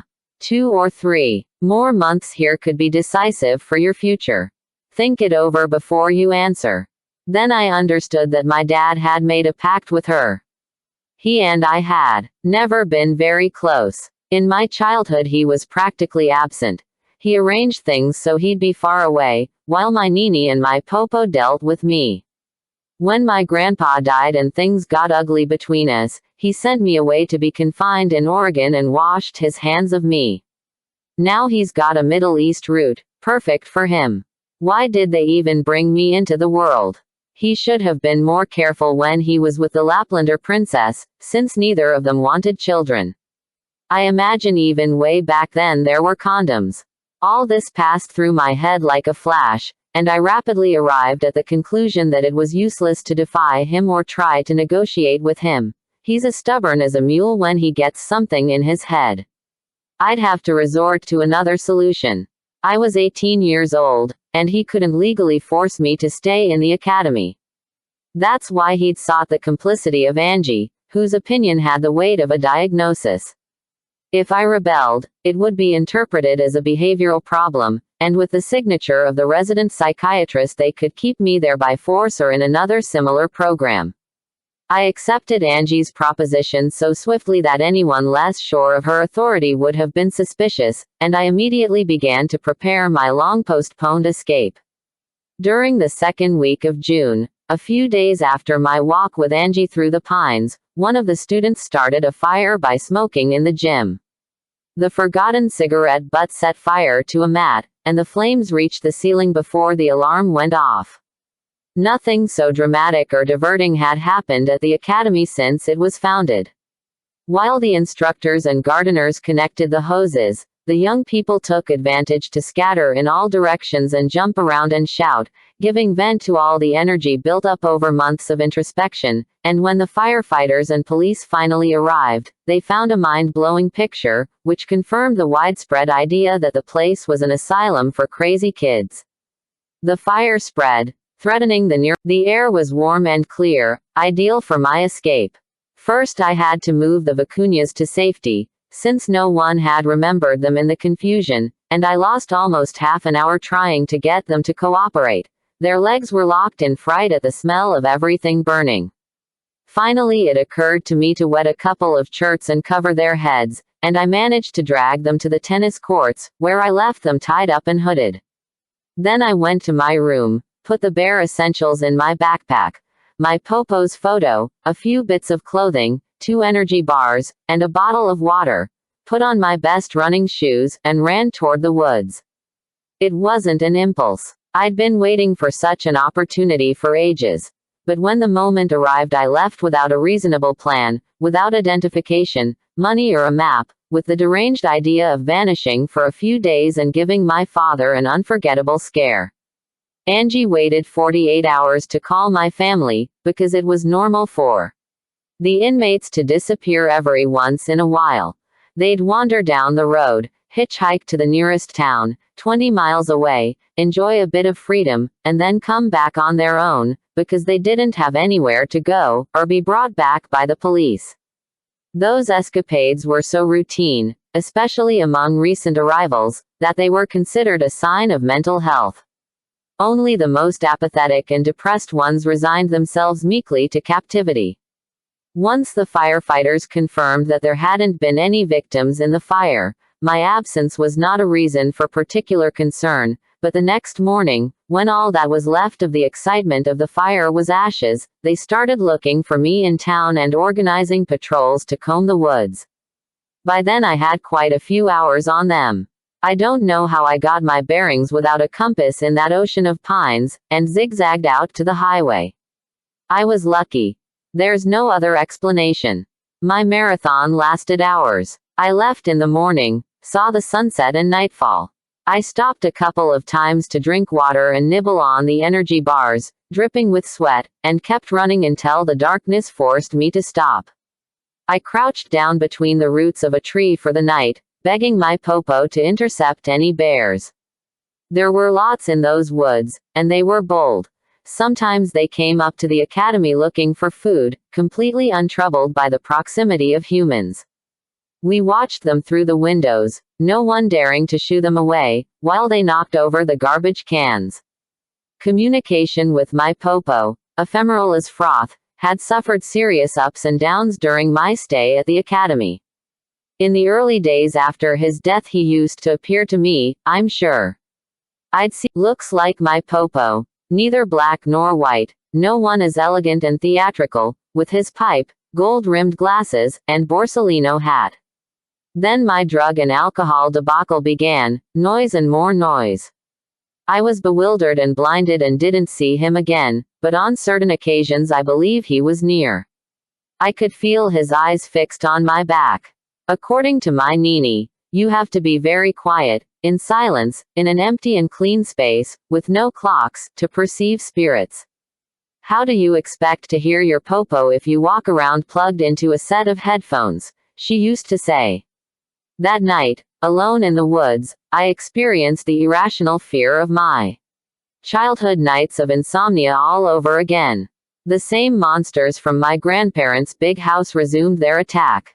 Only the embrace and warmth of another being could help me to sleep, someone bigger and stronger than me, my popo or a bomb sniffer dog. Popo, popo, I called, my heart thumping in my chest. I squeezed my eyelids shut and covered my ears to keep from seeing the shifting shadows or hearing the menacing sounds. I dozed for a while, which must have been very short, and woke up startled by a flash between the tree trunks. It took me a little while to get my bearings and realize that it could be the lights of a vehicle and that I might be near a road. Then I jumped to my feet, shouting in relief, and started running. Classes started several weeks ago, and now I have a job as a teacher, but without a salary. I'm going to pay Manuel Arias for my room and board by way of a complicated barter formula. I work at the school, and Auntie Blanca, instead of paying me directly, repays Manuel with firewood, writing paper, gasoline, licor de oro, and other amenities, like movies that don't get shown in town because they lack Spanish subtitles or because they're repugnant. It's not her who applies the censorship, but a residences committee, who find American movies with too much sex repugnant. That adjective is not applied to Chilean movies, where the actors tend to roll around naked and moaning without the audience on this island taking much notice. Barter is an essential part of the economy in these islands. Fish are exchanged for potatoes, bread for wood, chickens for rabbits, and many services are paid for with products. The baby-faced doctor from the boat doesn't charge, because he works for the National Health Service, but his patients still pay him with hens or knitting. Nobody puts a price on tea I'm offered in town. At first I didn't know how, because I've never been as poor as I am now, not even when I was begging on the street, but I realized that my neighbors appreciate me keeping the children entertained or helping Doña Lucinda dye and wind her wool. Doña Lucinda is so ancient that nobody remembers anymore what family she belongs to, and they take turns looking after her. She's the great-great-grandmother of the island and still active, romancing the potatoes with her songs and selling wool. It's not essential to pay back the favor directly to the person who helped you. The favors can be cannoned off one another, as Blanca and Manuel do with my work at the school. Sometimes it is a double or triple cannon. Liliana Trevino gets glucosamine for the arthritis of Echeviges Corrales, who knits woolen socks for Manuel Arias, and he cashes in his copies of National Geographic for Ladies magazines at the bookstore in Castro and gives them to Liliana Trevino when she arrives with medicine for Echeviges, and round it goes and everybody's happy. As for the glucosamine, I should clarify that Echeviges takes it reluctantly, just so she won't offend the nurse, because the only infallible cure for arthritis is rubbing with nettle leaves combined with bee stings. With such drastic remedies, it is not strange that people here get worn down. Also, the wind and the cold harm the bones and the dampness seeps into the joints. The body tires of collecting potatoes from the earth and shellfish from the sea, and the heart becomes melancholy because children go far away. Cider and wine combat sorrows for a while, but in the end weariness always wins. Existence isn't easy here, and for many, death is an invitation to rest. My days have begun to get more interesting since school started. Before I was the gringuita, but now that I teach the children I'm Auntie Gringa. In Chile older people receive the title uncle or auntie, even if they're not. Out of respect, I should call Manuel uncle, but I didn't know that when I got here, and now it is too late. I'm putting roots down in this island. I never would have imagined it. In the winter we start class around 9 in the morning, depending on the light and the rain. I jog to school, accompanied by Joaquin, who leaves me at the door and then goes home, where it is warm. The day begins with the raising of the Chilean flag with everybody lined up and singing the national anthem. Pure, Chile, is your blue sky, pure breezes cross you as well. And then Auntie Blanca gives us the day's guidelines. On Fridays she names those who've earned prizes or reprimands and raises our morale with an edifying little speech.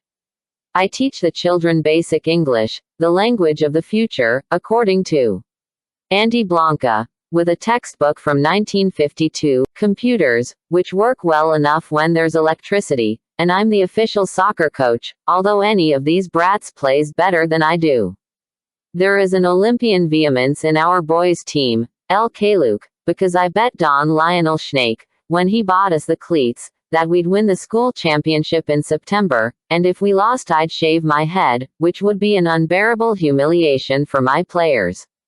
La Pincoya, the girls' team, is terrible, and it is better not to mention it. El Kaluk rejected Juanito Corrales, nicknamed the Runt because he's a bit sickly, even though he runs like a hare and has no fear of getting hit by the ball.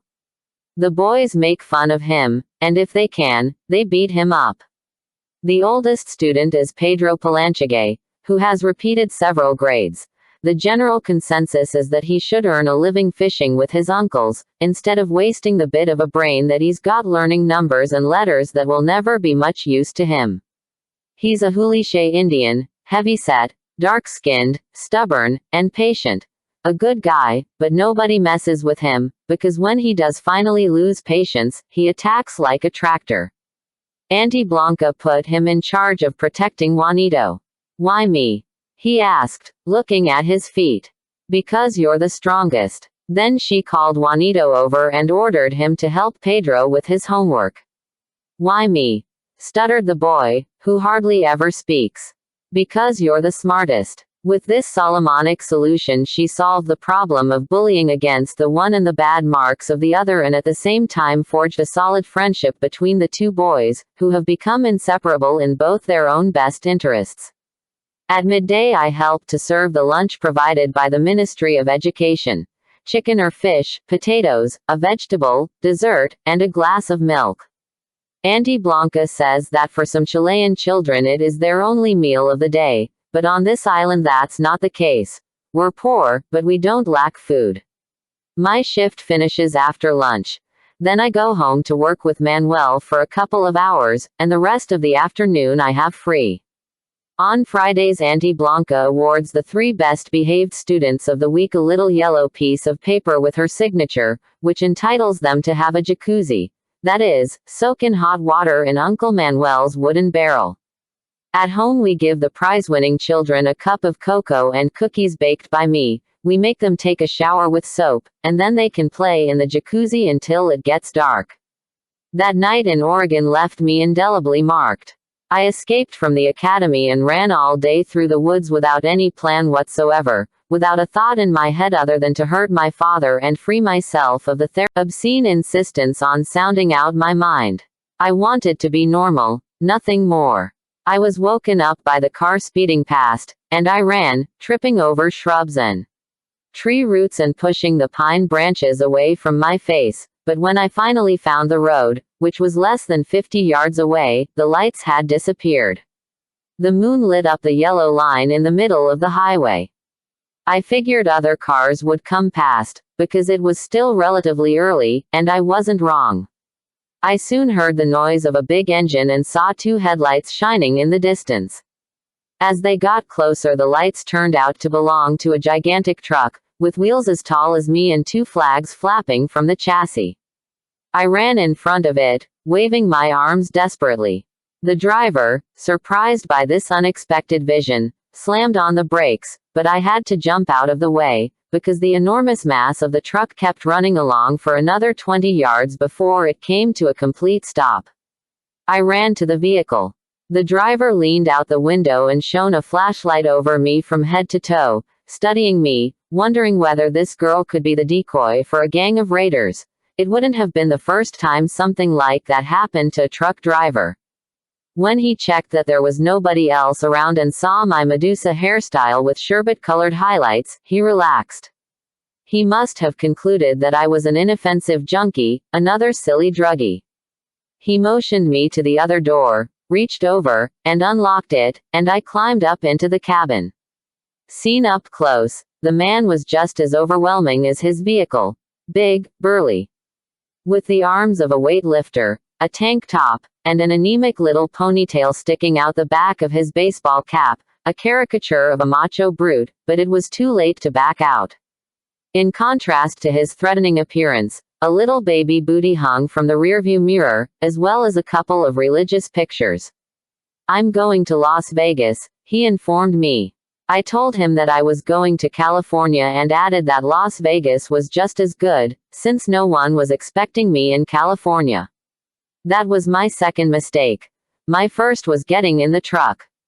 The next hour went by in an animated monologue delivered by the driver, who exuded energy as if he was charged up on amphetamines.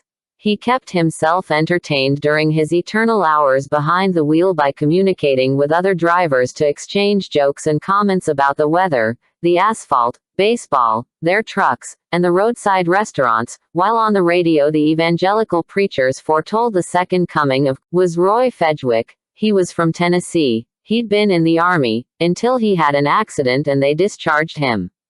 In the rehabilitation hospital, where he spent several weeks, he found Jesus. He kept talking and quoting passages from the Bible, while I tried in vain to relax, my head leaning against the window, as far as possible from his cigarette. I had cramps in my legs and a disagreeable tingling on my skin from the strain of my day's run. 50 miles on, Fedgwick turned off the road and stopped in front of a motel.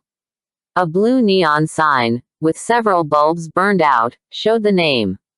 There were no signs of activity, just a row of rooms, a pop machine, a pay phone, a truck, and 2 cars that looked as if they'd been there since the beginning of time. "I've been driving since 6 this morning. We're going to spend the night here. Get out," Fedgwick announced. "I'd rather sleep in your truck, if you don't mind," I said, thinking of how I didn't have money for a room. The man reached over me to open a compartment and took out a quart of whiskey and a semi-automatic pistol. He grabbed a canvas bag, got out, turned around, opened the door on my side, and said I better climb down if I knew what was good for me. "We both know why we're here, you little slut. Or did you think the ride was going to be free?" I obeyed instinctively, although in our self-defense course at Berkeley High, they'd taught us that in circumstances like this the best thing to do was to throw yourself on the ground and scream like a lunatic, never to collaborate with the aggressor. I noticed he was limping, and he was shorter and heavier than he looked when he was sitting down. I could have run away, and he wouldn't have been able to catch up to me, but the thought of the pistol stopped me.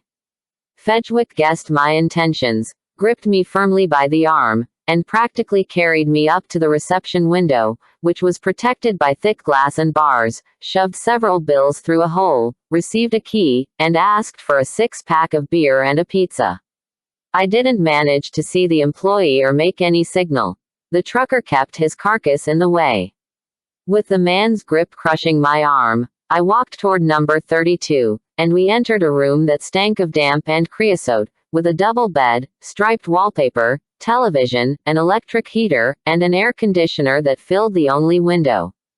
Fedgwick made me shut myself in the washroom till they'd brought the beer and pizza. Was no lock on the door and only a small skylight for ventilation. I cast an anxious glance around my cell and understood that I'd never been so helpless. My previous adventures were a joke compared to this. They'd happened on familiar territory, in the company of my friends, with Rick Laredo looking out for us in the rearguard, and the certainty that in an emergency I could always run home to my grandma. The trucker received what he'd ordered, exchanged a couple of words with the employee, closed the door, and called me to come and eat before the pizza got cold. I couldn't put a thing in my mouth. My throat had seized up. Fedgwick didn't insist. He looked for something in his bag, went to the washroom, without closing the door, and returned to the room with his fly undone and a plastic cup with a finger of whiskey in it. "Are you nervous?" You'll feel better after this, he said, passing me the cup. I shook my head, unable to speak, but he grabbed me by the back of the neck and held the cup to my lips. Drink it, you little bitch. Or do you want me to make you? I swallowed it, almost choking, my eyes watering. I hadn't tasted any alcohol for over a year, and I'd forgotten how it burned. My kidnapper sat on the bed to watch a comedy on television and wolf down 3 cans of beer and 2/3 of the pizza, laughing, burping, apparently having forgotten all about me, while I stood waiting in a corner, leaning against the wall, feeling faint and dizzy. The room kept moving, the furniture changing shape. The enormous mass of Fedgwick blended in with the images from the TV. My legs were buckling under me, and I had to sit down on the floor, struggling against the desire to close my eyes and give up. I couldn't think, but I realized I'd been drugged. The whiskey in the plastic cup. The man, bored of the comedy, turned off the TV and came over to check what state I was in. His thick fingers lifted up my head, which weighed a ton. My neck couldn't hold it up anymore. His repulsive breath hit me in the face. Fedgwick sat down on the bed, poured a line of cocaine on the bedside table, straightened it with a credit card, and snorted the white powder with evident pleasure. Then he immediately turned and ordered me to take my clothes off, while rubbing his crotch with the barrel of his gun, but I couldn't move. He lifted me off the ground and tore my clothes off. I tried to fight him off, but my body wouldn't do what it was told. I tried to scream, and my voice wouldn't come out. Long, thin, inert female figure, open like a cross, the Minotaur mumbling obscenities and thrusting over and over again, the dark stains on the sheet, the belt, the gun, the bottle.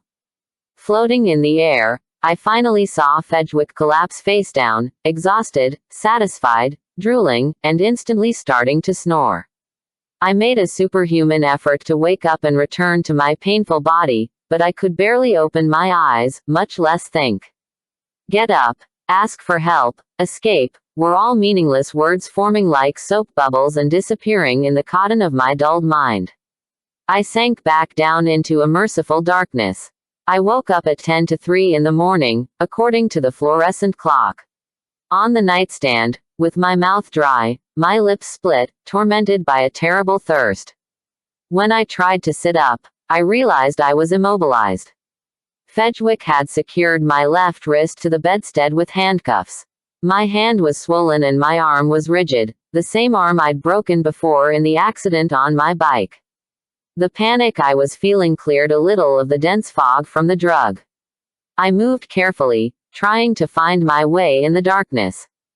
The only light came from the blue glow of the motel sign, which filtered in between the filthy curtains, and from the green reflection of the luminous numbers on the clock. The telephone. It was right there, beside the clock, very close, as I discovered when I turned to see what time it was. With my free hand I pulled the sheet and cleaned the slime off my belly and thighs, then I turned onto my left side and slid slowly, arduously, down onto the floor. The tug of the handcuffs on my wrist made me groan involuntarily, and the creaking of the bedspring sounded like a train slamming on the brakes. Kneeling on the rough carpet, my arm twisted into an impossible position, I waited in terror for my captor's reaction, but above the deafening noise of my own heart I could hear him snoring. I waited 5 minutes before daring to pick up the phone to make sure he was still sprawled in a deep drunken sleep. I crouched down on the floor, as far away as the handcuffs would let me, and dialed 911 to ask for help, muffling my voice with a pillow. There was no outside line. The room phone only rang at the reception desk. To make an outside call you had to use the pay phone in the lobby or a cell phone, and the truckers was out of my reach. I dialed the number for reception and heard it ring 11 times before a male voice with an Indian accent answered. "I've been kidnapped. Help me, help me." I whispered, but the employee hung up the phone without giving me time to say anything else. I tried again, with the same result. Desperate, I drowned my sobs in the grimy pillow. More than half an hour went by before I remembered the pistol, which Fedgwick had used like a perverse toy, cold metal in my vagina, in my mouth. Tasting of blood. I had to find it, my only hope. To get back on the bed with one hand cuffed, I had to go through contortions worthy of a circus performer, and I couldn't keep the mattress from bouncing under my weight. The trucker emitted a few snorts like a bull, rolled over onto his back, and his hand fell on my hip like a brick, paralyzing me, but he soon went back to snoring, and I could breathe again. The clock showed 3:25. Time was dragging, there were hours to go before daybreak. I understood these were my last moments. Fedgwick would never let me live. I could identify him and describe his vehicle. If he hadn't killed me yet, it was because he was not finished with me. The idea that I was condemned, that I was going to be murdered and they'd never find my remains in these woods, gave me unexpected courage. I had nothing to lose. I shoved Fedgwick's hand off my hip and turned to face him. I was struck by his smell.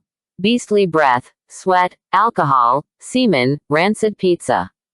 I looked at his awful face in profile, his enormous chest, the bulging muscles of his forearms, the hairy crotch, leg as thick as a tree trunk, and I swallowed the vomit that rose in my throat. With my free hand I began to feel under his pillow for the pistol. I found it almost immediately, within my reach, but wedged there by Fedgwick's big head. He must have been very confident of his power and my resignation to have left it there. I took a deep breath, closed my eyes, grasped the barrel with 2 fingers and began to pull it inch by inch, without moving the pillow. Finally I managed to remove the pistol, which was heavier than I'd expected, and held it against my chest, trembling from the effort and the anxiety. The only weapon I'd ever seen was Rick Laredo's, and I'd never touched it, but I knew how to use it. Movies had taught me that. I aimed the pistol at Fedgwick's head. It was his life or mine. I could barely lift the weapon with one hand, trembling with nerves, with my body twisted and weakened by the drug, but it was going to be a single shot at point-blank range and I couldn't fail. I held my finger to the trigger and hesitated, blinded by the deafening pounding in my temples.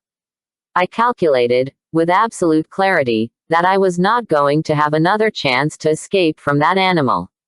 I forced my index finger to move, felt the slight resistance of the trigger, and hesitated again, anticipating the blast, the recoil of the weapon, the nightmarish explosion of bones and blood and bits of brain.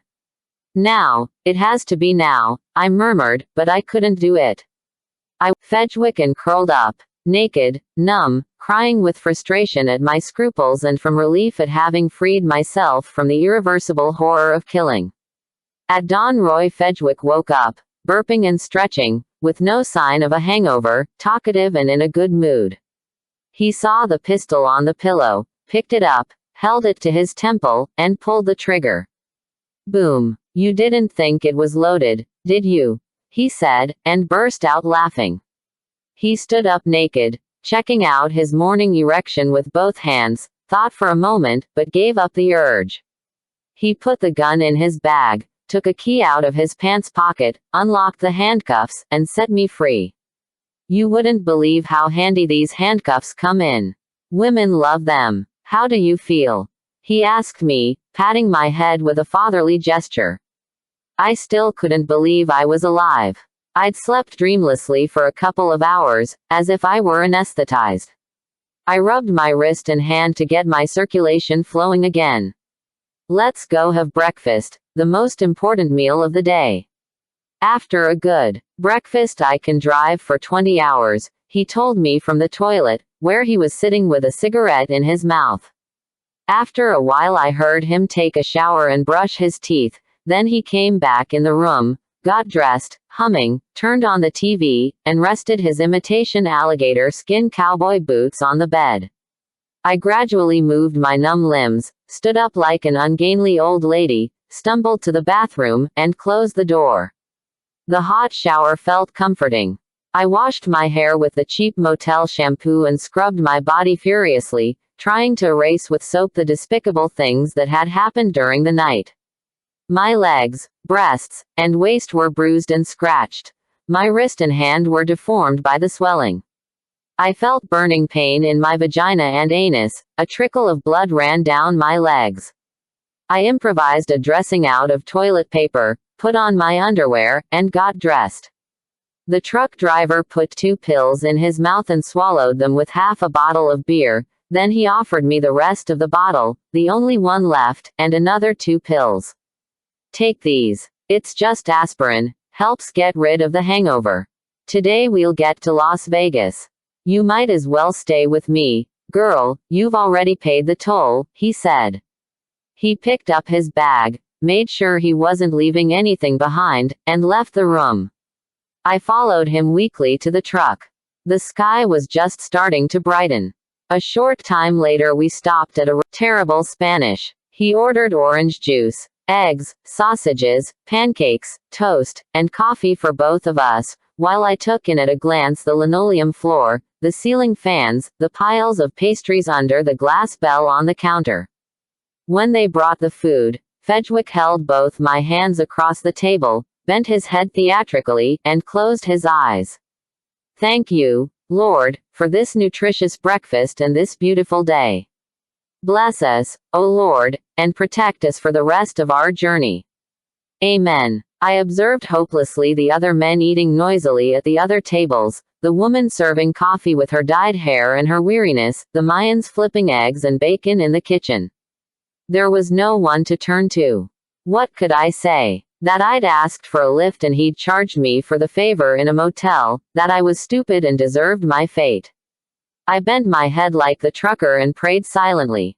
Don't let me go, Popo. Take care of me. Then I devoured my breakfast down to the last scrap. Due to its position on the map, so far from the United States and so close to nowhere, Chile is off the usual narcotics trafficking route, but drugs have arrived here as well, like everywhere else in the world. You see some kids lost in the clouds. I saw one on the ferry, when I crossed the Chisao Channel on my way to Chiloé, a desperate kid who was already in the stage of seeing invisible beings, hearing voices, talking to himself, gesticulating. Marijuana is within anybody's reach, more common and cheaper than cigarettes, on sale on street corners. Coca paste or crack circulates more among poor people, who also sniff gasoline, glue, paint thinner, and other poisons. For those interested in variety, there are hallucinogens of various kinds, cocaine, heroin, and their derivatives, amphetamines, and a full menu of black market prescription drugs, but on our little island there are fewer options, just alcohol for anyone who wants it and marijuana and coca paste for the young people. You have to keep very alert with the children. Gringuita, no drugs in the school, Blanca Schnake told me, and then proceeded to give me instructions on what symptoms to watch out for. She doesn't know that I'm an expert. When we were supervising recess, Blanca told me that Azucena Corrales hasn't come to class, and she's afraid she's going to drop out like her older brothers and sisters, none of whom graduated. She never met Juanito's mother, who'd already left the island when Blanca arrived, but she knows she was a very bright girl, who got pregnant at 15, left after giving birth, and never came back. Now she lives in Quellon, in the south of Isla Grande, where most of the salmon farms used to be, before the virus arrived that killed the fish. During the salmon bonanza, Quellon was like the Wild West, a land of adventurer, virtue and enterprising spirit, able to earn more in a week than a worker could in a year. The women in most demand were the Colombians, called itinerant sex workers by the press and black bottoms by their grateful clients. Azucena was a good student, like her sister, but she suddenly turned shy and started avoiding people. I don't know what could have happened to her, Auntie Blanca said to me. She hasn't come to clean our house either. The last time I saw her was the night of the storm, when she came looking for Manuel, because Carmelo Corrales was very ill. Manuel told me, Carmelo Corrales had an attack of hypoglycemia, quite common among alcoholic diabetics, but giving him honey was a risky decision for Manuel to take. It could have killed him. Imagine what a responsibility. He was already half dead. Anyhow, Auntie Blanca. Manuel is a cool dude. Have you noticed that he never gets angry or worried?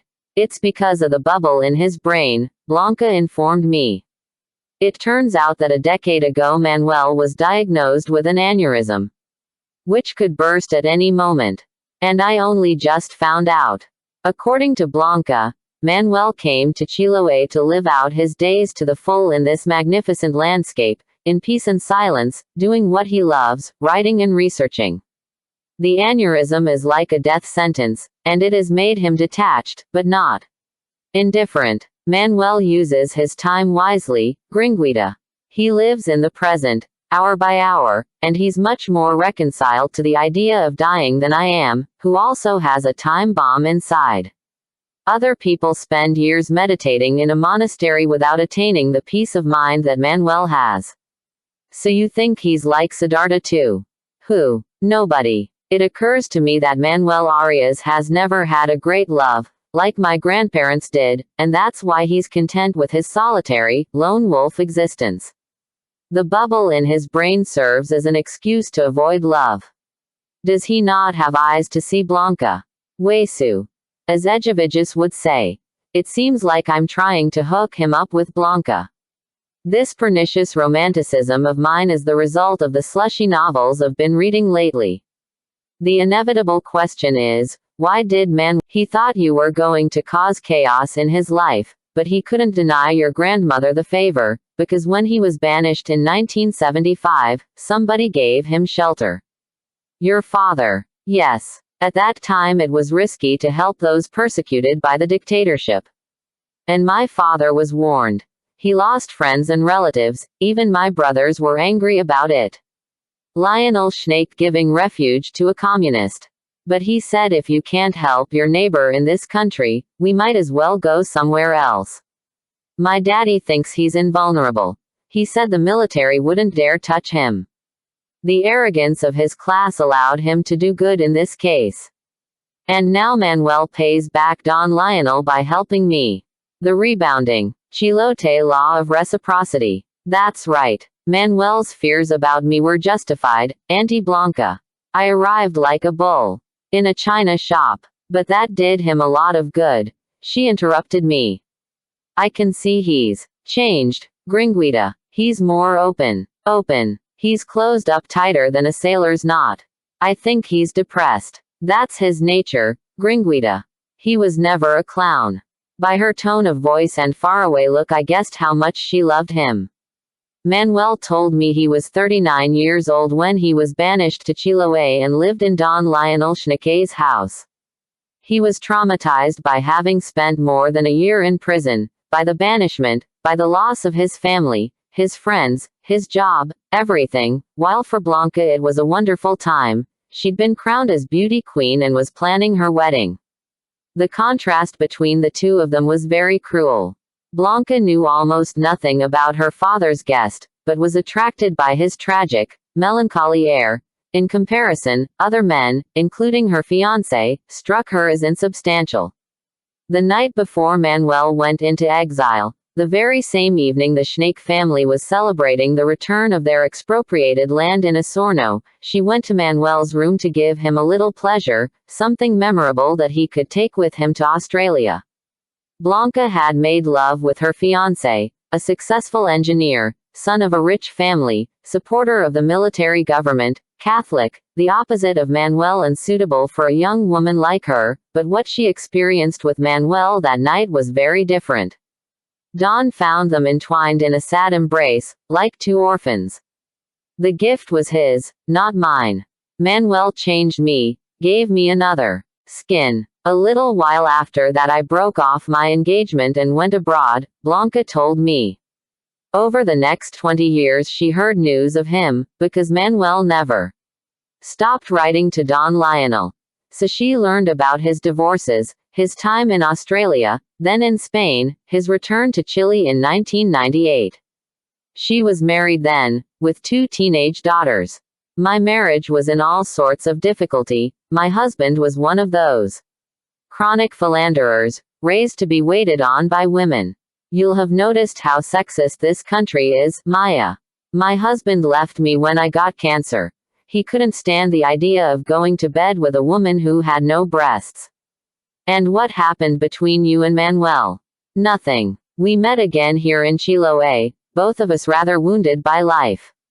You love him, don't you? It's not that simple. Then you should tell him, I interrupted. If you're going to wait for him to take the initiative, you'd better make yourself comfortable. My cancer could come back at any moment, Maya. No man wants to get tied down to a woman with this. And at any moment Manuel's fucking bubble could burst, Auntie Blanca. There's no time to lose. Don't you even think of sticking your nose in this. The last thing we need around here is a gringa matchmaker, she warned me, alarmed. I'm afraid that if I don't stick my nose in, they're going to die of old age. Without resolving this matter. Later, when I got home, I found Manuel sitting in his easy chair in front of the window, editing some loose pages, with a cup of tea on the end table, dumb cat at his feet and literati cat curled up on top of the manuscript. The house smelled of sugar. Edgeviges had been making apricot jam with the last fruit of the season. The jam was cooling in a line of recycled jars of various sizes, ready for winter, when the abundance ends and the earth goes to sleep, as she says. Manuel heard me come in and waved vaguely, but didn't lift his eyes from his papers. Oh, Popo. I couldn't stand it if anything happened to Manuel. Take care of him for me, don't let him die on me too. I tiptoed over and hugged him from the back, a sad embrace. I lost my fear of Manuel after that night when I climbed into his bed uninvited. Now I hold his hand, give him kisses, take food off his plate, which he hates, rest my head on his knees when we read, ask him to scratch my back, which he does in terror. He doesn't scold me anymore when I wear his clothes or use his computer or correct his book. The truth is, I write better than he does. I nuzzled my nose in his coarse hair, and my tears fell onto him like little pebbles. Something up? He asked me, surprised. What's up is that I love you, I confessed. Don't harass me, señorita.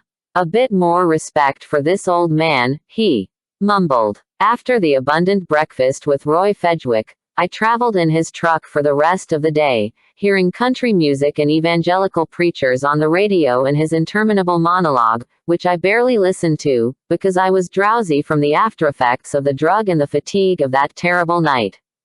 I had 2 or 3 opportunities to escape, and he wouldn't have tried to stop me. He'd lost interest, but I didn't have the energy. My body felt slack and my mind confused. We stopped at a gas station, and while he bought cigarettes, I went to the washroom. It hurt to pee, and I was still bleeding a little. I thought of staying inside that washroom until I heard Fedgwick's truck leaving, but the exhaustion and fear of falling into other cruel hands drove the idea out of my head. I returned to the vehicle with my head hanging, curled up in my corner, and closed my eyes. By the time we arrived in Las Vegas, at dusk, I was feeling a little better. Fedgwick dropped me off right on the boulevard, the Strip, in the heart of Las Vegas, and gave me a $10 tip, because I reminded him of his daughter, he said. He showed me a photo of a blonde 5-year-old on his cell phone to prove it. When he left, he stroked my hair and said goodbye with a God bless you, dear. I realized he feared nothing, and his conscience was at peace. That had been just one more of many similar encounters for which he was always prepared with a pistol, handcuffs, alcohol, and drugs. Within a few minutes he'd have forgotten me. At some point in his monologue he'd let me know that there were dozens of teenagers, boys and girls, runaways, who offered themselves on the road for truck drivers to use however they wished. It was a whole culture of child prostitution. The only good thing that could be said about him is that he took precautions so that I wouldn't infect him with a disease. I'd rather not know the details of what happened that night in the motel, but I remember in the morning there were used condoms on the floor. I was lucky. He practiced safe sex while raping me. At that time of day the air in Las Vegas had cooled off, but the sidewalk still held the dry heat of the daylight hours. I sat on a bench, aching from the recent excesses and overwhelmed by the scandal of lights in this unreal city, risen like an enchantment from the desert dust. The streets are lively, a non-stop festival. Traffic, buses, limousines, music, people everywhere. Old men in shorts and Hawaiian shirts, grown women wearing cowboy hats, sequin-studded blue jeans and chemical tans, ordinary tourists and poor ones, lots of obese people. My decision to punish my father remained firm. I blamed him for all my misfortunes. But I wanted to call my grandma. In this age of cell phones, it is almost impossible to find a public pay phone anywhere. When I finally found a phone booth in working order, the operator either couldn't or wouldn't let me make a collect call.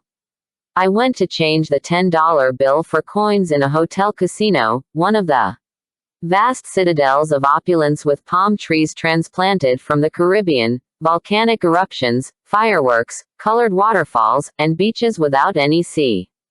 This display of splendor and vulgarity is concentrated in a few blocks, where brothels, gambling dens, bars, massage parlors, and X-rated cinemas are also plentiful.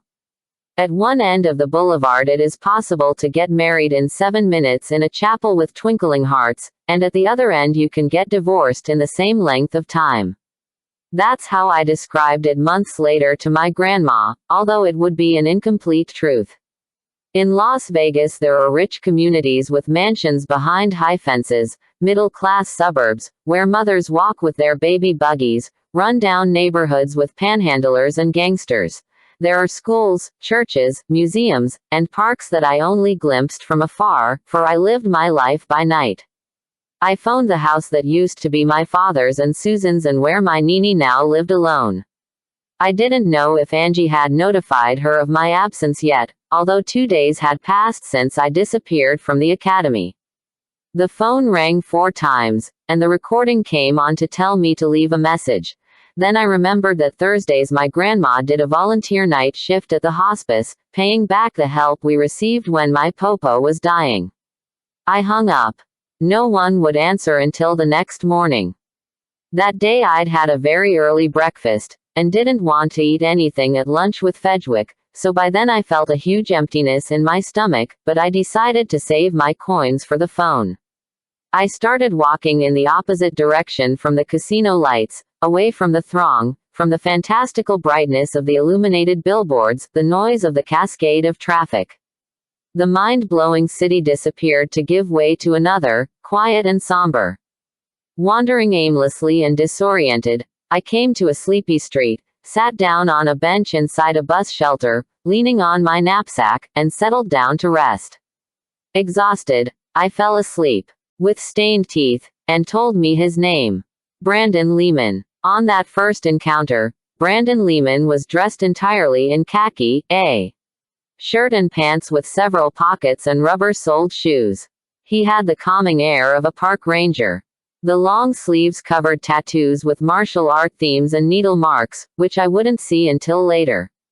Lehman had served 2 terms in prison, and the police in several states were still looking for him, but in Las Vegas he felt safe, and he turned it into his temporary hideout. He was a thief, a heroin dealer and user. Nothing distinguished him from others like him in that city. He was armed out of precaution and habit, not because he was prone to violence, and when necessary he could count on 2 thugs, Joe Martin, from Kansas, and Chino, a guy from the Philippines, covered in smallpox scars, who he'd met in prison. Lehman was 38 years old, but he looked 50. That Thursday he'd just come out of the sauna, one of the few pleasures he allowed himself, not out of austerity but having arrived at a state of total indifference toward everything except his white lady, his snow, his queen, his brown sugar. He'd just shot up and felt fresh and dynamic as he began his nightly round. From his vehicle, a gloomy-looking van, Lehman had seen me dozing on the bench. As he told me later, he trusted his instinct to judge people, very useful in his line of work, and I struck him as a diamond in the rough. He went around the block, drove past me again slowly and confirmed his first impression. He thought I was about 15, Too young for his purposes, but he was in no position to be too demanding, because he'd been looking for someone like me for months. He stopped a short way down the block and got out of the car, ordering his henchmen to make themselves scarce until he called them and approached the bus stop. I haven't eaten yet. There's a McDonald's 3 blocks from here. Would you like to come with me?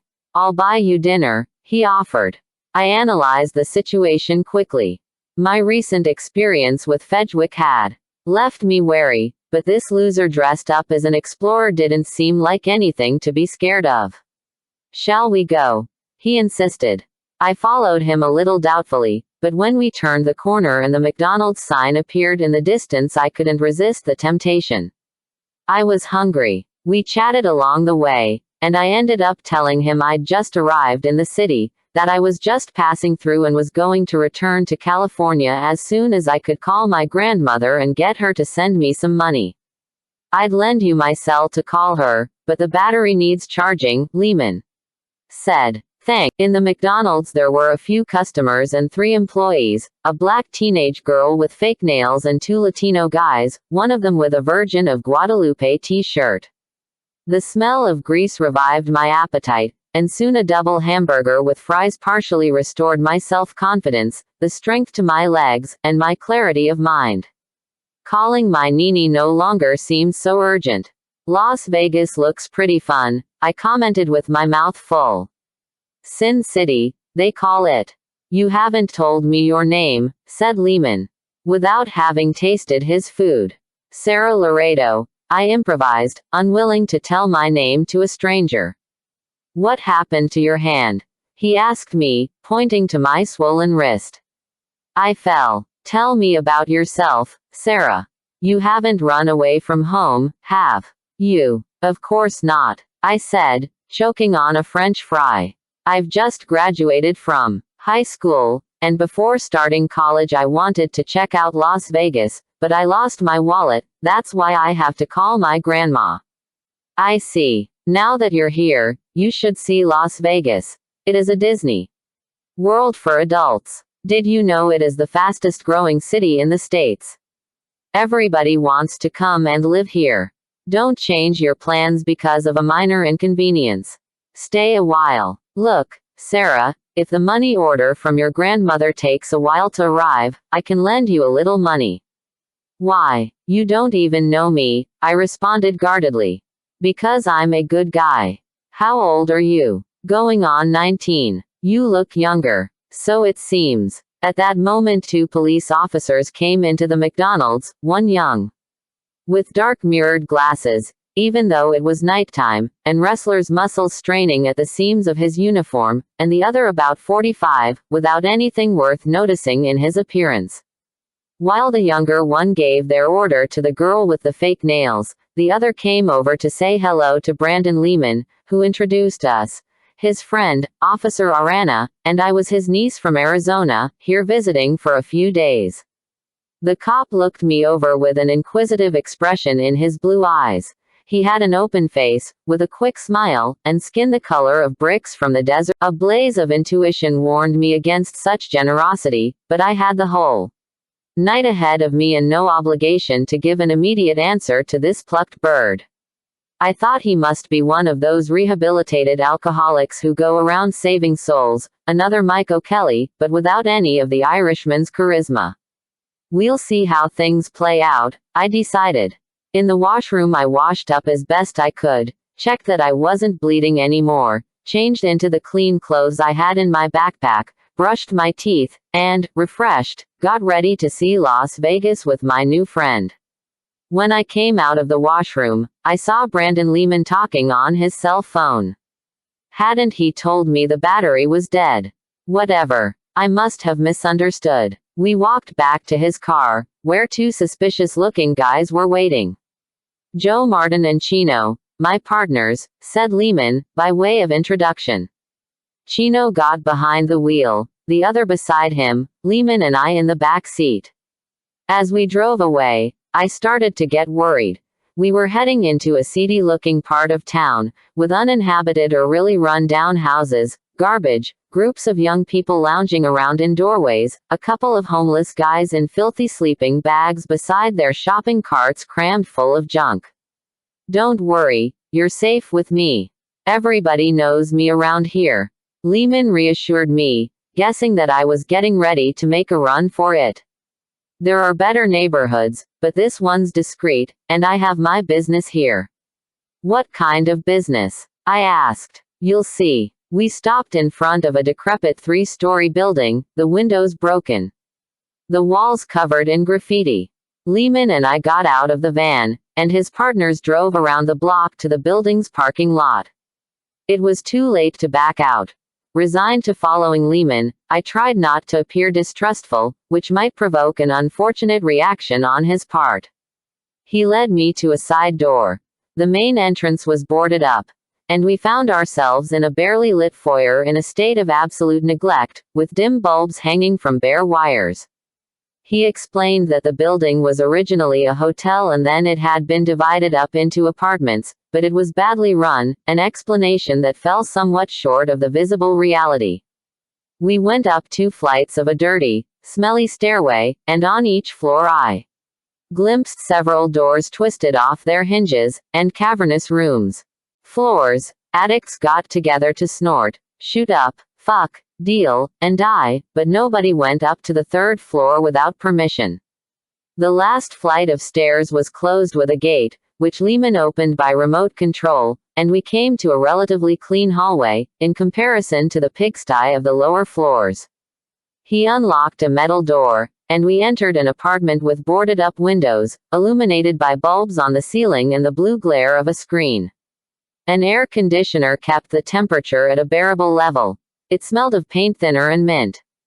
There was a 3-cushion sofa in good shape, a couple of battered mattresses on the floor, a long table, some chairs, and an enormous modern television, in front of which a boy who looked about 12 was lying on the floor, eating popcorn. "You locked me in, you bastard," the kid said without taking his eyes off the screen. "So," replied Brandon Lehman. "If there'd been a fucking fire, I would have been cooked like a hot dog." "Why would there be a fire?" "This is Freddie, future king of rap," he introduced the boy to me. "Freddie, say hi to this girl. She's going to be working with me." Freddie didn't look up. I walked around the strange dwelling, where there wasn't much furniture, but old computers and other office equipment were piled up in all the rooms. There were several inexplicable butane blowtorches in the kitchen, which looked like it had never been used for cooking, and boxes and bundles all along the hallway.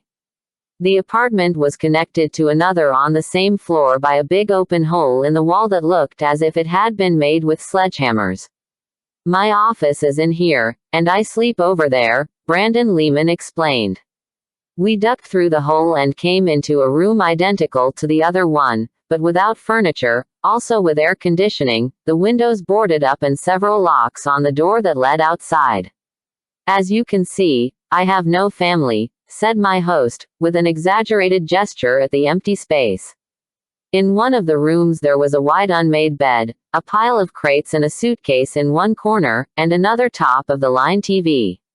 In the bedroom next to it, smaller and just as dirty as the rest of the place, I saw a narrow bed, a chest of drawers, and 2 nightstands painted white, like a little girl's room. "If you stay, this will be your room," Brandon Lehman told me. "Why are the windows blocked up?" "Out of precaution. I don't like busybodies." "I'll explain what your job would be. I need a smart-looking girl to go into top-class hotels and casinos. Someone like you, who doesn't arouse suspicion." "Hotels. It's not what you're imagining. I can't compete with the prostitution mafias. That's a brutal business, and there are more hookers and pimps here than there are clients. No, none of that. You'll just make deliveries where I tell you." "What kind of deliveries?" "Drugs. Classy people appreciate room service." "That's really dangerous." "No, the staff of the hotels take their cut and look the other way. It is in their interest for their guests to get a good impression. The only problem could be an undercover agent from the Vice Squad, but none have ever shown up, I promise. It's really easy, and you'll have more money than you know what to do with. As long as I sleep with you. Oh, no, it's been a long time since I stopped thinking about that, and you should see how it has simplified my life. Brandon Lehman laughed sincerely. I have to go out. Try to get some rest, we can start tomorrow. You've been really kind to me, and I don't want to seem ungrateful, but actually I'm not going to be of use to you. You can decide later, he interrupted. Nobody is forced to work for me. If you want to leave tomorrow, you have every right, but for the moment you're better off here than on the street, aren't you? I sat down on the bed, with my backpack on my knees. I had an aftertaste of grease and onions in my mouth. The hamburger was sitting in my stomach like a rock, my muscles ached, and my bones felt soft. I was wiped out. I remembered the strain of my run to escape from the academy, the violence of the night in the motel, the hours traveling in the truck, dazed by the residues of the drug still in my system, and realized I needed to get my strength back. If you prefer, you can come with me, to get to know my patch, but I warn you it'll be a long night, Lehman offered. I couldn't stay there alone. I accompanied him until 4 in the morning. Around hotels and casinos on the Strip, where he delivered little bags to various people, doormen, parking lot attendants, young women and men who looked like tourists, who waited for him in the darkness. Chino stayed behind the wheel, Joe Martin was the lookout, and Brandon Lehman made the deliveries. None of the three entered the establishments because they had records or were under observation, having been operating in the same zone for too long. It's not advisable for me to do this. Not very reliable, Lehman explained. I understood the advantage to this guy in hiring me, because I showed my face and ran the risks, but didn't receive a commission. What was my salary going to be? I didn't dare ask him. At the end of the run, we went back to the dilapidated building, where Freddie, the boy I'd seen before, was sleeping on one of the mattresses. Brandon Lehman was always up front with me. I can't claim that he misled me about what kind of business and lifestyle he was offering. I stayed with him knowing exactly what I was doing. Manuel sees me writing in my notebook with the concentration of a notary, but never asks me what I'm writing. His lack of interest contrasts with my curiosity. I want to know more about him. His past, his love affairs, his nightmares. I want to know what he feels for Blanca Schnake. He never tells me anything. Whereas I tell him almost everything, because he is a good listener and doesn't give me any unsolicited advice.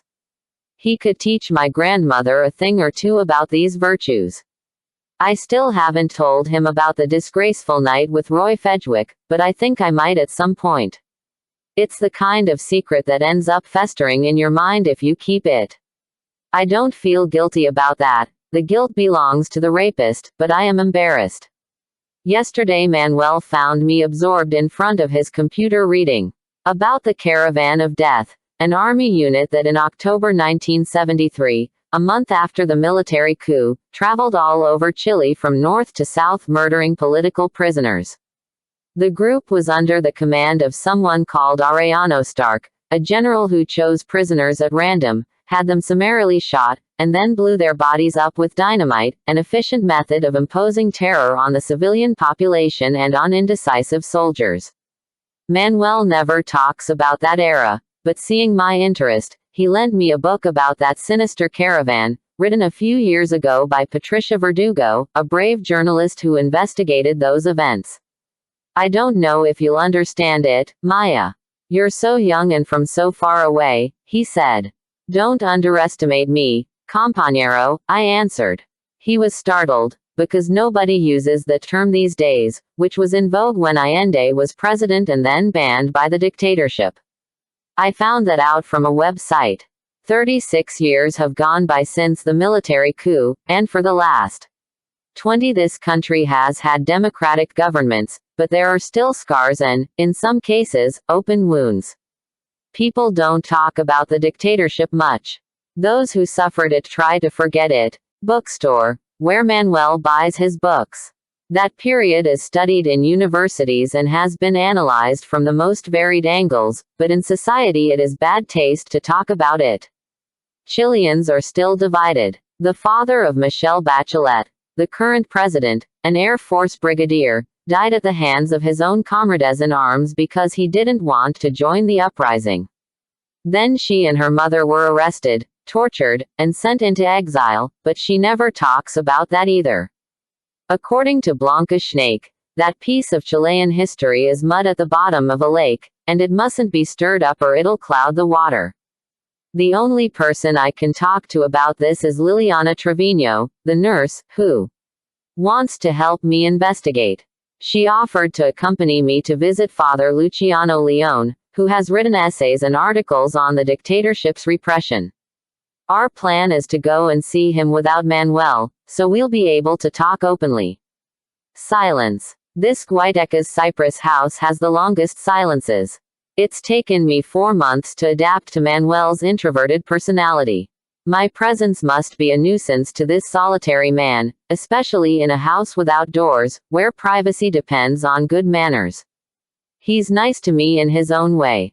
On the one hand he ignores me or answers in monosyllables, and on the other he hangs my towels by the stove to warm up when he thinks I'm going to have a shower, brings me my glass of hot milk in bed, takes care of me. The other day he lost his temper for the first time since I met him, because I went out with 2 fishermen to set their nets, and we got caught by some bad weather, rain and a choppy sea, and got back really late, soaked to the skin. Manuel was waiting for us on the wharf with Joaquin and one of the carabineros, Laurencio Carcamo, who had already been in radio contact with the Isla Grande to request they send out a Navy ship to look for us. "What am I going to tell your grandma if you drown?" Manuel shouted furiously at me, as soon as I stepped on dry land. "Calm down, man. I can take care of myself," I told him. "Of course, that's why you're here. 'Cause you take such good care of yourself." Laurencio Carcamo was kind enough to drive us home.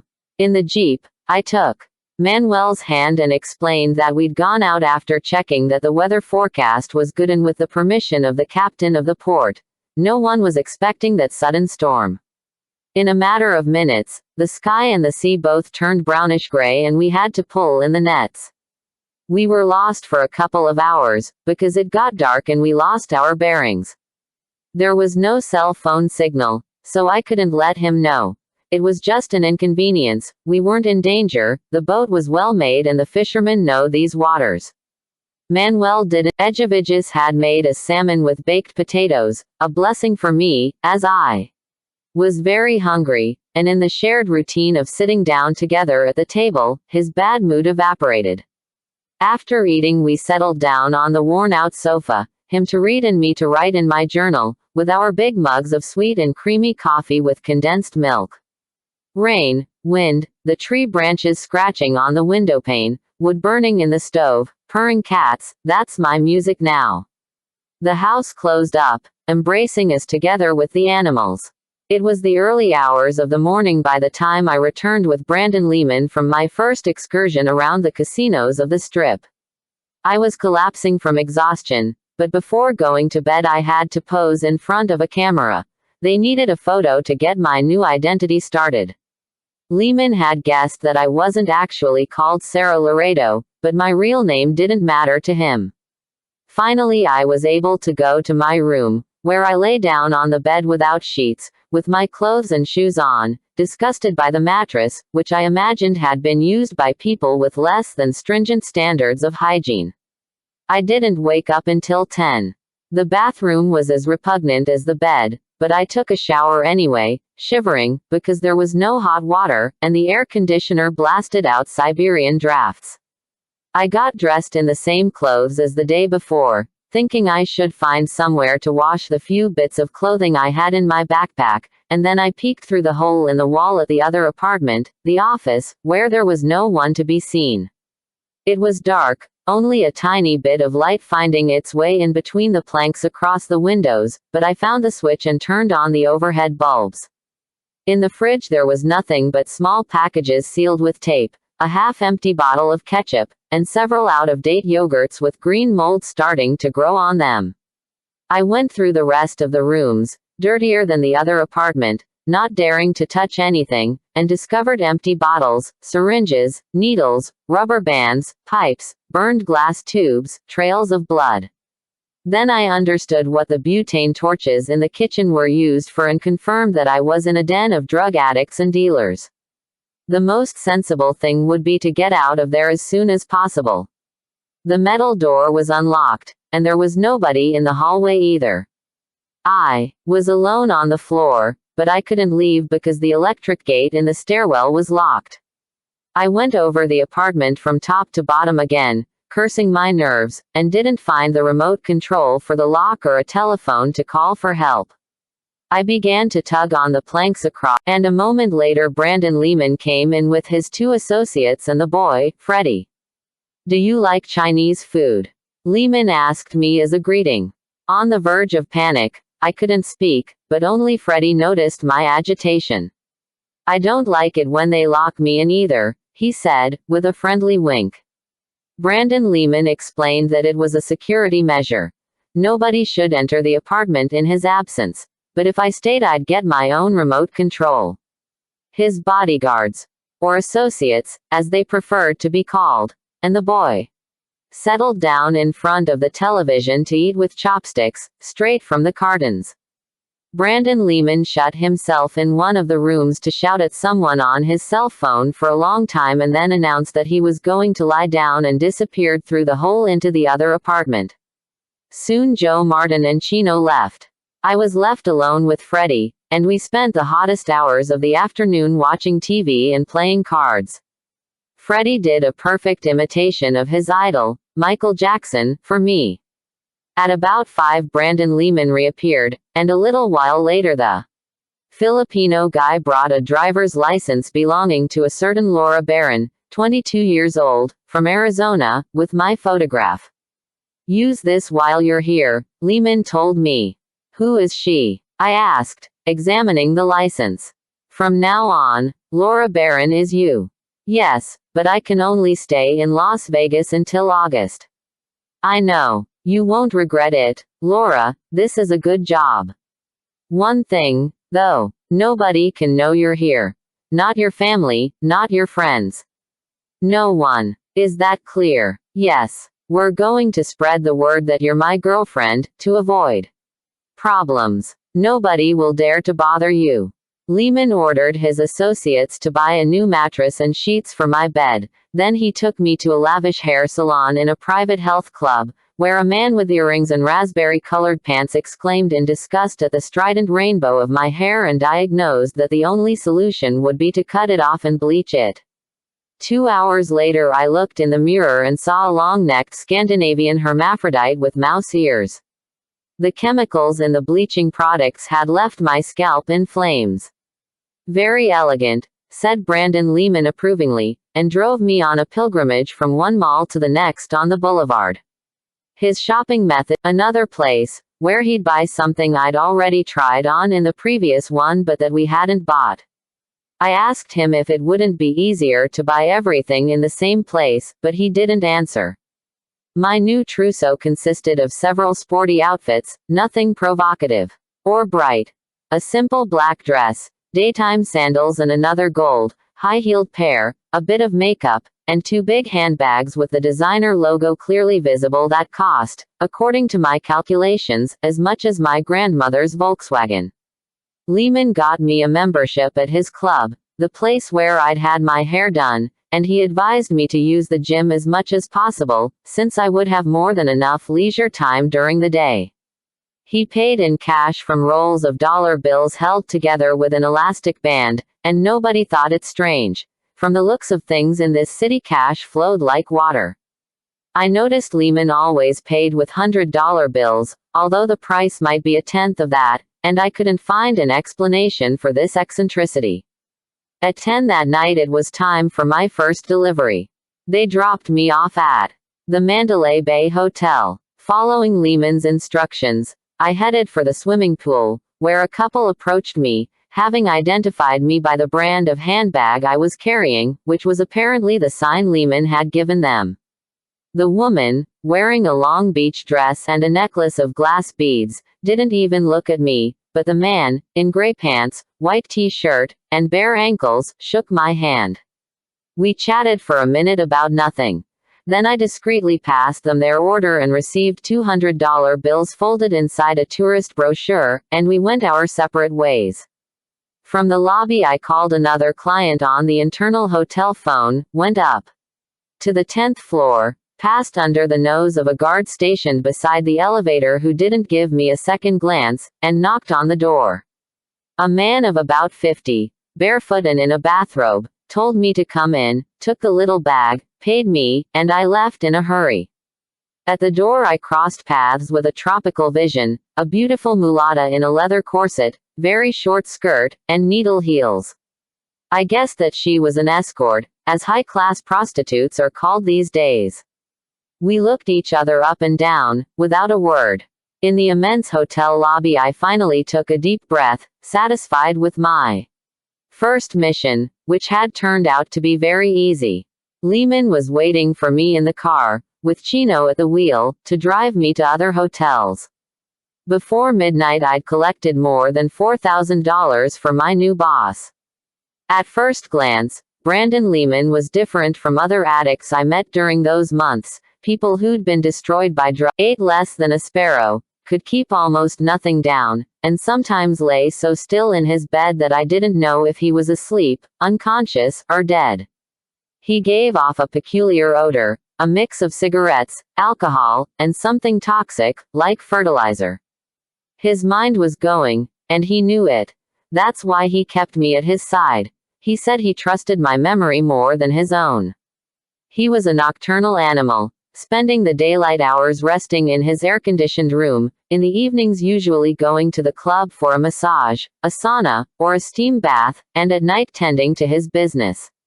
We saw each other around the gym, but we never arrived together, and the order was to pretend not to know each other.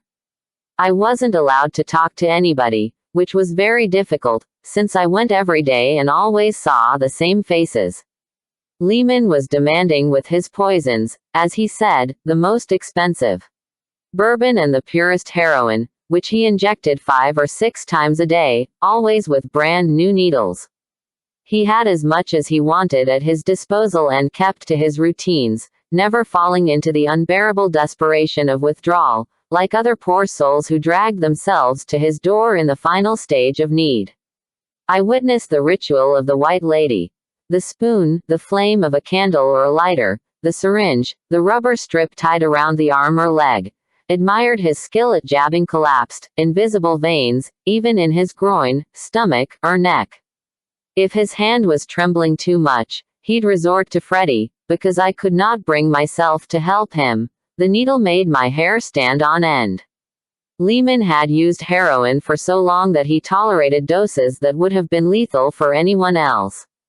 Heroin doesn't kill, it is the addicts' lifestyles that do. Poverty, malnutrition, infections, dirt, used needles, he explained. Then why won't you let me try it? Because a junkie is no use to me whatsoever. Just once, just to know what it is like. No, be content with what I give you. He gave me booze, marijuana, hallucinogens, and pills, which I took blind, not caring too much what effect they'd have as long as my consciousness was altered enough to escape from reality, from my Nini's voice calling me, from my body, from my anguish about the future. The only pills I could recognize were orange sleeping pills. Those wonderful capsules defeated my chronic insomnia and gave me some hours of dreamless rest. The boss let me use a few lines of coke to keep me lively and alert at work, but he wouldn't let me try crack, and wouldn't let his bodyguards use it either. Joe Martin and Chino had their own addiction. Death forced them to steal and turn tricks, any degradation to procure the next hit. I lost count of how many of those zombies there were around us, snotty skeletons with ulcers, agitated, trembling, sweaty, imprisoned in their hallucinations, sleepwalkers pursued by voices and bugs that crawled into their orifices. Freddie went through states like that, Poor kid. My heart broke seeing him in a crisis. Sometimes I helped him bring the welding torch up to the pipe and awaited with the same anxiety he suffered for the flame to break the yellow crystals with a dry sound and the magic smoke to fill up the glass tube. In 30 seconds Freddy would fly to another world. The pleasure, the grandiosity and euphoria lasted just a few moments, and then he'd be agonizing again in a deep, absolute abyss, from which he could only emerge with another hit. He needed more each time to keep going, and Brandon Lehman, who was fond of him, would give it to him. Why don't we help him to detox? I asked Lehman one time. It's too late for Freddy. There's no going back from crack. That's why I had to get rid of other girls who worked for me before you, he answered me. I interpreted that as his having fired them. I didn't know that in that atmosphere, get rid of usually has an irrevocable meaning. It was impossible for me to evade Joe Martin and Chino's vigilance. They were in charge of spying on me and were very conscientious about it. Chino, a furtive weasel, never spoke to me or looked straight at me, while Joe Martin made his intentions obvious. Lend me the chick for a blow job, boss, I heard him say to Brandon Lehman once. If I didn't know you were joking, I'd shoot you right here for insolence, he calmly replied. I deduced that as long as Lehman was in command, that pair of assholes wouldn't dare touch me. There was no mystery about what this gang did, but I didn't consider Brandon Lehman a criminal, like Joe Martin and Chino, who according to Freddy had several deaths on their hands. Of course, it was quite likely that Lehman was a murderer too, but he didn't look like one. In any case, it was better not to know, just as he preferred not to know anything about me. For the boss, Laura Barron had no past or future, and her feelings were irrelevant. The only thing that mattered was that she did what she was told. He confided various things about his business, which he was afraid of forgetting, and it would have been imprudent to put in writing, so I would memorize them. How much he was owed and by whom, where to pick up a package, how much to pass to the cops, the day's orders for the gang. The boss was very frugal, living like a monk, but he was generous with me. He hadn't assigned me a fixed salary or from his inexhaustible roll of bills without counting, like tips, and he paid for my club membership and anything I bought. If I wanted more, he'd give it to me without a second thought, but I soon stopped asking, because there was nothing I needed, and besides, anything of value would disappear from the apartment anyway. We slept on either side of a narrow hallway, which he never showed the slightest intention of crossing. He'd forbidden me from having relations with other men as a matter of security. He said tongues got loosened in bed. At 16, I'd had, as well as the disaster with Rick Laredo, some experiences with guys that had left me frustrated and resentful.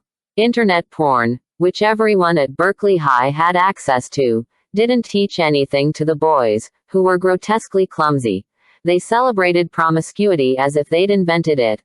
The fashionable term was friends with benefits, but it was very clear to me that the benefits were just for them. At the academy in Oregon, where the atmosphere was saturated with youthful hormones, we used to say the walls were dripping with testosterone. We were subject to close quarters and enforced chastity. That explosive combination gave the therapists inexhaustible material for the group sessions. The agreement with respect to sex was no hardship for me, though for others it was worse than abstaining from drugs, because apart from Steve, the psychologist, who didn't get involved in seduction attempts, the male element was deplorable. In Las Vegas I didn't rebel against the restriction imposed by Lehman. The disastrous night with Fedgwick was still too fresh in my mind. I didn't want anyone to touch me. Brandon Lehman assured his clients that he could satisfy their every whim, anything from a young child for a pervert to an automatic rifle for an extremist, but it was more boasting than reality. At least, I never saw any of that. Just drug dealing and selling stolen property, small-scale businesses compared to others that went on with impunity in the city. Various sorts of prostitutes came to the apartment in search of drugs, some very high-priced, judging from their appearance, others in the last stages of misery. Some paid cash, others were given credit, and sometimes, if the boss wasn't around, Joe Martin or Chino would take payment in services rendered. Brandon Lehman supplemented his income with cars stolen by a gang of underage crack addicts. He modified them in a clandestine garage, changing their license plates and selling them. Pipes burst with a gush of fetid water and we had to use the bathrooms at the gym. "You want a yacht in Nevada?" he asked, sounding surprised. "No, all I'm asking for is a decent bathroom. Why don't we move to a different building? This one's convenient. Then call in a plumber, for the love of God. And you could hire someone to do the cleaning while you're at it." He started laughing his head off. The idea of an illegal immigrant keeping house for a band of delinquents and addicts struck him as hilarious. Actually, Freddie was supposed to do the cleaning. That was the pretext for his getting to stay there. But the kid just took out the garbage and got rid of evidence by burning it in a gasoline drum out back. Even though I completely lack any vocation when it comes to housework, sometimes I had to put on rubber gloves and break out the detergent. It was the only option if I was going to keep living there. But it was impossible to combat the deterioration and dirt, which invaded everything like an inexorable pestilence. It only mattered to me. The rest of them didn't notice. For Brandon Lehman, those apartments were a temporary arrangement. He was going to change his life as soon as some mysterious business he was fine-tuning with his brother came off. My boss, as he liked to be called, owed a lot to his brother, Adam, as he explained to me. His family was from Georgia. His mother had abandoned them when they were little. His father died in prison, possibly murdered, although the official version was suicide, and his older brother took care of Brandon. Adam had never held down an honest job, but he'd never had any run-ins with the law either, unlike his younger brother, who by the age of 13 had a juvenile record. We had to separate so I wouldn't damage Adam's reputation with my problems, Brandon confessed. By mutual agreement they decided Nevada was the ideal place for him, with more than 180 casinos open day and night, cash passing from hand to hand at dizzying speeds, and a handy number of corrupt cops. Adam gave his brother a bundle of identity cards and passports with different names, which could be very useful to him, and money to start operations. Neither of them used credit cards.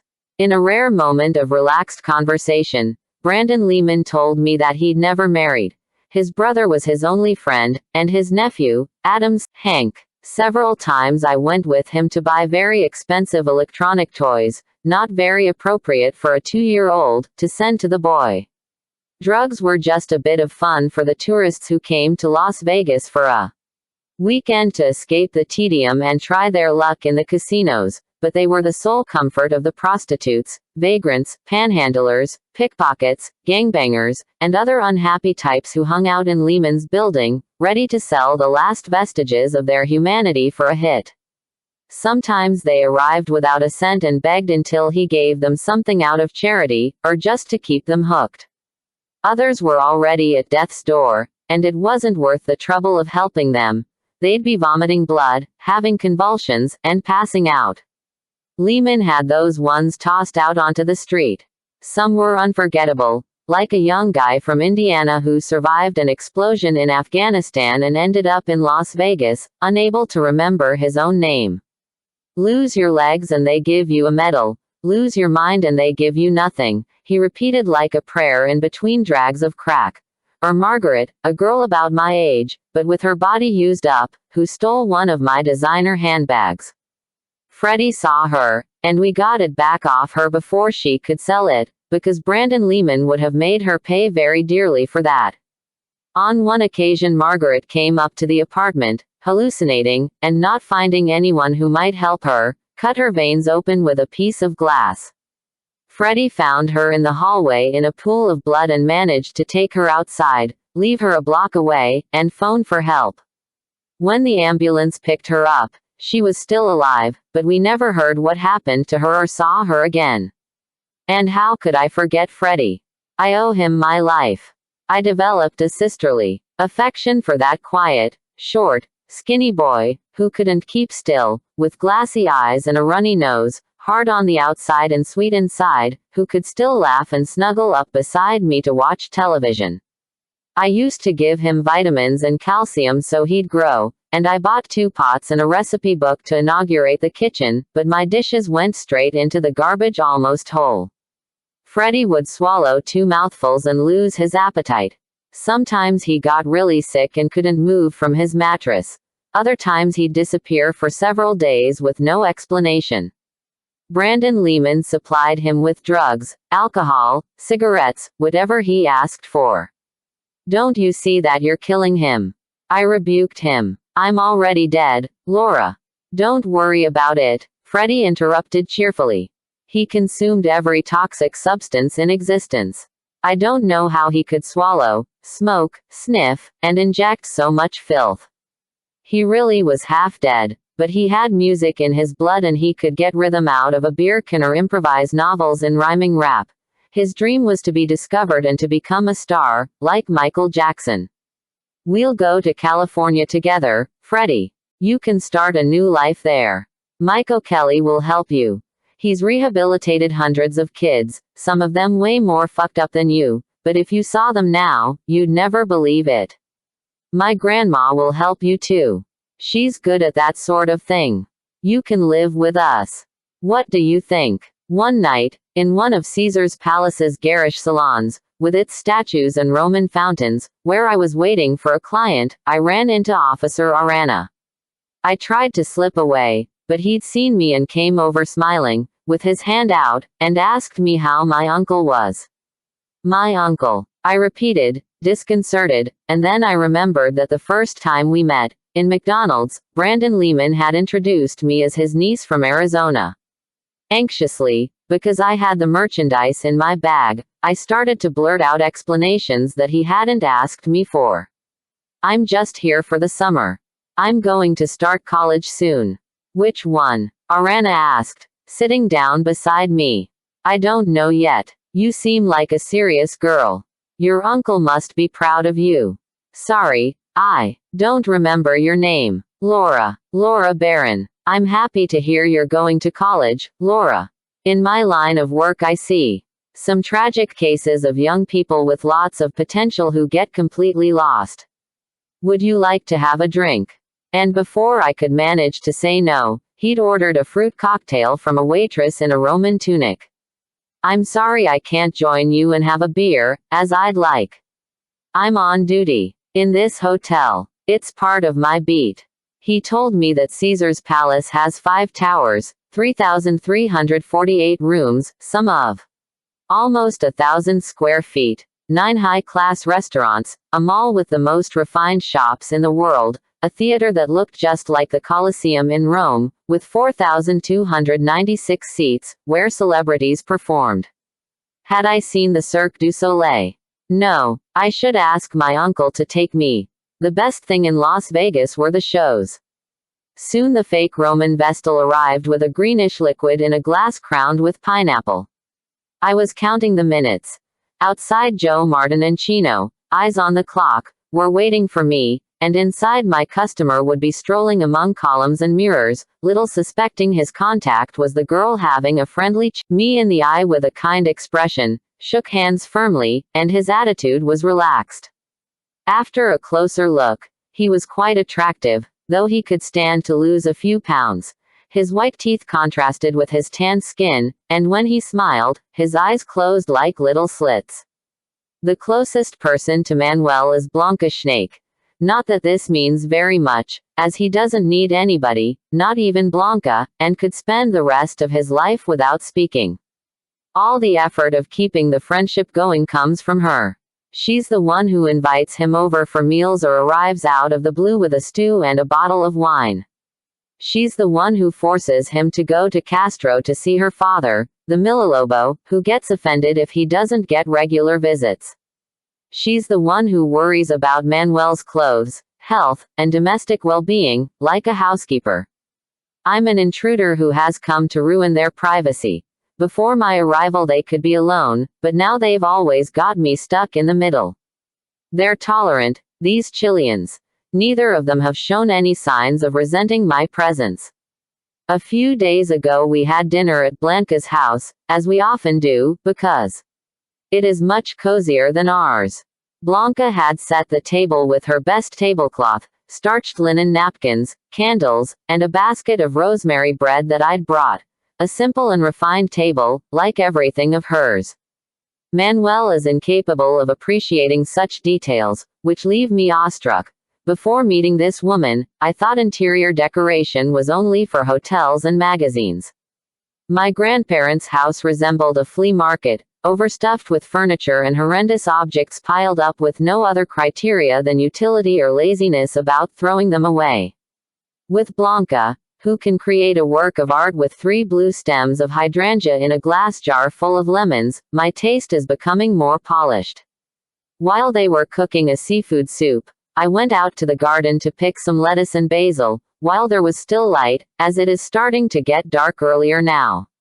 In a few square yards, Blanca has planted fruit trees and a variety of vegetables, which she looks after herself. She's always working in her garden in a straw hat and gloves.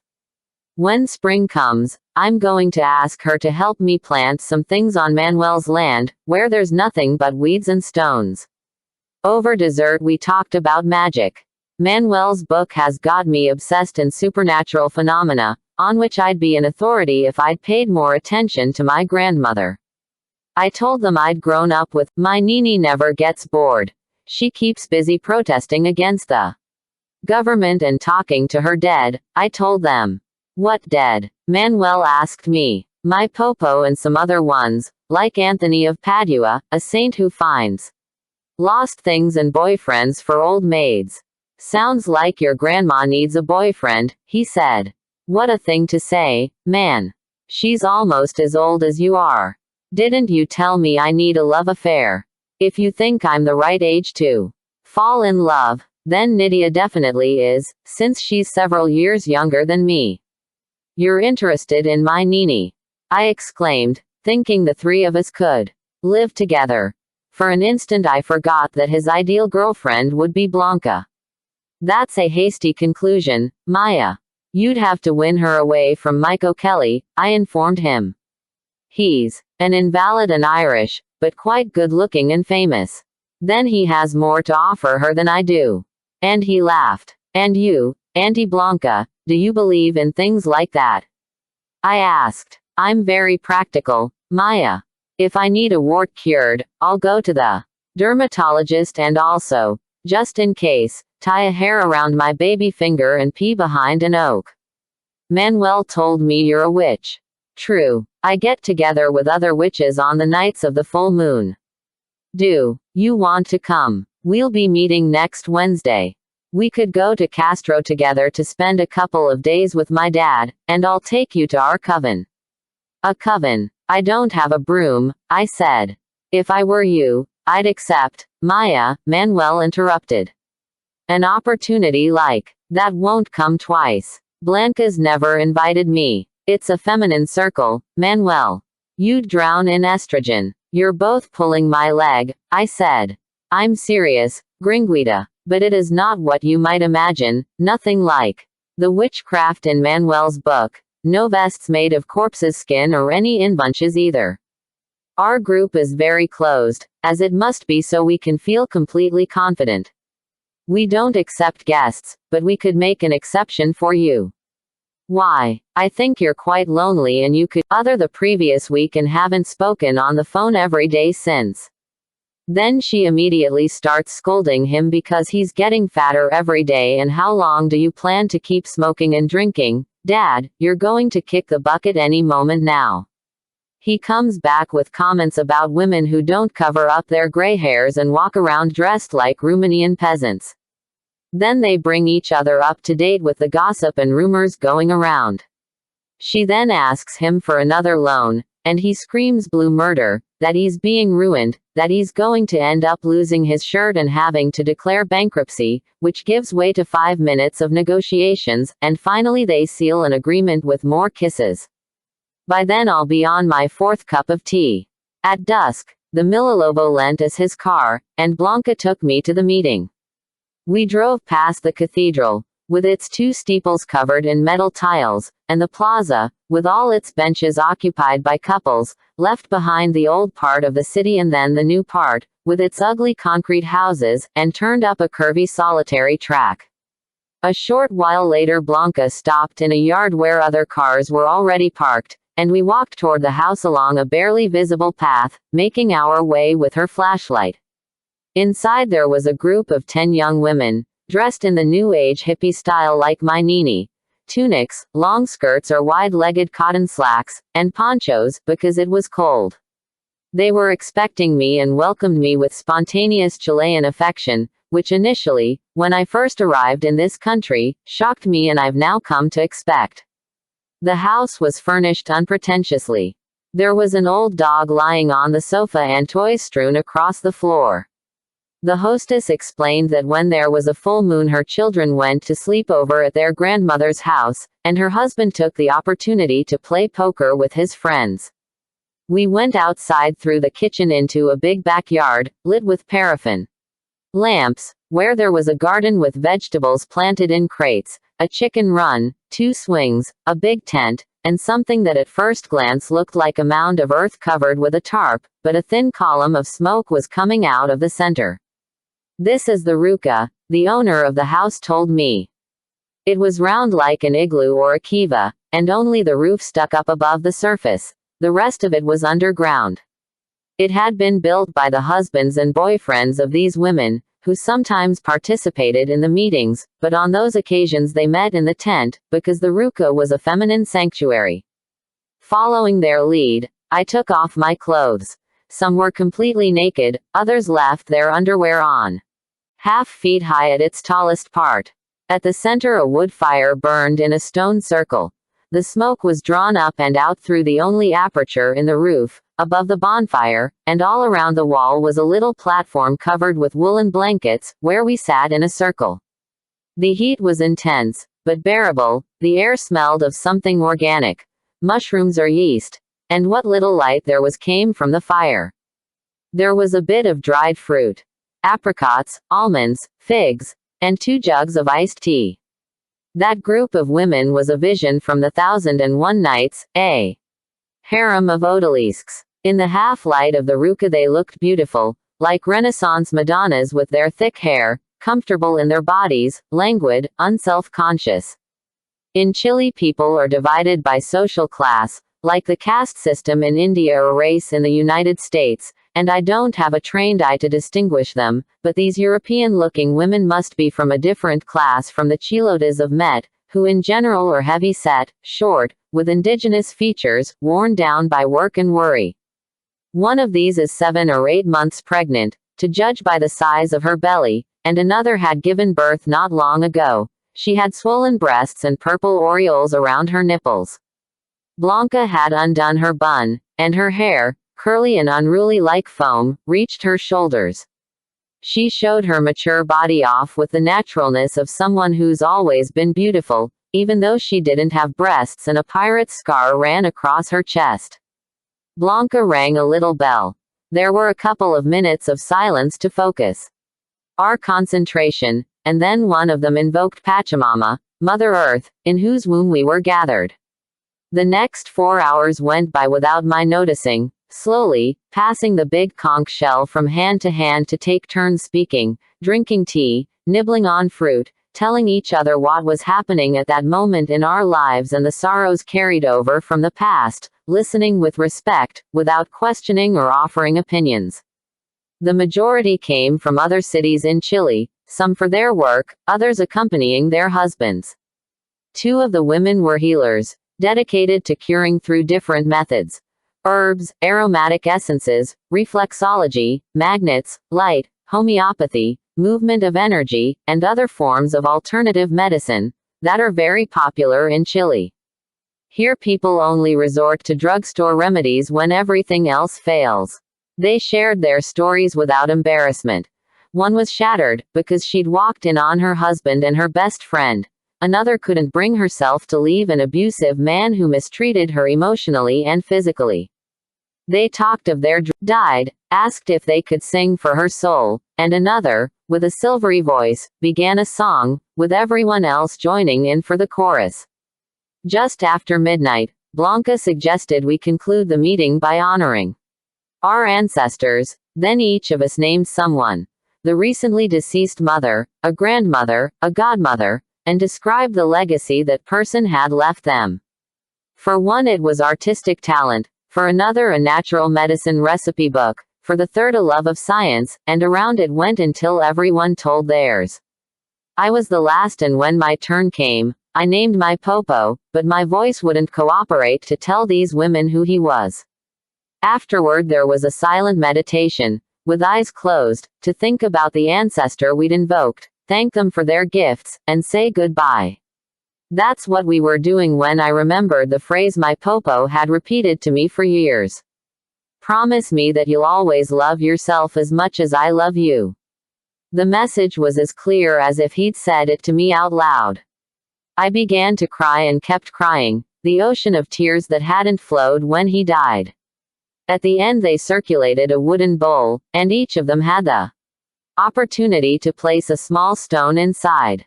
Blanca counted them, and there were as many stones as women in the Ruka.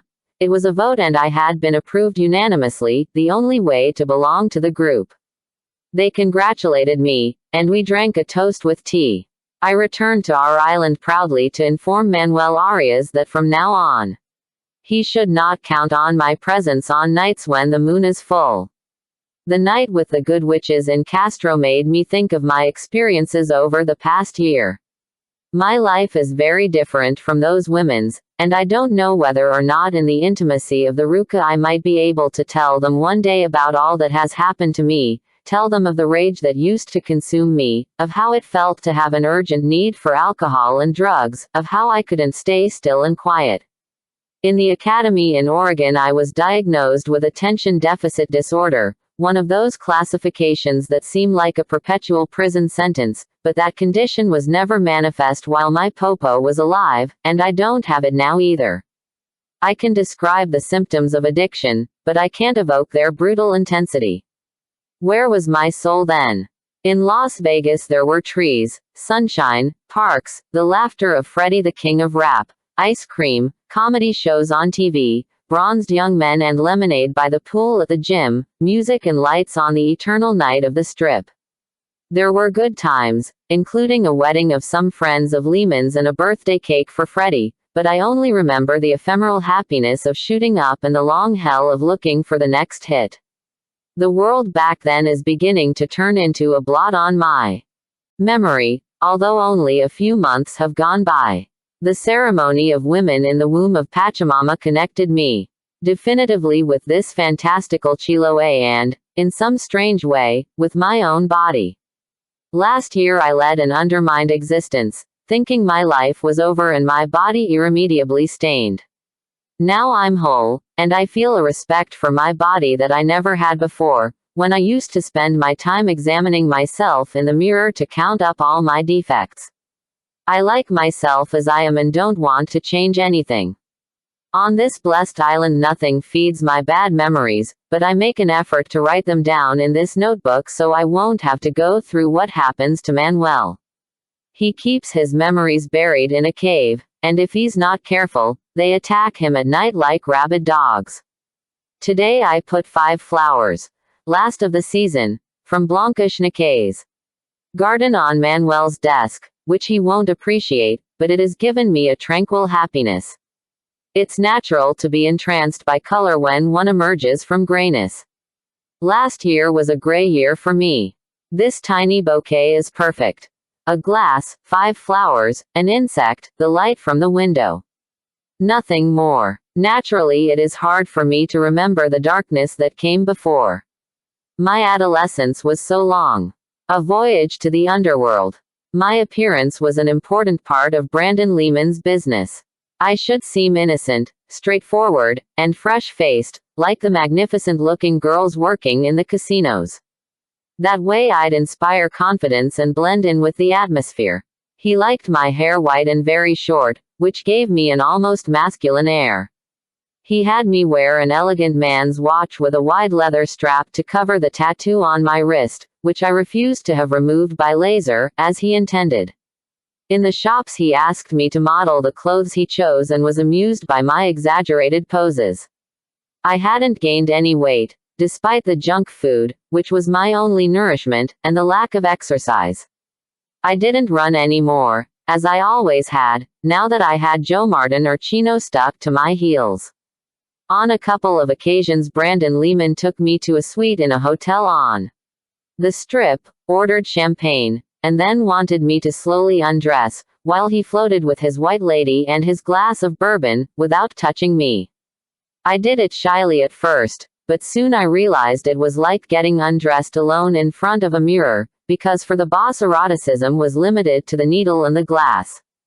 He told me many times that I was very lucky to be with him. Other girls were exploited and beaten in massage parlors and brothels, never seeing the light of day. Did I know how many hundreds of thousands of sex slaves there were in the United States? Some came from Asia and the Balkans, but lots were American girls grabbed off the street, in subway stations, and at airports, or teenage runaways. They were kept doped and locked up, having to service 30 or more men a day, and if they refused they were given electric shocks. Those poor things were invisible, disposable, worthless. There were places that specialized in sadism, where the clients could torture the girls however they wanted, whip them, rape them, even kill them, if they paid enough. Prostitution was very profitable for organized crime rings, but a meat grinder for the women, who didn't last long and always ended badly. That's for soulless bastards, Laura, and I'm a soft-hearted guy, he'd tell me. Behave yourself. Don't let me down. I'd be sorry to see you end up in that kind of thing. Later, when I began to connect apparently unrelated events, I became intrigued by that aspect of Brandon Lehman's business. I didn't see him mixed up in prostitution, except selling drugs to women who solicited, but he had mysterious dealings with pimps, which coincided with the disappearance of certain girls among his clientele. On several occasions I saw him with very young girls, recent addicts, lured to the building by his gentle manners and given free samples from the best of his personal reserves. He supplied them on credit for a couple of weeks, and then they wouldn't come back, just vanished into thin air. Freddie confirmed my suspicions that they ended up being sold to the mafia. Thus Brandon Lehman earned a cut without getting his hands too dirty. The boss's rules were simple, and as long as I fulfilled my part of the deal, he fulfilled his. His first condition was that I avoid all contact with my family or anyone from my previous life, which was easy for me. I only missed my grandma, and since I planned to return to California soon, I could wait. I wasn't allowed to make new friends either, because the slightest indiscretion could jeopardize the fragile structure of his business, as he put it. On one occasion Chino told him he'd seen me talking to a woman by the gym door. Lehman grabbed me by the throat, forced me to my knees with unexpected strength, because I was taller and in better shape than he was. "Idiot. You stupid bitch," he said, and slapped me twice across the face, red with rage. That should have set off alarm bells, but I didn't manage to process what had happened. It was one of those increasingly frequent days when I couldn't stitch my thoughts together. After a little while he sent me to get dressed up because we were going to have dinner at a new Italian restaurant. I imagined it was his way of apologizing. I put on my little black dress and gold sandals, but I didn't try to disguise my split lip or the marks on my cheeks with makeup.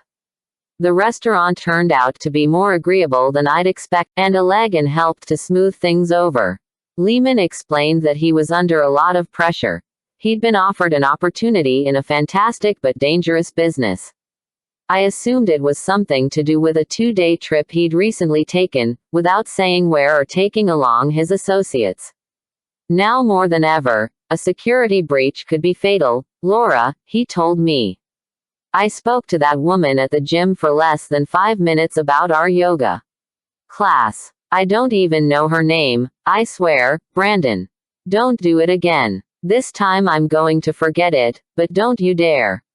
Forget. Understand. I need to trust my people, Laura. I get along well with you. You've got class. I like that. And you learn fast. We could do a lot of things together.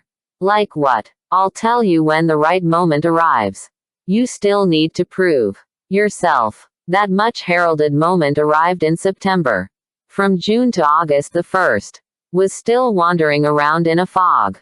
No water came out of the pipes in the apartment, and the fridge was empty, but there were always more than enough drugs. I didn't even notice how high I was all the time. Taking 2 or 3 pills with vodka or lighting up a joint turned into automatic gestures that my brain didn't even register. My level of consumption was tiny, compared to the rest of the people around me. I was doing it for fun and could give it up any time I wanted. I wasn't an addict. That's what I believed.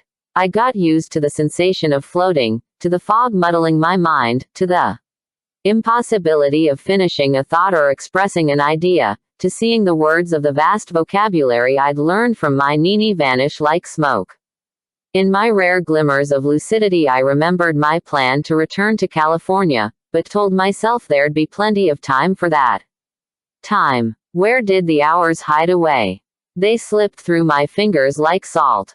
I was living in a holding pattern, but there was nothing to wait for, just another day exactly like the previous one, stretched out lethargically in front of the TV with Freddie. My only daytime chore was to weigh out powders and crystals, count pills and seal plastic bags. That's how August went. At dusk I'd liven myself up with a couple of lines of coke and head over to the gym for a dip in the pool. I'd examine myself critically in the rows of mirrors in the changing room, searching for signs of the low life I was leading, but I didn't see any. Nobody would have suspected the perils of my daytime, but I never saw them. Sometimes he came with me, but as soon as I learned the routine and he knew he could trust me, he sent me out alone with his associates. I was attracted by the noise, the lights, the colors, and the extravagance of the hotels and casinos, the tension of the gamblers playing the slot machines and at the card tables, the click-clack of the chips, the glasses crowned with orchids and paper parasols. My clients, very different from those in the street, had the brazenness of those who can count on impunity. The traffickers had nothing to fear either, as if there were a tacit accord in that city that they could break the law without facing the consequences. Lehman had arrangements with several police officers, who received their cut and left him in peace. I didn't know them, and Lehman never told me their names, but I knew how much and when they had to be paid.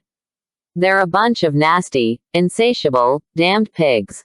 You've really got to be careful with them. They're capable of anything. They plant evidence to implicate innocent people, steal jewelry and money on raids, keep half the drugs and weapons they confiscate, and protect each other. They're corrupt, racist psychopaths. They're the ones who should be behind bars, the boss told me. The unhappy wretches who came to the building looking for drugs were prisoners of their addiction, in absolute poverty and irremediable loneliness. They barely survived, were persecuted, beaten, hidden in their underground holes like moles, exposed to the cruel blows of the law. For them there was no impunity, just suffering. I had more than enough money, alcohol, and pills, all for the asking, but I didn't have anything else. No family, friendship, or love, not even any sunshine in my life. We lived at night, like rats. One day Freddie disappeared from Brandon Lehman's apartment, and we didn't know anything about him until Friday, when we happened to run into Officer Arana, who I'd seen only a very few times, though on each occasion he always had some kind words for me. Freddie came up in the conversation, and the officer told us in passing that he'd been found seriously injured. The king of rap had ventured into enemy territory, and a gang beat him up and threw him in a dumpster, thinking he was dead. Arana added for my information that the city was divided up in zones controlled by different gangs, and a Latino like Freddie, even though he was half black, couldn't go picking fights with black kids.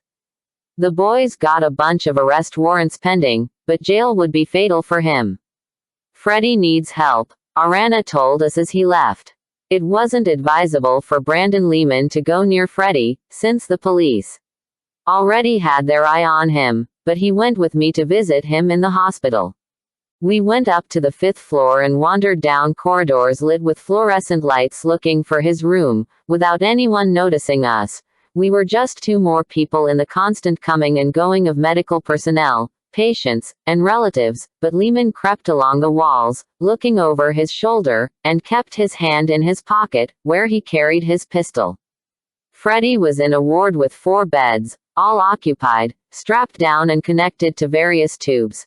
His face was swollen, his ribs broken, and one hand so crushed that they'd had to amputate 2 of his fingers.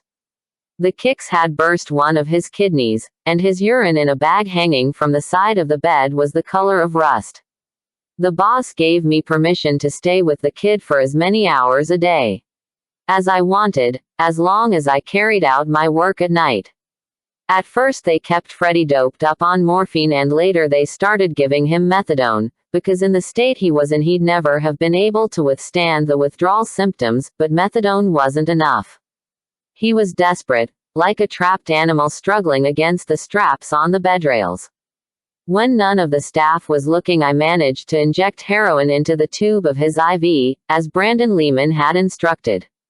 If you don't do it, he'll die. What they're giving him here is like water for Freddie, he told me.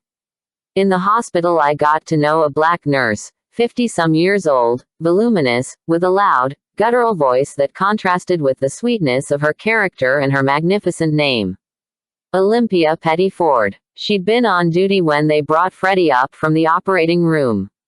It pains me to see him so skinny and helpless. This child could be my grandson, she said to me.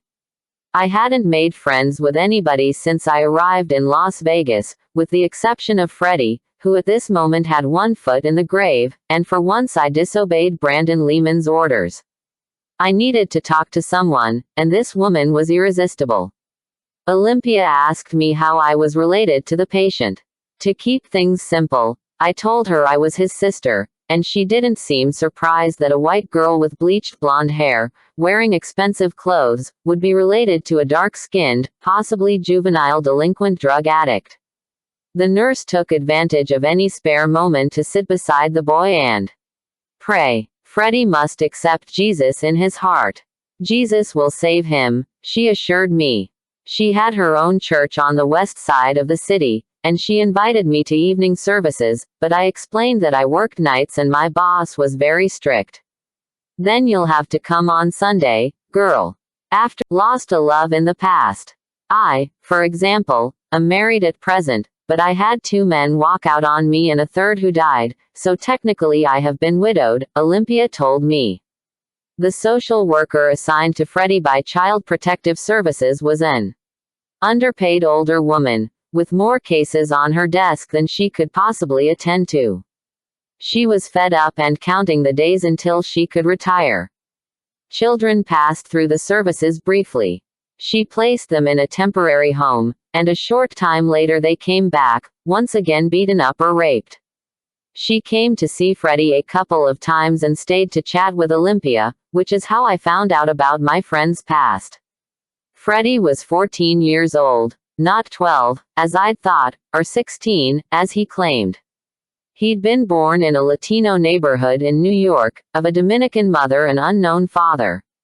His mother brought him to Nevada in a dilapidated vehicle belonging to her lover, a Paiute Indian, and an alcoholic like her.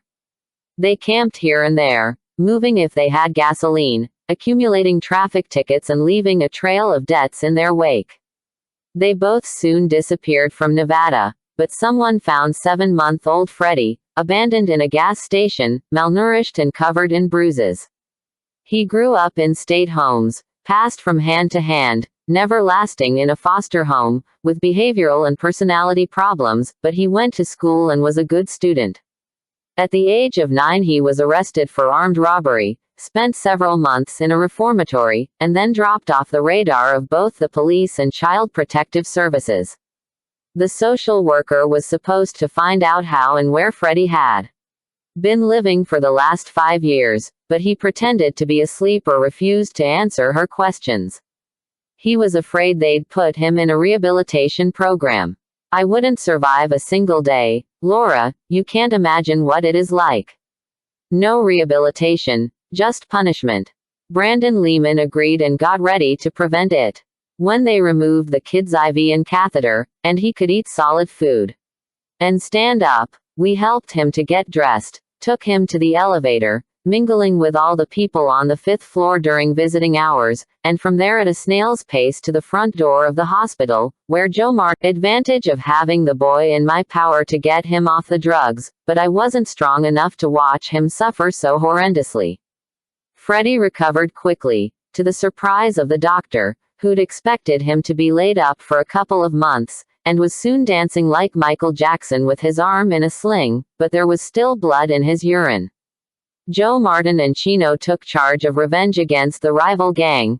They felt they couldn't let an insult that serious go by unanswered. The beating Freddie got in the black neighborhood affected me very deeply. In Brandon Lehman's fragmentary universe, people came and went without leaving any memories. Some left, others ended up in prison or dead, but Freddie wasn't one of those anonymous shadows. He was my friend. Seeing him in the hospital breathing with difficulty, in great pain, unconscious at times, tears flooded my eyes. I suppose I was also crying for myself. I felt trapped, and I could no longer keep kidding myself about addiction.